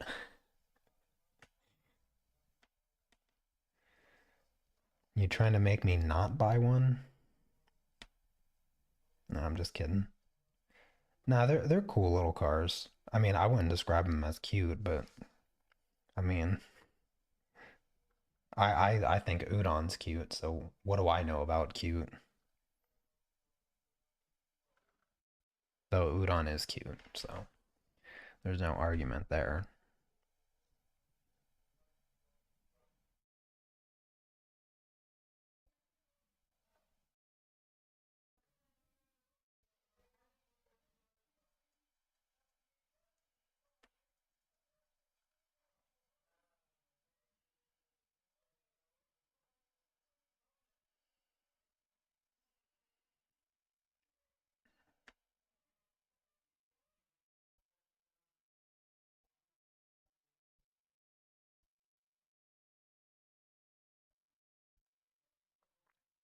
Oh, that sounds cool. My first car was a 1983 Mazda RX-7, and that I loved. Mazda RX-7s are still my favorite car.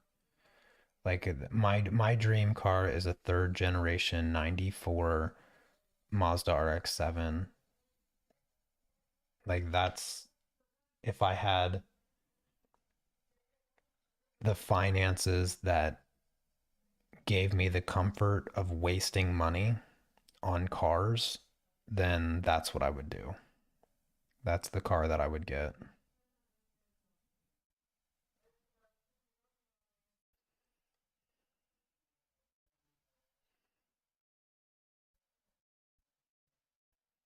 Rotary engine. If only the rotary engine was respected more. I feel like the only people that respect rotary engines are engineers. Car companies just don't respect it enough. It's just too good. It's just too good of an engine.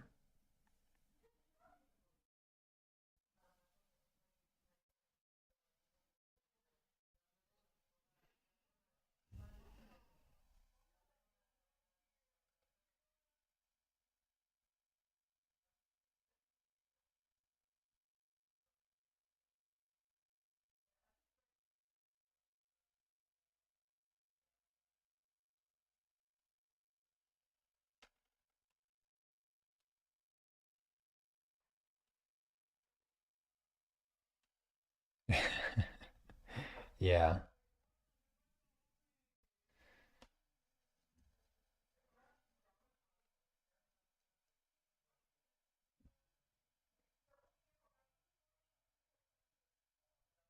Yeah, those older first generation RX-7s, they sell for a lot now.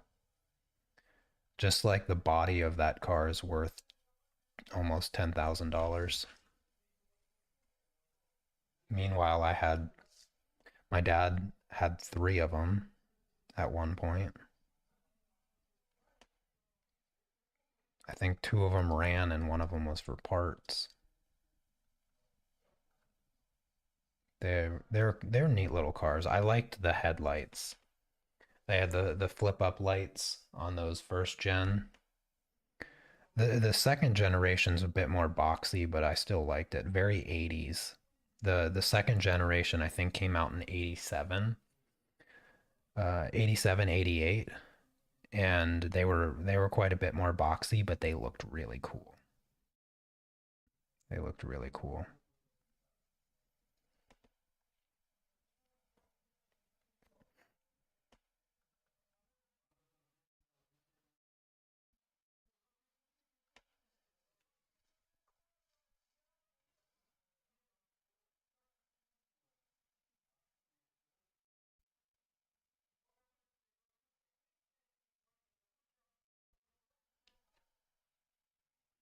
Alrighty, let's do some blending here with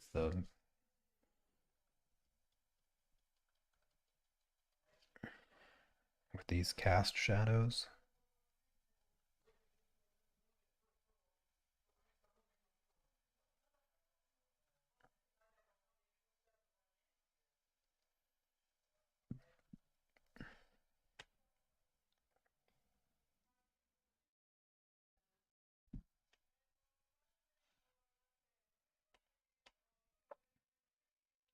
I never had any problem with my flip up lights.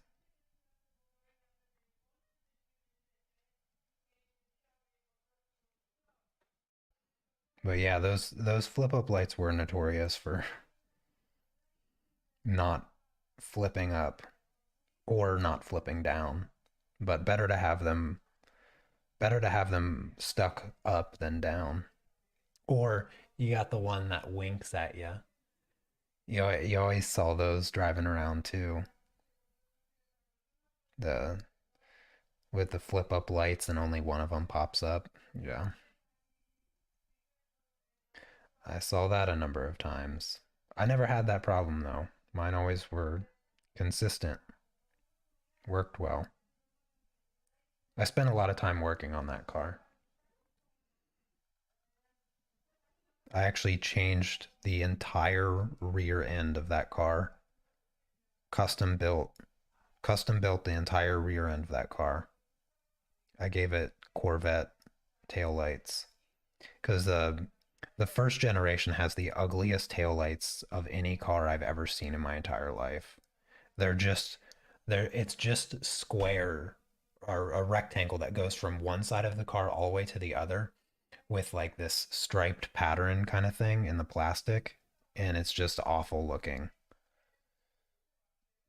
And so I completely redid the entire rear end.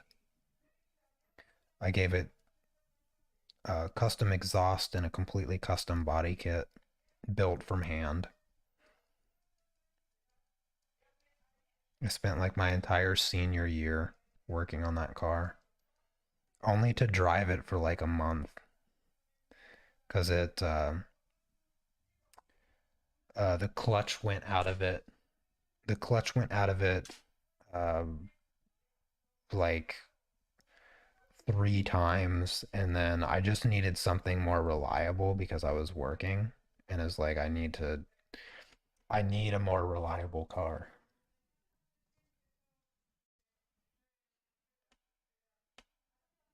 Your first car was a 1976 Monza. I'm not familiar with that. A Chevy Monza? Yeah, I don't know that one. That yeah, you caught me. You caught me there. I don't know a Monza.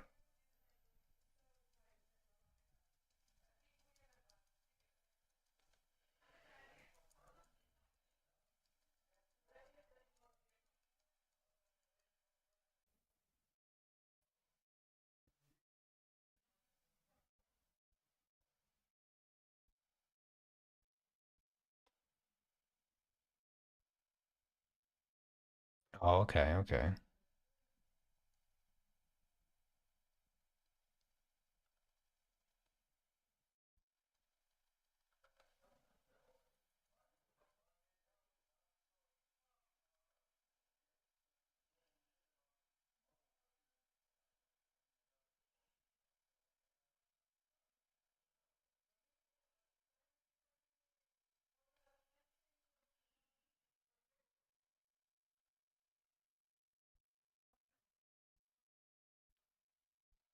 Oh, a Triumph TR7?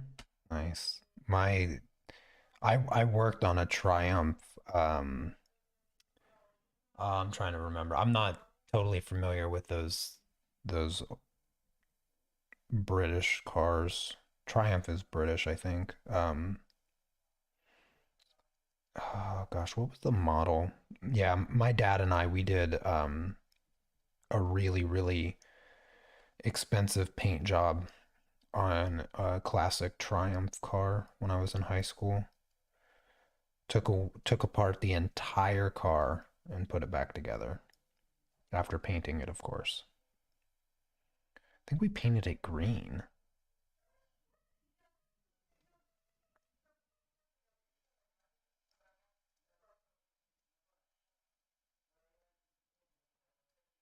I worked on a lot of cars with my dad.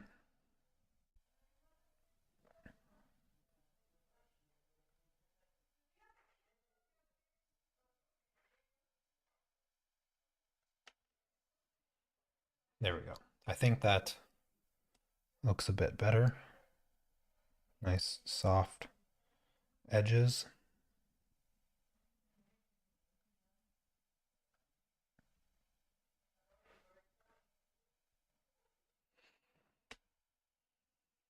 Yours was blue. Okie dokie. Now it's time to mix this background color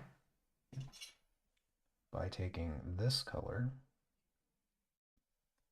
and this color.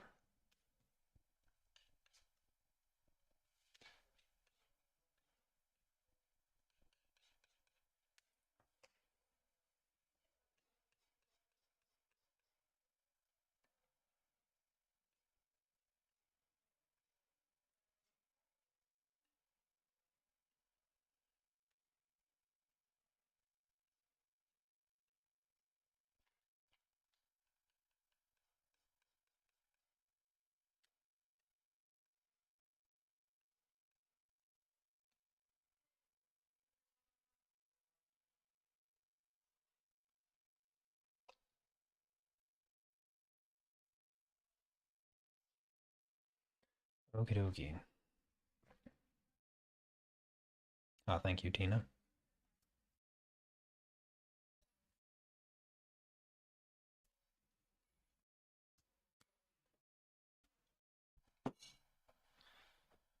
Alrighty. Now, the final, well, almost the final thing. I will have one more gradient left to do.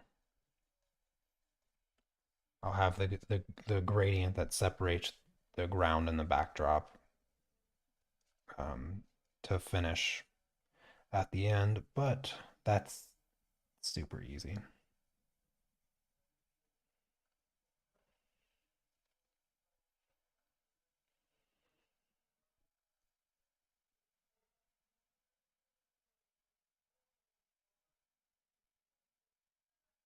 I can fix her fat fingers over here.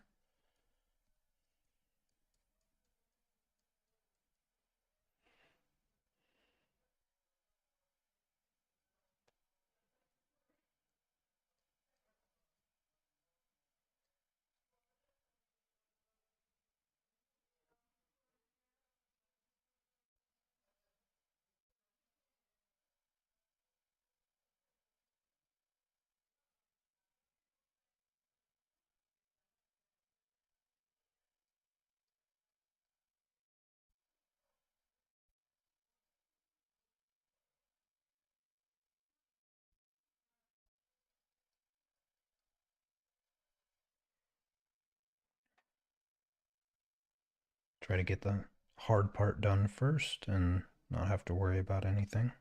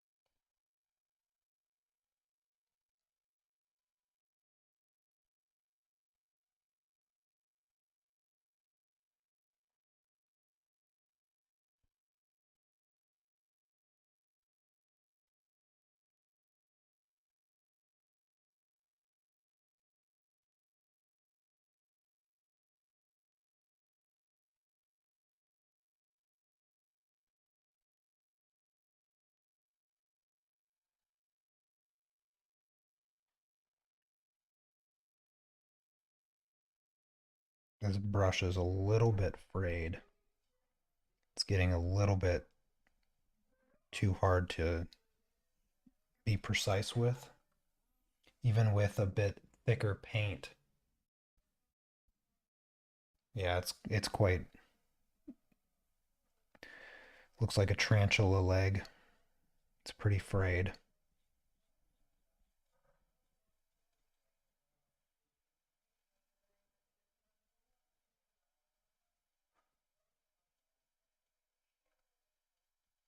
But I'm impressed with the how well these brushes have held up.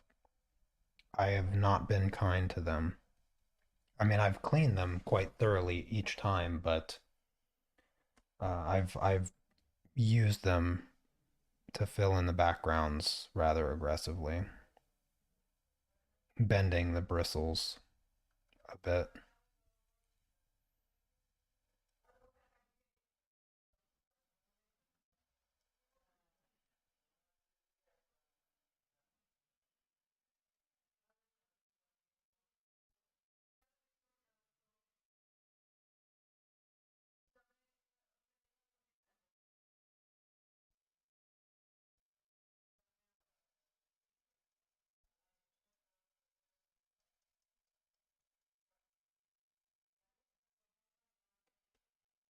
Does temperature affect your brushes? Not temperature, but humidity. Humidity might affect paintbrushes a bit. Um, as they sort of absorb the moisture in the air a bit, you may get some fraying from that maybe sooner. But I would say brushes aren't really known to be that delicate that humidity would sort of make that big of a difference. It's not very humid here in Poland. Like sometimes my friends complain about the humidity. Um, but honestly, I don't even notice it because in comparison to the humidity I felt back in Ohio during the summers, yeah, like and that doesn't even I've never been to like Georgia or Florida where humidity was invented, but I know on some humid days in Ohio, you walk outside and you're glued to yourself. Like you close your hand and you open it and all your fingers are stuck together. So I know what humidity feels like in those types of climates. And the most humid I've ever felt here in Poland doesn't make me uncomfortable even a little bit. So I don't think humidity would be much of a factor here for my brushes. But truthfully, I just don't know. But I would say humidity probably have a greater effect than temperature.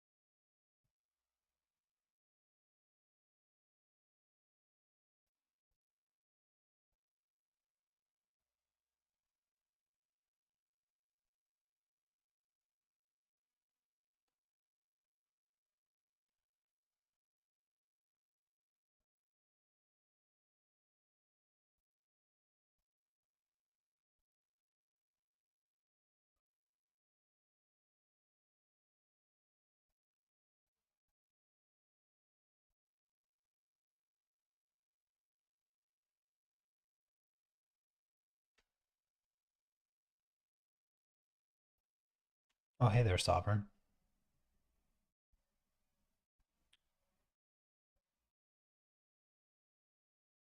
Oh, that's interesting.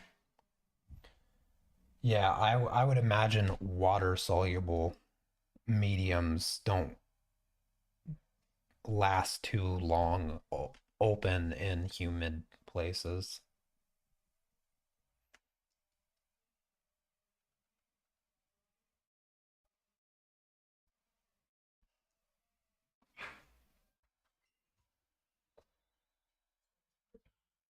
Yeah. Another question? What is your question? How long will you be streaming? Till I'm done. With no breaks? With no breaks. Yeah, but how long? I mean, hour, 2 hours, 5 hours, 10 hours, Um, half an hour, 5 minutes. I would say I'll probably be done in about 40 minutes. Minutes I Mm, can do whatever I want, wherever I want. you can do whatever For you at want least for 40 at least minutes. 40 minutes, yeah. That's always something.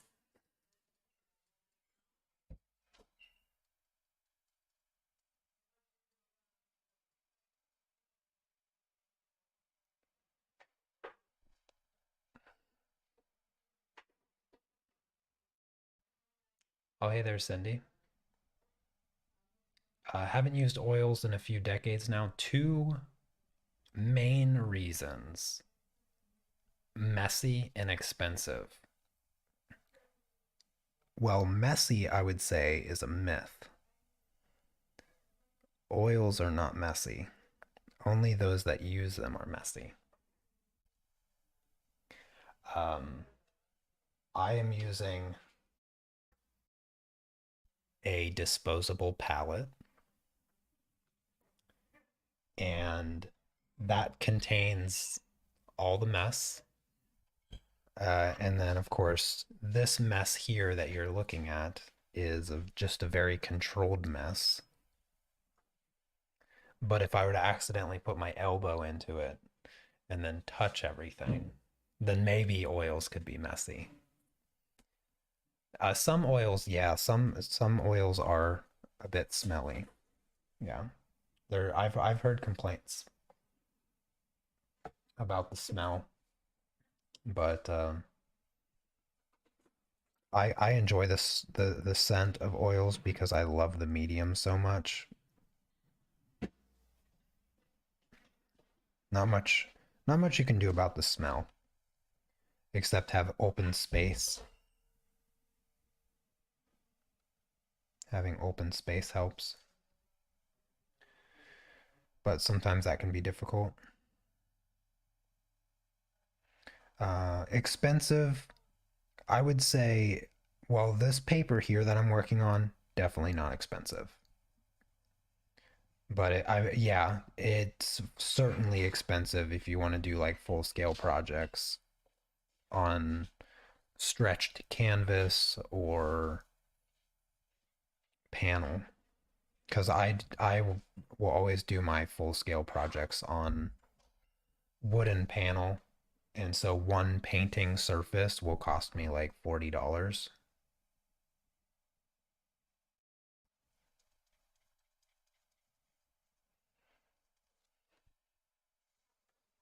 You like the smell of a new set of colored pencils? Oh, welcome back, John. You weren't even gone that long. I wasn't expecting you back.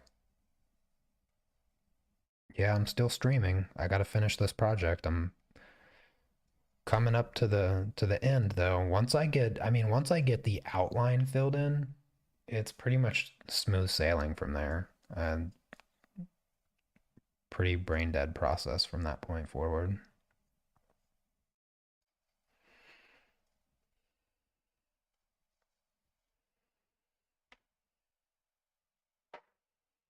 Pizza flavored Pringles.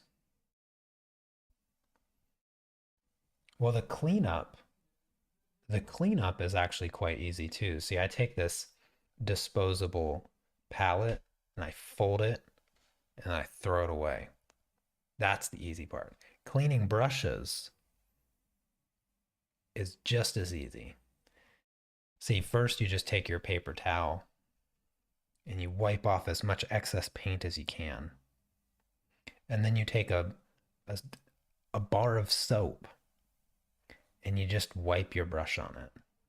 And then you rinse it, and then you wipe your brush on it, and then you rinse it, and you just do this. You just keep doing it on a bar of soap. Because the soap dissolves the oil, cleans your brush better than anything.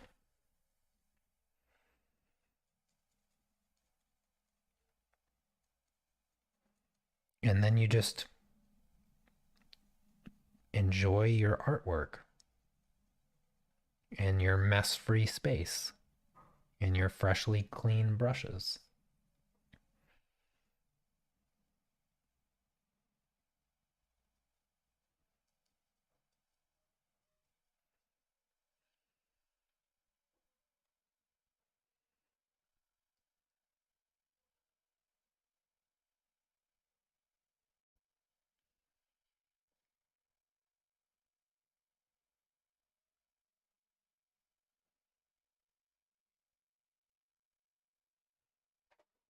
Oh, you're welcome.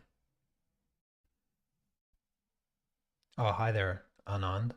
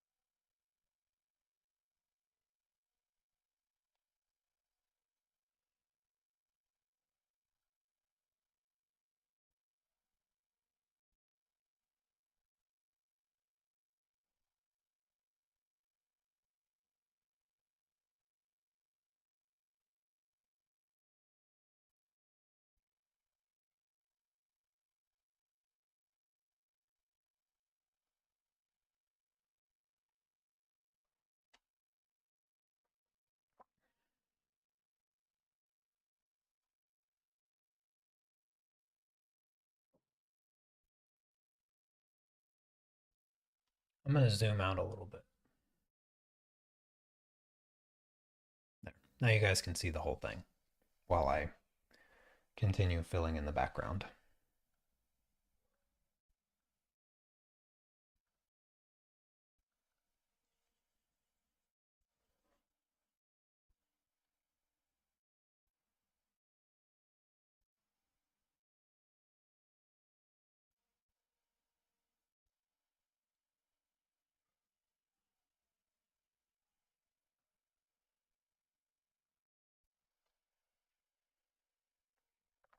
All right, let's do this gap here in the middle.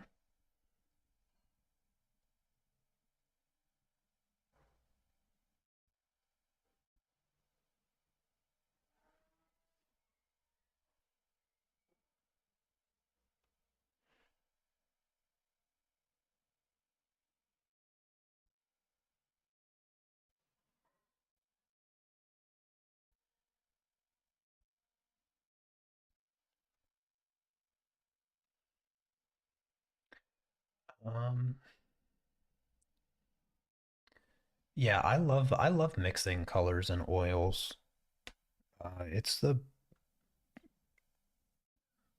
best feeling.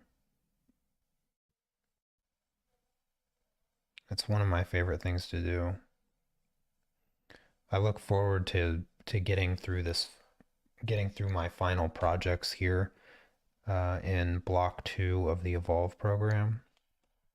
I have 5 more paintings. I think I'm going to simplify them a little bit. So this may be the last painting that I do with the figures. Maybe I'll do one more for like my 20th project, but I think I might just do some shapes and keep it kind of simple. Maybe throw a banana in there. I think maybe I'll do a banana next.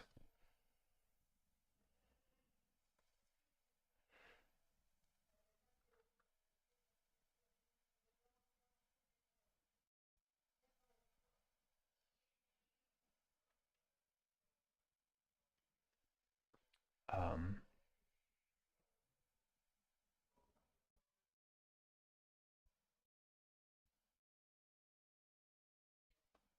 no, actually, I feel good, Tina. Yeah, I feel good. My side doesn't even hurt anymore. Yeah, my side isn't even bothering me. I'm going to force myself to the gym after I finish streaming, work out for a good hour or so, and I'll be good to go. And then I'll come home and play some video games. My wife and I, since it's Friday, will probably hang out and watch a movie.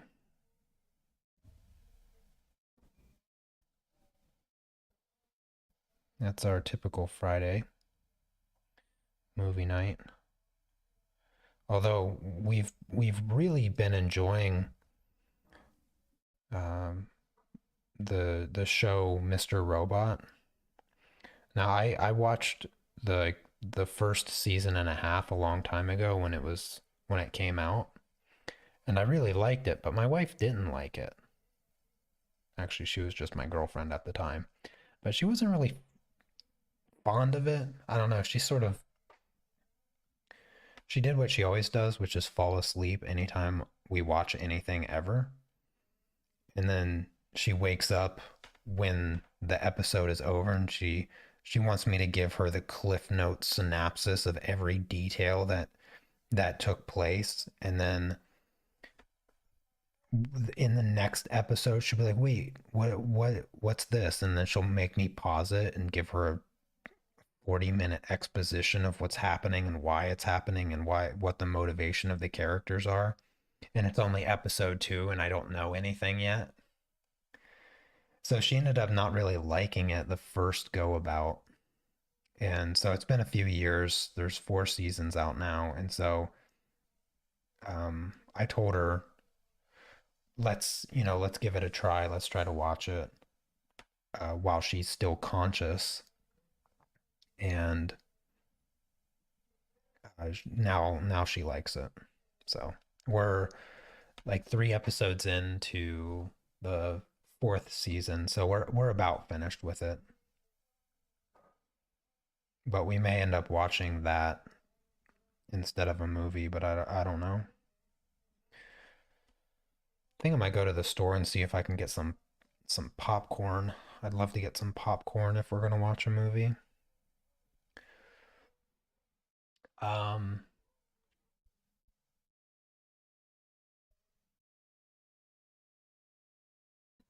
what game am I playing? Uh, I play two. I play two games. I play Diablo. I play Project Diablo 2, and I play Lost Ark.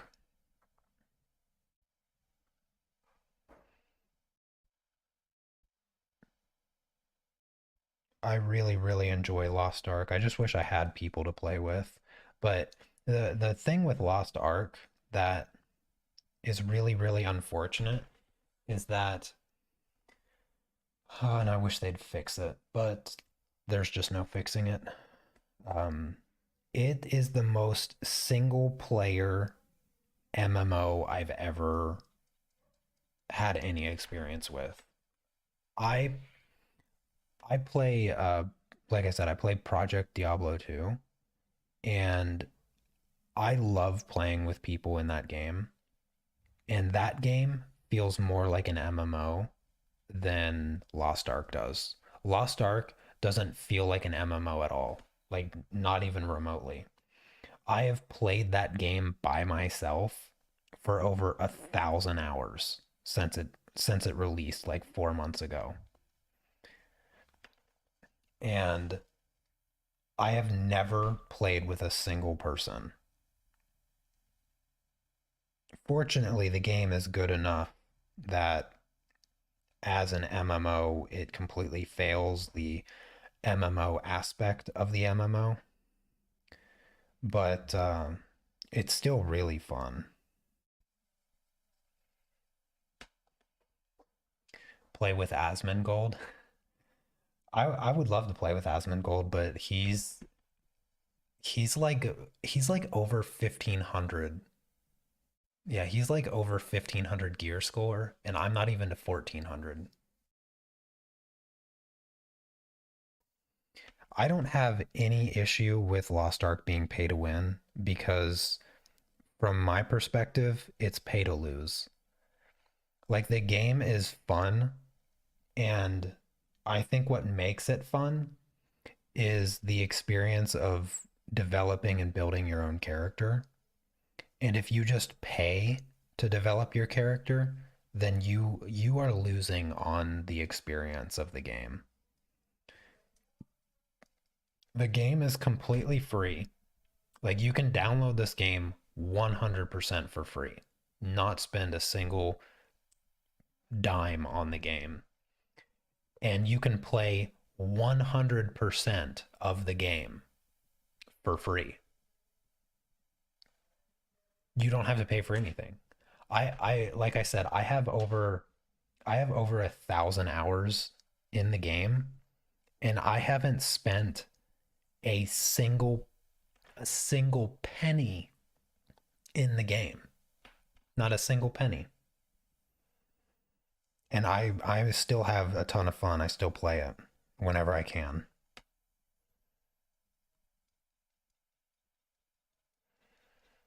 I used to feel like when it first came out, I was putting in a ton of time.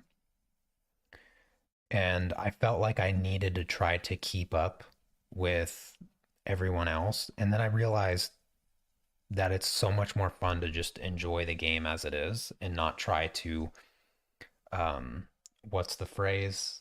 Um keep up with the Joneses.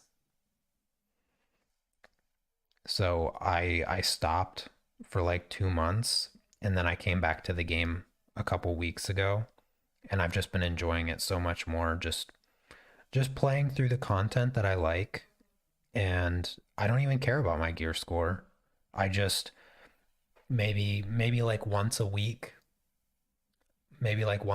I'll try to level up my characters, But aside from that, I don't even care because I enjoy like the bosses and the raids and the dungeons and stuff like that. That as long as I can get into them, I don't care. And and then after 2 weeks of just playing the game, I can level up like two of my characters and I can do more content.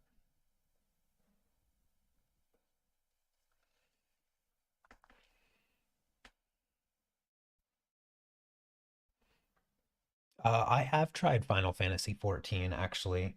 I started trying Final Fantasy 14 when Asmongold started playing it. He actually motivated me to try playing it. The one thing that I don't like about the Final Fantasy 14 is that when you try it for the first time, like you do the free trial, you can't play with friends. And so you don't get to play the full experience because it's blocked behind a paywall because you have to have a subscription. And I'm not a fan of the subscription. I'm not a fan of the subscription based games. I don't like the concept. I don't think that any game deserves such a payment system. Either let me buy the game and play it, or or fill it with uh, microtransactions and let me play it for free. But don't block or don't do a subscription. Like I would love to play Final Fantasy 14 because the community seems really great in it. And it actually seems like an MMO where you can make friends and play together. But I'm not willing to sign up for a subscription just so that I can play with friends to try it out. So I can, join parties and play the whole game. I don't like that system. So I couldn't get into it because I'm forced to play by myself just to try it out. And I was like, nah. I did it for like 2 weeks and I couldn't do it anymore.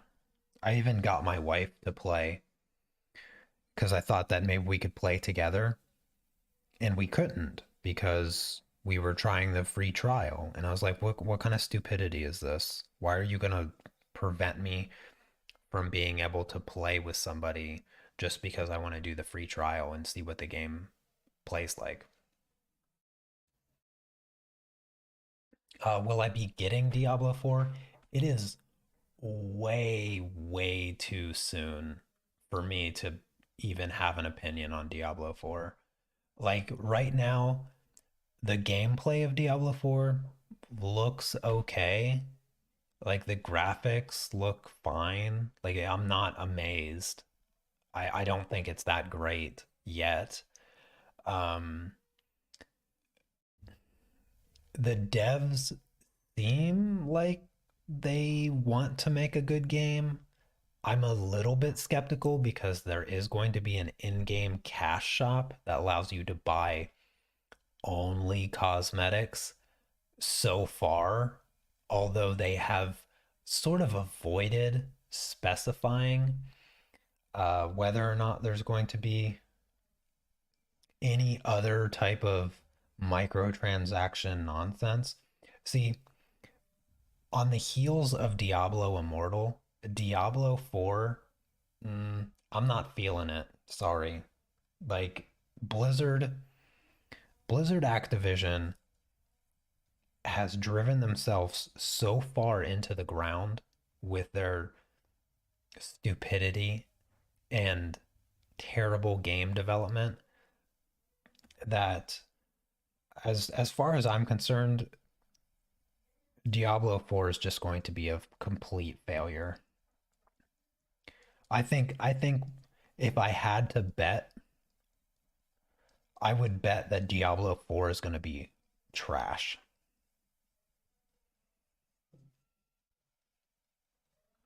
I'm waiting for them to release something like in a quarterly update or something that shows that Diablo 4 is going to innovate the ARPG game, because from what I've seen so far, they haven't offered up a single thing that Lost Ark doesn't already do better.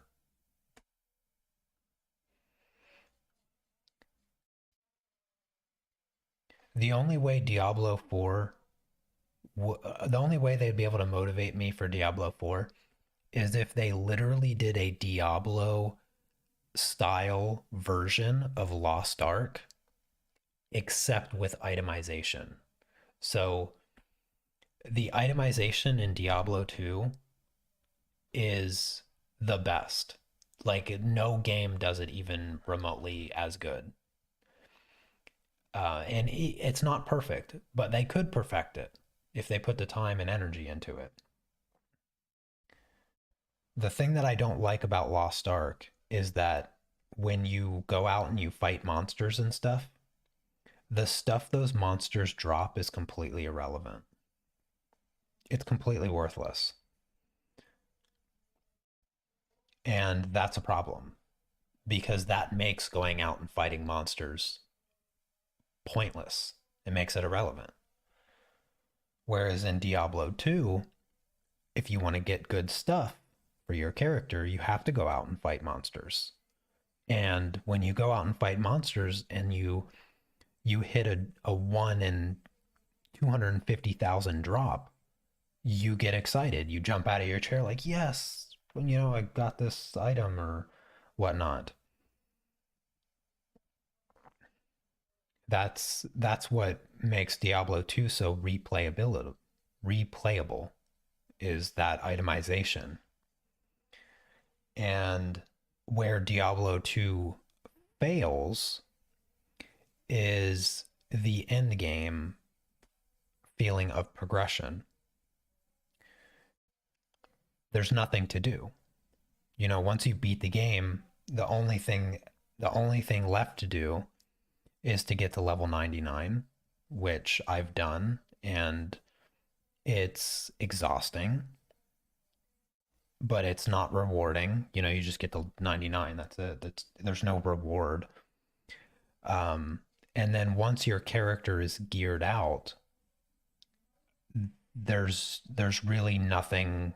There's no purpose to the character. The character has no purpose from that point forward, and that's a problem. And that's the thing that Lost Ark actually does well, is that your character always has a step forward, and it doesn't quite feel meaningful. It feels a little meaningful, but it really doesn't.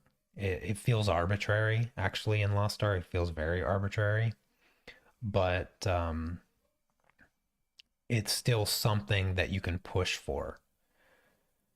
And there's a lot of lateral progression opportunities in Lost Ark that can you can sink hundreds of hours into.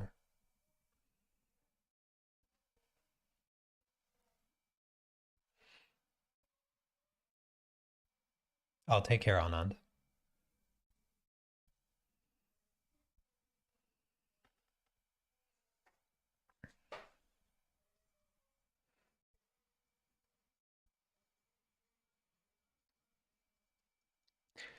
My apologies to all the non-video game players in chat right now because I love video games. I love talking about video games. And so when somebody brings up video games, I think the only thing I can talk more about than being vegan is video games. I can talk a long, long time about being vegan when people bring up that topic, but video games, I could just go on and on forever.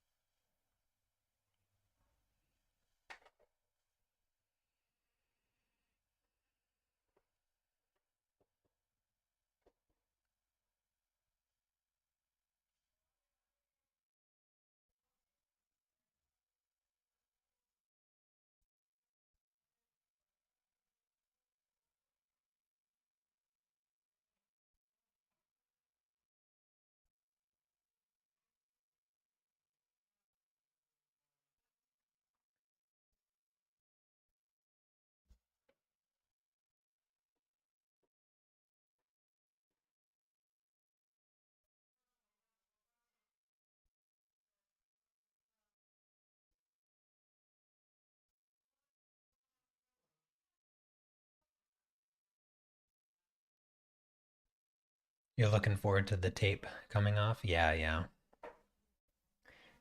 I am too.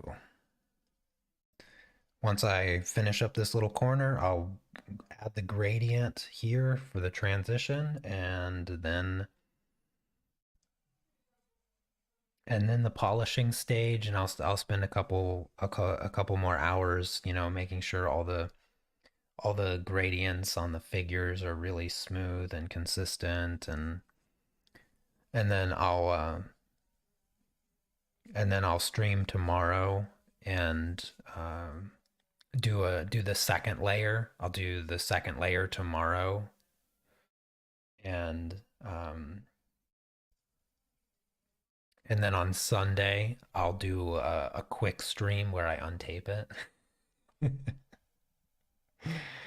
I'm kidding.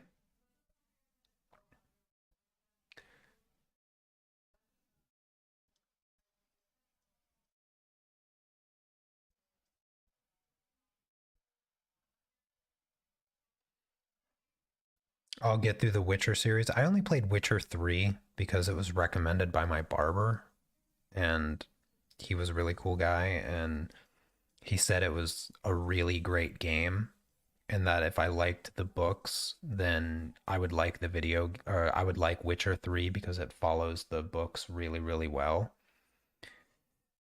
unlike the first two. So I bought it almost immediately after I came home from getting my haircut like a couple years ago or something. And I enjoyed it. I where it fell off for me was actually near the end of the game, which was kind of surprising. Or actually, it was after the game. It was because I got the DLC, so I'd beaten the game and then I played DLC. Um, and the DLC just didn't do it for me. I felt like it got weird.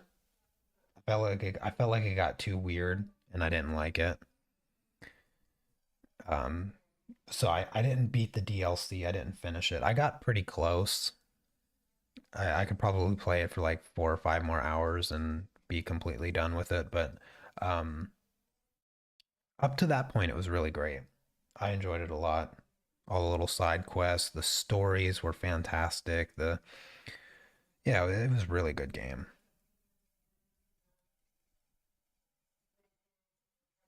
I should play it again, actually. Now that I have a gaming PC, because I played it on my laptop, so I had to play it with the absolute ugliest of graphics settings because my laptop is a toaster.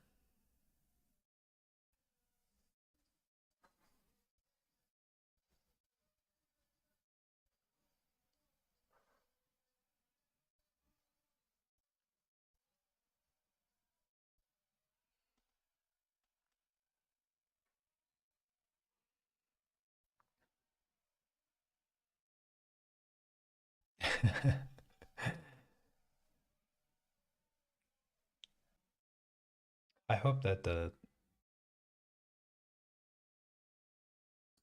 oh goodness. Sorry, the my stream or something disconnected. Hopefully, did anybody notice the stream disconnect? Did it like do a buffering thing or a loading screen or anything like that? Because it sort of dropped on me and started over. It's the second time that it did that. It buffered. Oh, okay, okay. Well, hopefully you didn't miss anything. I was saying that I some of the music that I listen to is sort of inspired by jazz, but still metal. Yeah, it's my internet. I don't know what's happening. YouTube's probably trying to kick me off their platform since they hate my channel. You know, my my inappropriate and spammy channel. YouTube's trying to get rid of me for whatever reason.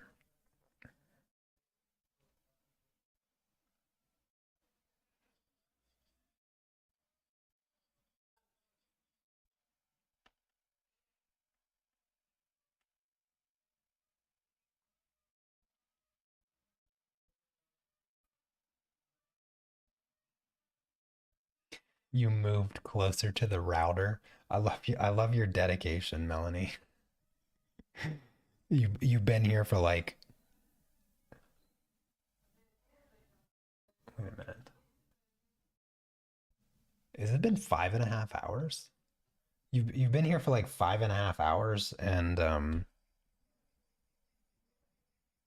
you're still dedicated enough that when the screen buffers for a second, you move closer to the router.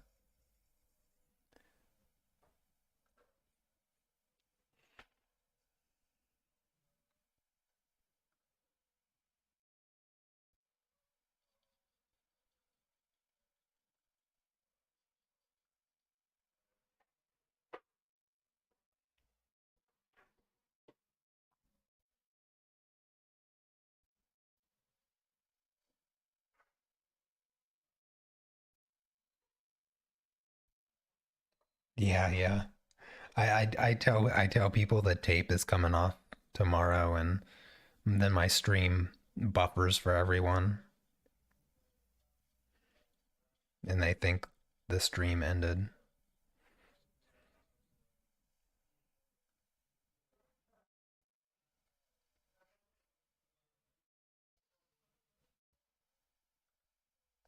Oh, that's good to hear, Melanie. I'm glad I can give you some calm in the storm, like you said.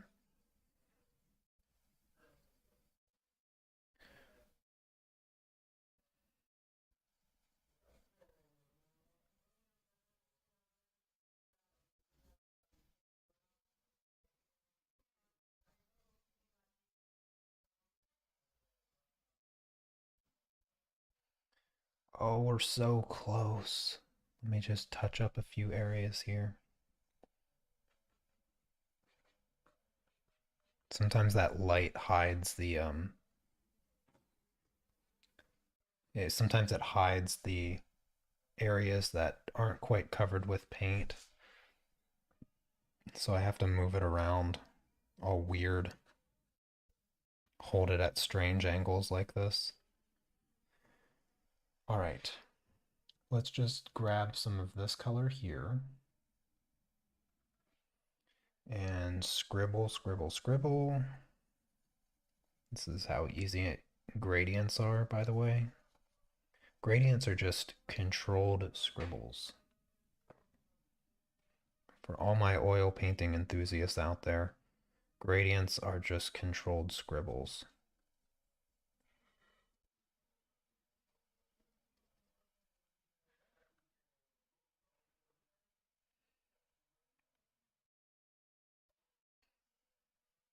Oh, I can't do naps. I cannot do naps. Naps are my kryptonite. I don't I don't generally get in bad moods, but if you want to see me in a bad mood,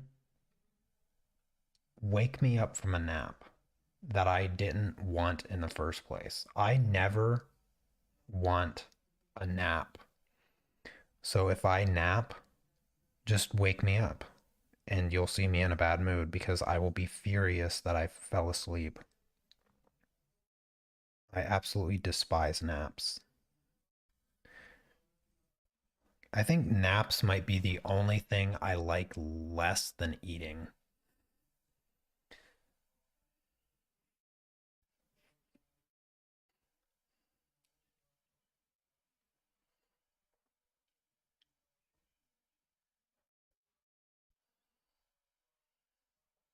All right, now I need to make this gradient not look like a child's finger painting.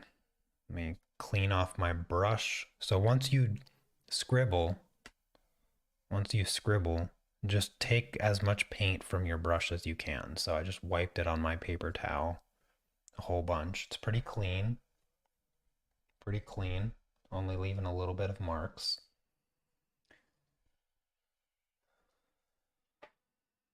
Start with the light side first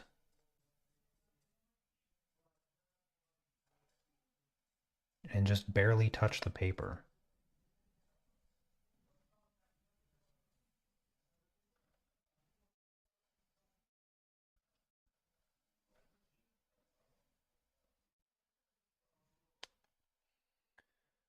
clean the paint off the brush and do it again.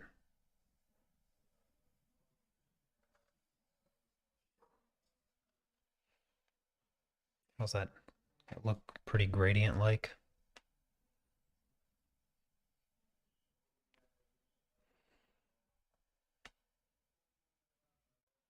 Oh my gosh, if a flight attendant ever woke me up on an airplane, I would be getting arrested.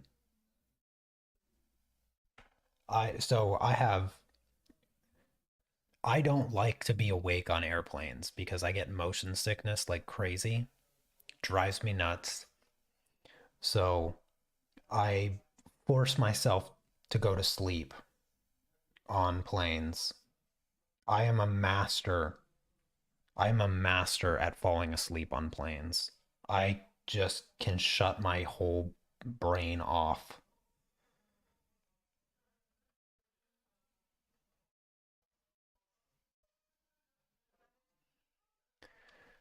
And if a flight attendant were to wake me up in the middle of a flight and I would have to try to fall back asleep, oh, I would fight them so quickly.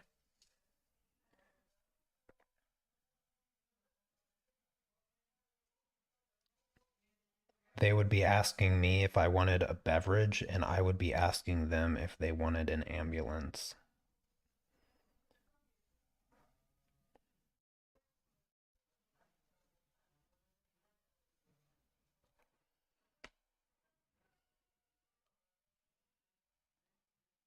Didn't I live on a boat? Absolutely. Yes, I lived on a boat and it was miserable. I get motion sickness from car rides, bus rides, train rides, airplane rides, but boats. I get motion sickness if I look at a conveyor belt. Okay? That's how sensitive I am. Motion sickness if I look at a conveyor belt. Why, you might ask? The reason is because the conveyor belt moves like a road, but I'm not moving. Okay? I I used to work in a bread factory when I was in high school, and I had to so we were on we were packaging hot dog buns, okay? And the hot dog buns, you guessed it, they come down a conveyor belt and you have to orient them as they're coming uh, so that they get fed into the bags correctly. And I almost lost it. I almost lost it on the conveyor belt. I had to stop. I was like, I cannot do this. I am going to do unsanitary things all over these hot dog buns if you do not get me off this conveyor belt. I couldn't even walk. Like I spent like 4 minutes on this conveyor belt. I wasn't physically on the conveyor belt. I was standing next to it. Just to clarify. Um, and so they put me on packaging, which was a lot better. Not to mention it was much easier. That gradient's not wide enough.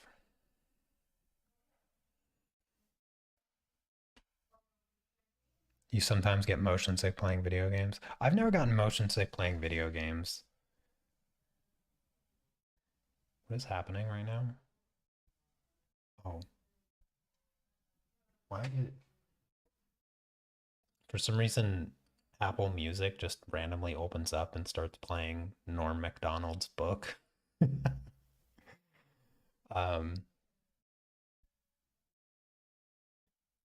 Wait, did I miss a question?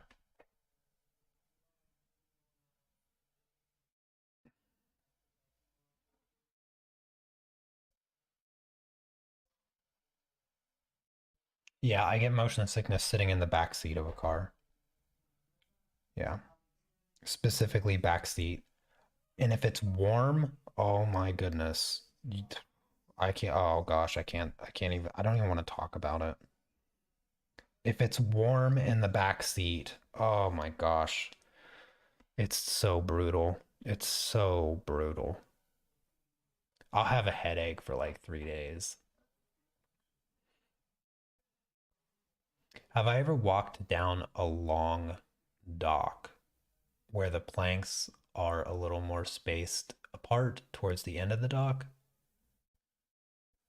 Um, that doesn't bother me now. That doesn't bother me. I don't think vertigo is something that I have an issue with. Sort of that height thing. I've jumped out of planes. I've climbed buildings. Yeah, heights never had a issue with.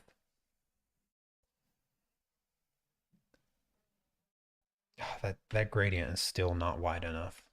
I need to bring the dark down a little bit.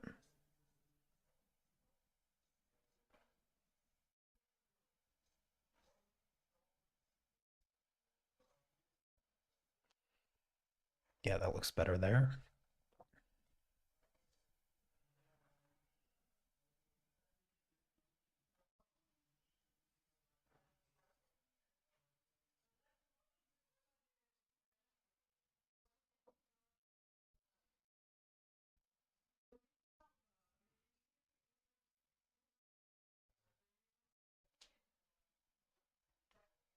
Yeah, that looks better. Now I just need to smooth it out because it looks like trash.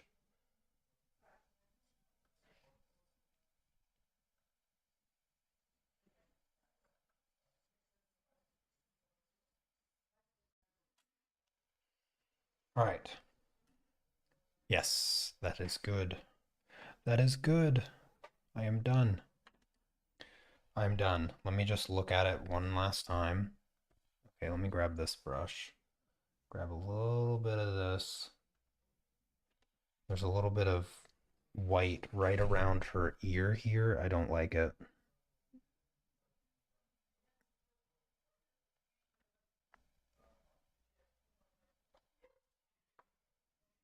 There's still that white spot right there. There we go. There we go. All right. Just double checking. Okay, there's a little bit of white right here.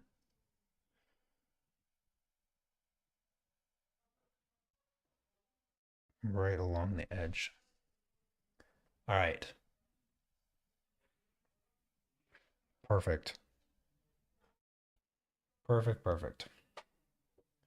All right, everybody's favorite part, the tape is coming off. Here we go. This should be a lot easier than last time because I didn't tape around the corners, or the edge, I mean. Ooh, Krispy Kreme without the calories.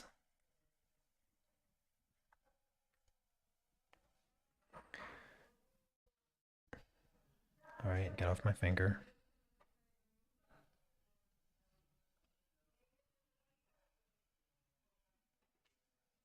Let me get in frame a little bit better for all of you.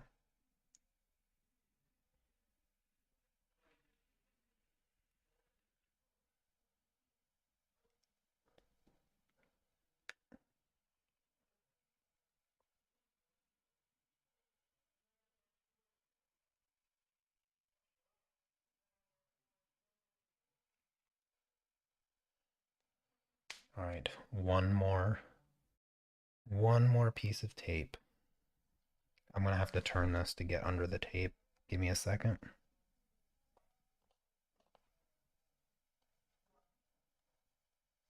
All right, I got the corner up, so let me reorient this.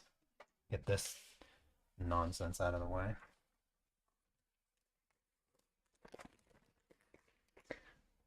There, I'm done with that. Okay, last piece of tape.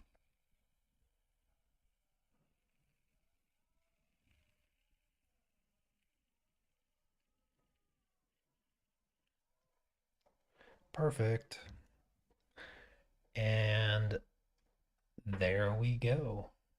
So there's the final painting. Just zoom in a tad bit more.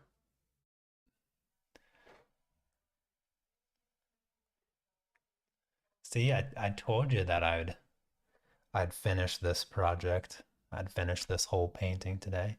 This one this one is definitely my favorite. I love having both the figures in there. They came out really good. Yeah, I like this. I love this subject. Like I feel like I could just pose these figures like all the time and just do these kind of still life projects. Because I not only do I enjoy painting it and seeing the final result, but I also like setting up the still lifes. Like I like playing with them and sort of finding the natural poses and all of that. Thank you guys so much.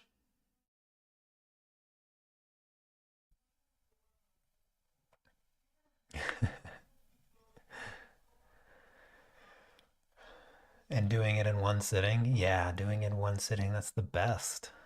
Yeah, that's the best. All right, everyone. I am going to go to the gym now because I haven't used enough energy today. Um, but yeah, I really really appreciate all you guys hanging out for so long. I can't believe you guys stuck it out for what almost 6 hours. Almost 6 hours. That's wild. It's been a long time since I've streamed 6 hours. So I really appreciate it. I'm glad to have you guys here and I appreciate your support, all your kind words and stuff, and the conversation as well. So, very much appreciate that. You guys have a fantastic weekend. Um, I am gonna have a great weekend too. I'll see you all on Monday. Don't forget to be back on Monday. We're gonna be working on the portrait, the pastel portrait. So be working on the face on that portrait. So that should be a good stream on Monday. So, anyways, have a wonderful weekend, and I'll see you on Monday. Take care. Peace.